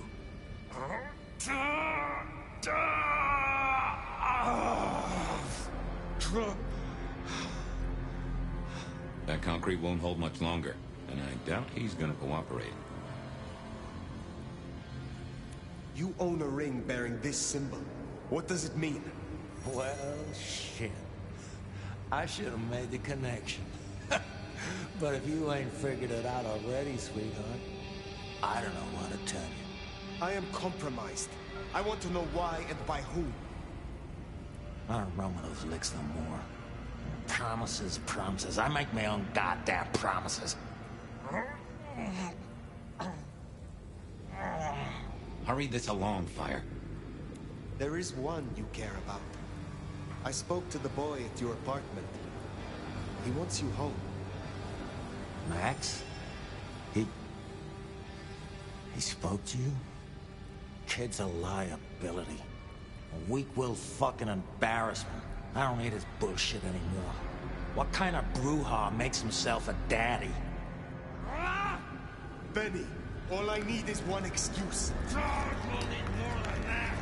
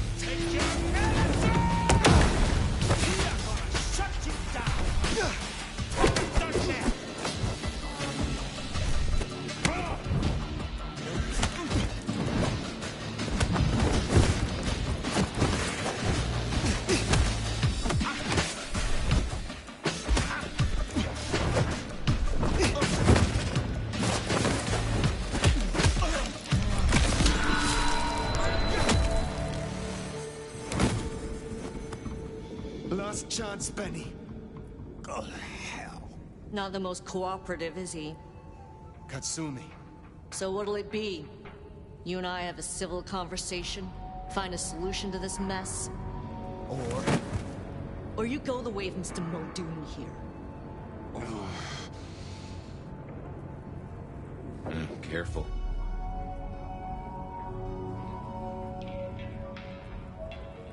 All right, let us talk. I think we can make this quick. You leave that beast with us, walk away, and we're good. Deal? Is there any way I can convince you to let me have him? Not really. Then maybe I can convince you. Listen, you're new here, just starting out in the city. You do this for us and I'll count it a favor. And who exactly is us? You go by labels on boxes? The court calls us anarchs. I don't speak for all, but I speak for enough. We can open doors for you or be a goddamn roadblock. Which do you want? What will happen to Benny if I leave him with you? A trial first, then a fucking Tarantino finale. Benny's the goddamn sheriff. He's got my people calling for war. We're strong, but not that strong. If I put the psycho down myself, it'll calm the stupid fucks down before they do any more dumb shit. You understand? This gets to be a win all round. He was not following orders, but still, he is the court's sheriff. The prince must punish him herself. How do you think she will react if you destroy him? What's she going to do? Send the sheriff after us? Short answer is, Ryong's a businesswoman. We negotiate. Like fucking adults. Maybe what you're really asking is what happens to you if you don't keep your promise. There is a sword over my head, yes. I have not the right to remain in Seattle. And I broke the Masquerade when I woke from torpor. Heavy stuff. But between you and me, I wouldn't sweat it. Why should she care about such a fuck-up of a sheriff? I hear she's got a nomad now. And you don't strike me as a monster. So far. You speak of something you can offer me. What is it? Let's keep it open-ended for now. See what you wind up needing most. You're old enough to know how this works. What happens if I take Benny with me? You mean what happens if you try? Go ahead. See for yourself. Let's just settle this. What's it going to be then? Think carefully, hon.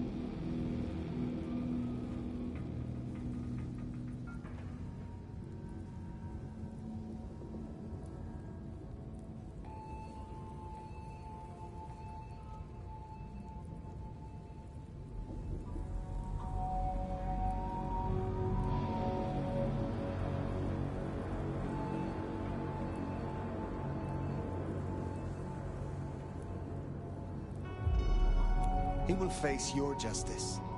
Huh. You're all right, you know that? Gotta say, that's a pleasant surprise. We should talk more. Come find me at the hole in the wall sometime. Till then.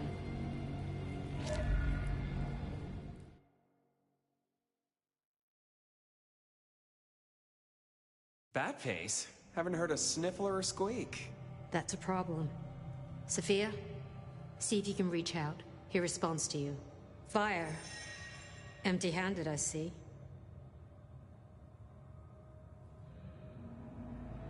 I determined that the Anarchs deserved justice. It is they who have suffered, not this court. Uh-oh. So the sheriff is lost then? If you're gonna be an arbiter of justice, you need to report to the right person. Tali, Sophia, say hello to our new sheriff. Interesting. What? Sheriff? But... What do you say, Fire? Why would you reward me? This isn't a reward. This is accountability. But use it right, and it can be an opportunity. As part of the package, you get your permission to stay, and access to my court and resources. What's more, you can head your own investigation into this Mark business during your downtime. Clan representatives will make themselves available to you, as will Sophia should you require any research. Oh, yes, of course. I could... What do you say to that, Sheriff? You know full well I cannot refuse. Welcome to the team. She strikes a hard bargain. Kinda how she got the job. Now, as first order of business, I want to report. Katsumi, I assume you met her. What was your assessment?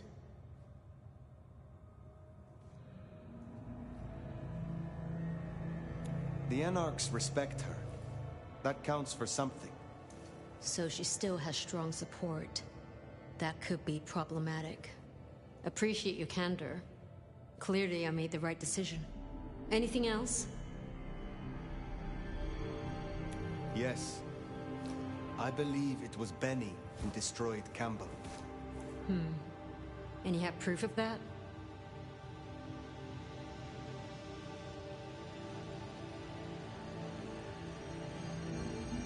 His sudden slaughter of Anarchs. We have assumed his rebellion began after Campbell's death. I suspect that it began with it.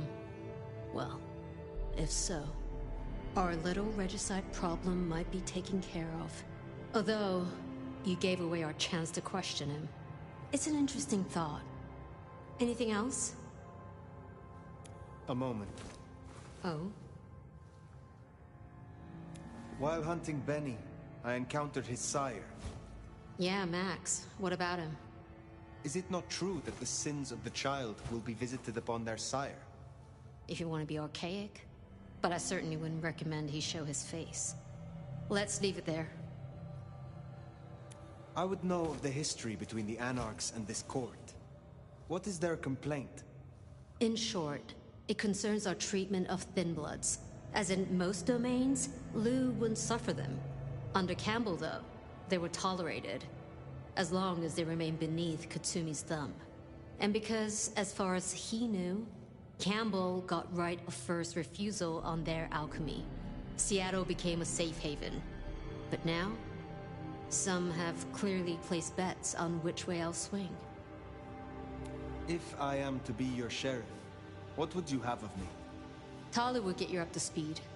In fact, I'd go as far as to call him your handler. And from the look of things, I don't think there'll be a problem. Go on and out me, why don't you?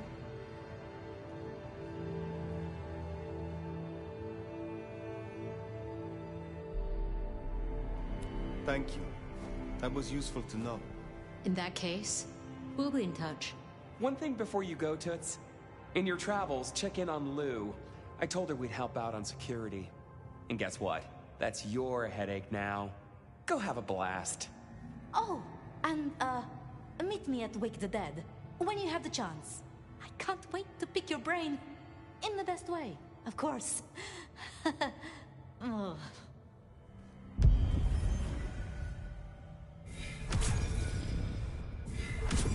Huh. Well, I expected Ryong to be upset. I did not expect her to hand you a tin star. This will make our investigations easier, but there's a phrase. Poison chalice? Good luck, Sheriff.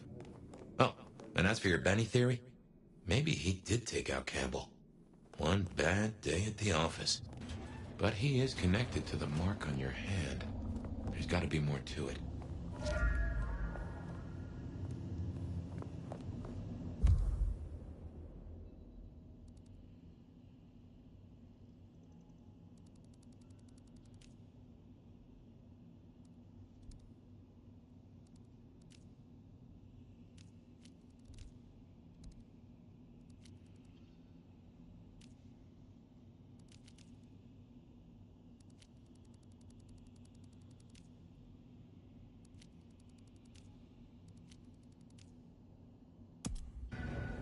Good call. If anyone can figure out the puzzles written on your body, it's Sophia.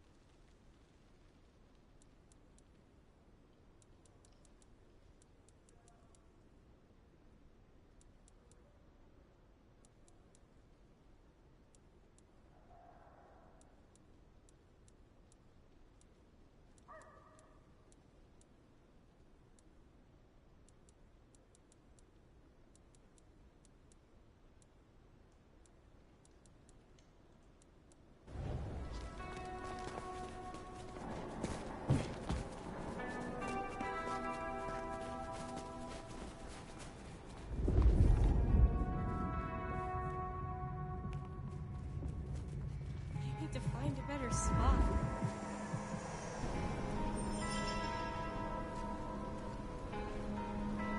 I feel less intelligent just being in your proximity.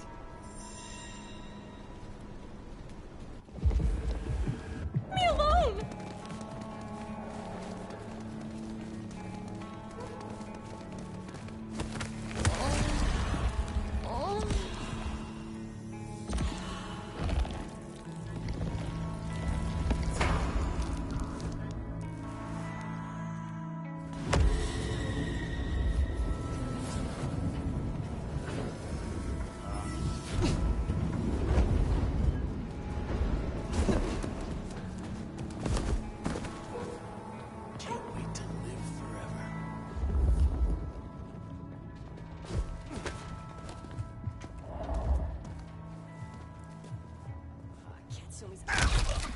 Dammy ass.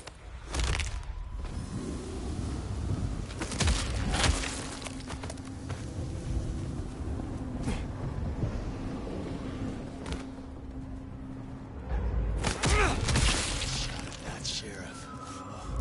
They're dead.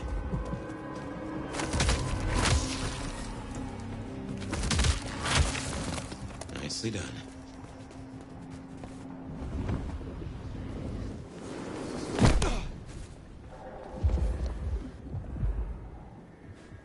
This is like a dream come true.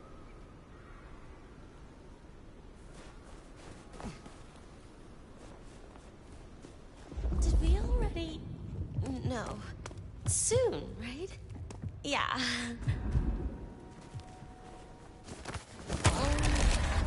Oh.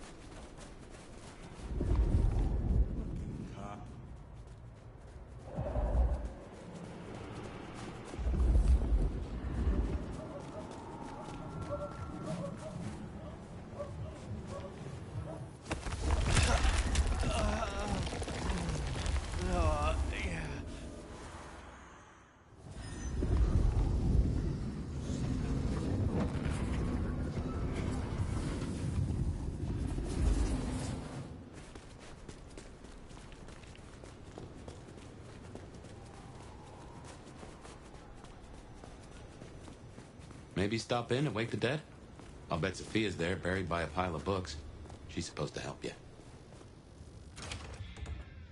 I reckon our science gal will be pleased to see you.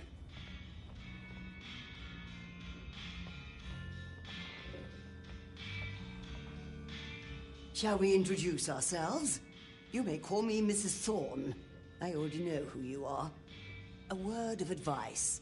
There is a protocol to things around here, my dear. One must conduct oneself with proper decorum if one doesn't want to get fucked over. Weaver Tower have informed us that we must help you awaken your old powers. It's a worthy principle and an interesting experiment, no doubt.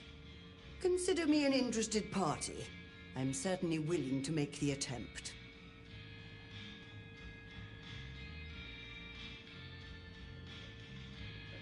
What is your role here?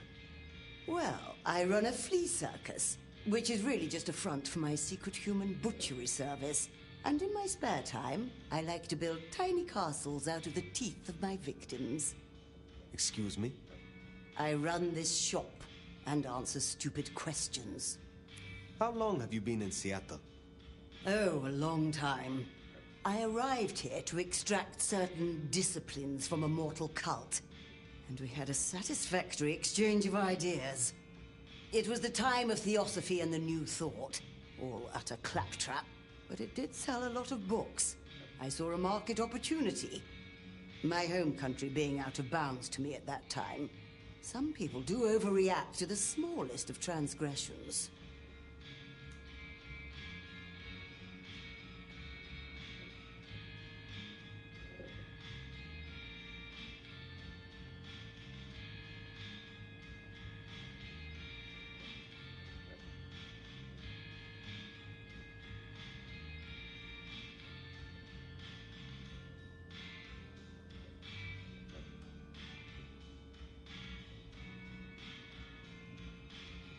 Tell me more about the Tremere of Seattle. You'll find us more organized than other clans. At least, those of us that honor the old ways. Knowing one's place, observing the proper order of things, deference to superiors. That's the real secret to longevity. That and wielding enough blood sorcery to turn your enemy's innards to outards, of course.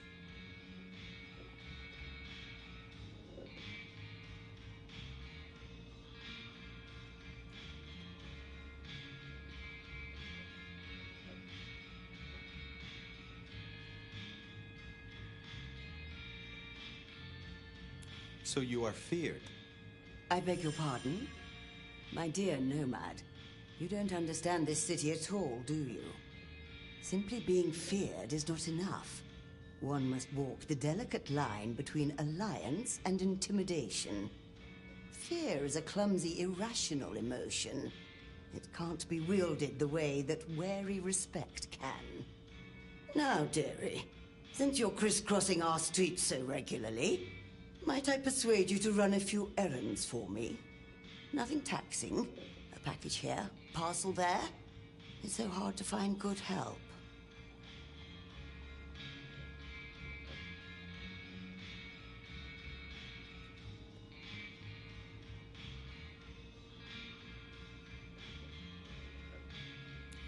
You interest me.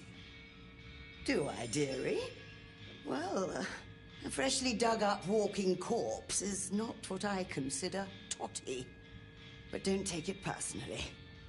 Will you attempt to awaken my Tremere powers? Prince Ryong has ordered it. I have my doubts about the process, but let us make the attempt.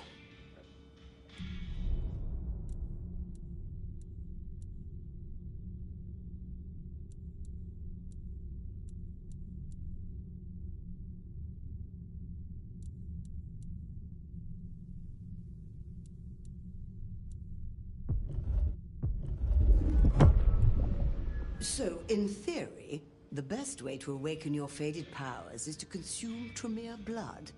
I've brewed just a little of mine into this tea you see before you. You should be able to keep it down, theoretically. Would you mind if I make notes? It seems to have worked. Consider your thaumaturgy returned. I am not yet fully restored. Shall we try again? I am, of course, at the prince's service.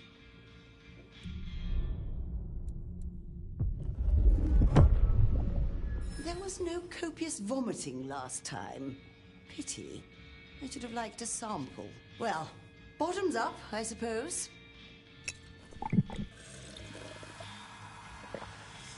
I wonder how the flavor of the tea was impacted.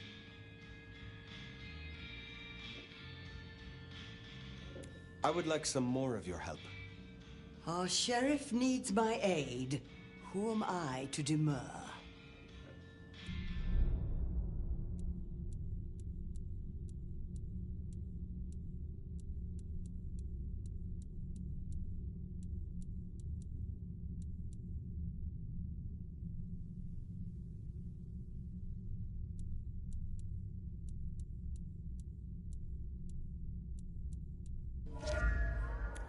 You have something for me to do? Something very simple. I have a small package here. If you'd deliver it to Miss Pierce, you'll find her on the ground floor of Weaver Tower. The sooner the better. I will see it done. I will come back.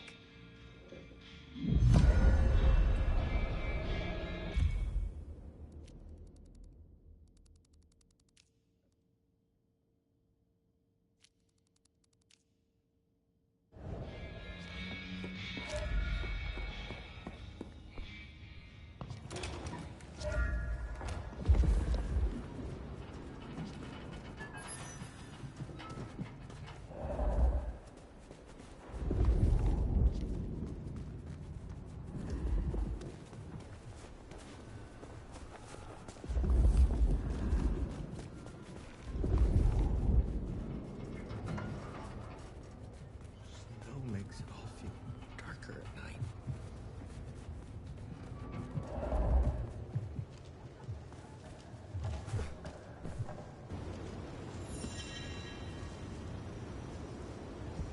I shall endeavor to use monosyllabic words around you.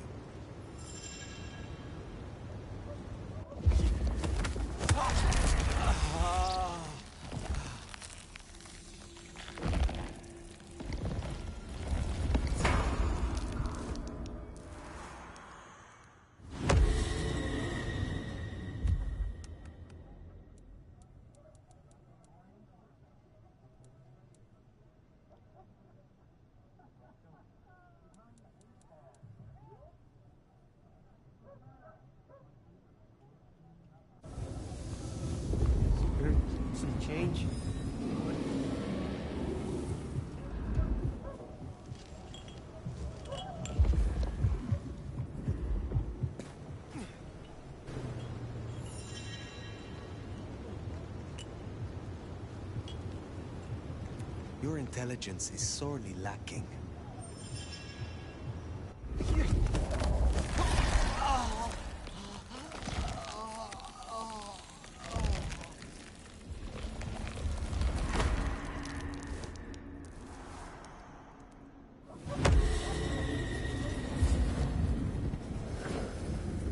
Cops in my own place.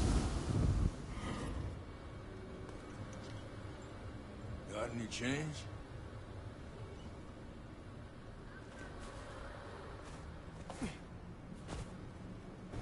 Please, I have nothing. You have everything.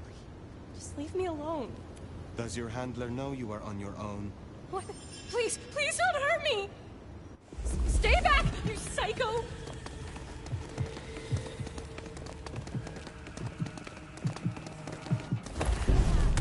You're crazy!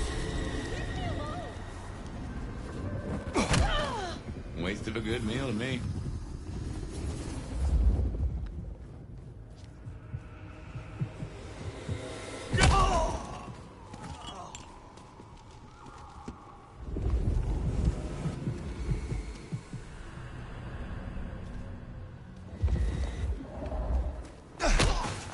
Seems a mite cruel to me.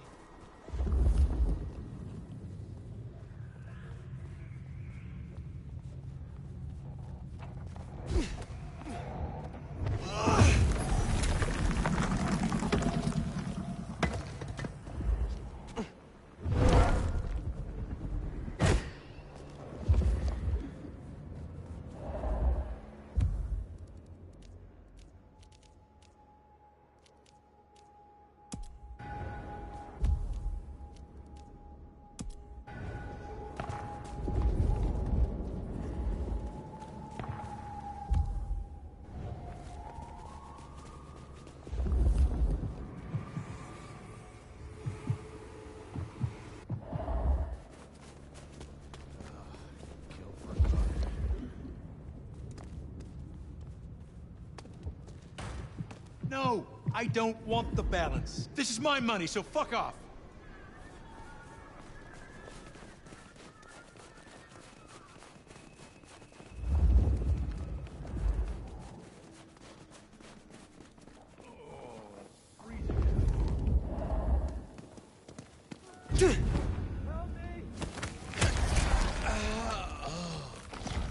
Oh,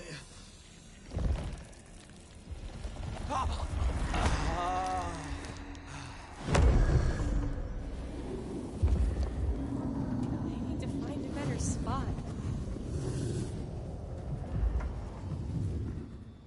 I'm warning you, if I scream, the cops will come around. You're not so rich you're above the law. Surprising.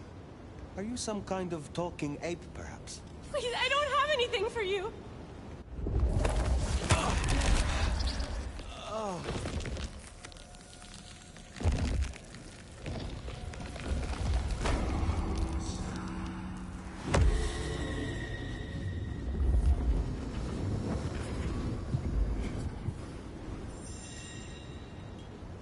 How easy it is to know everything about you.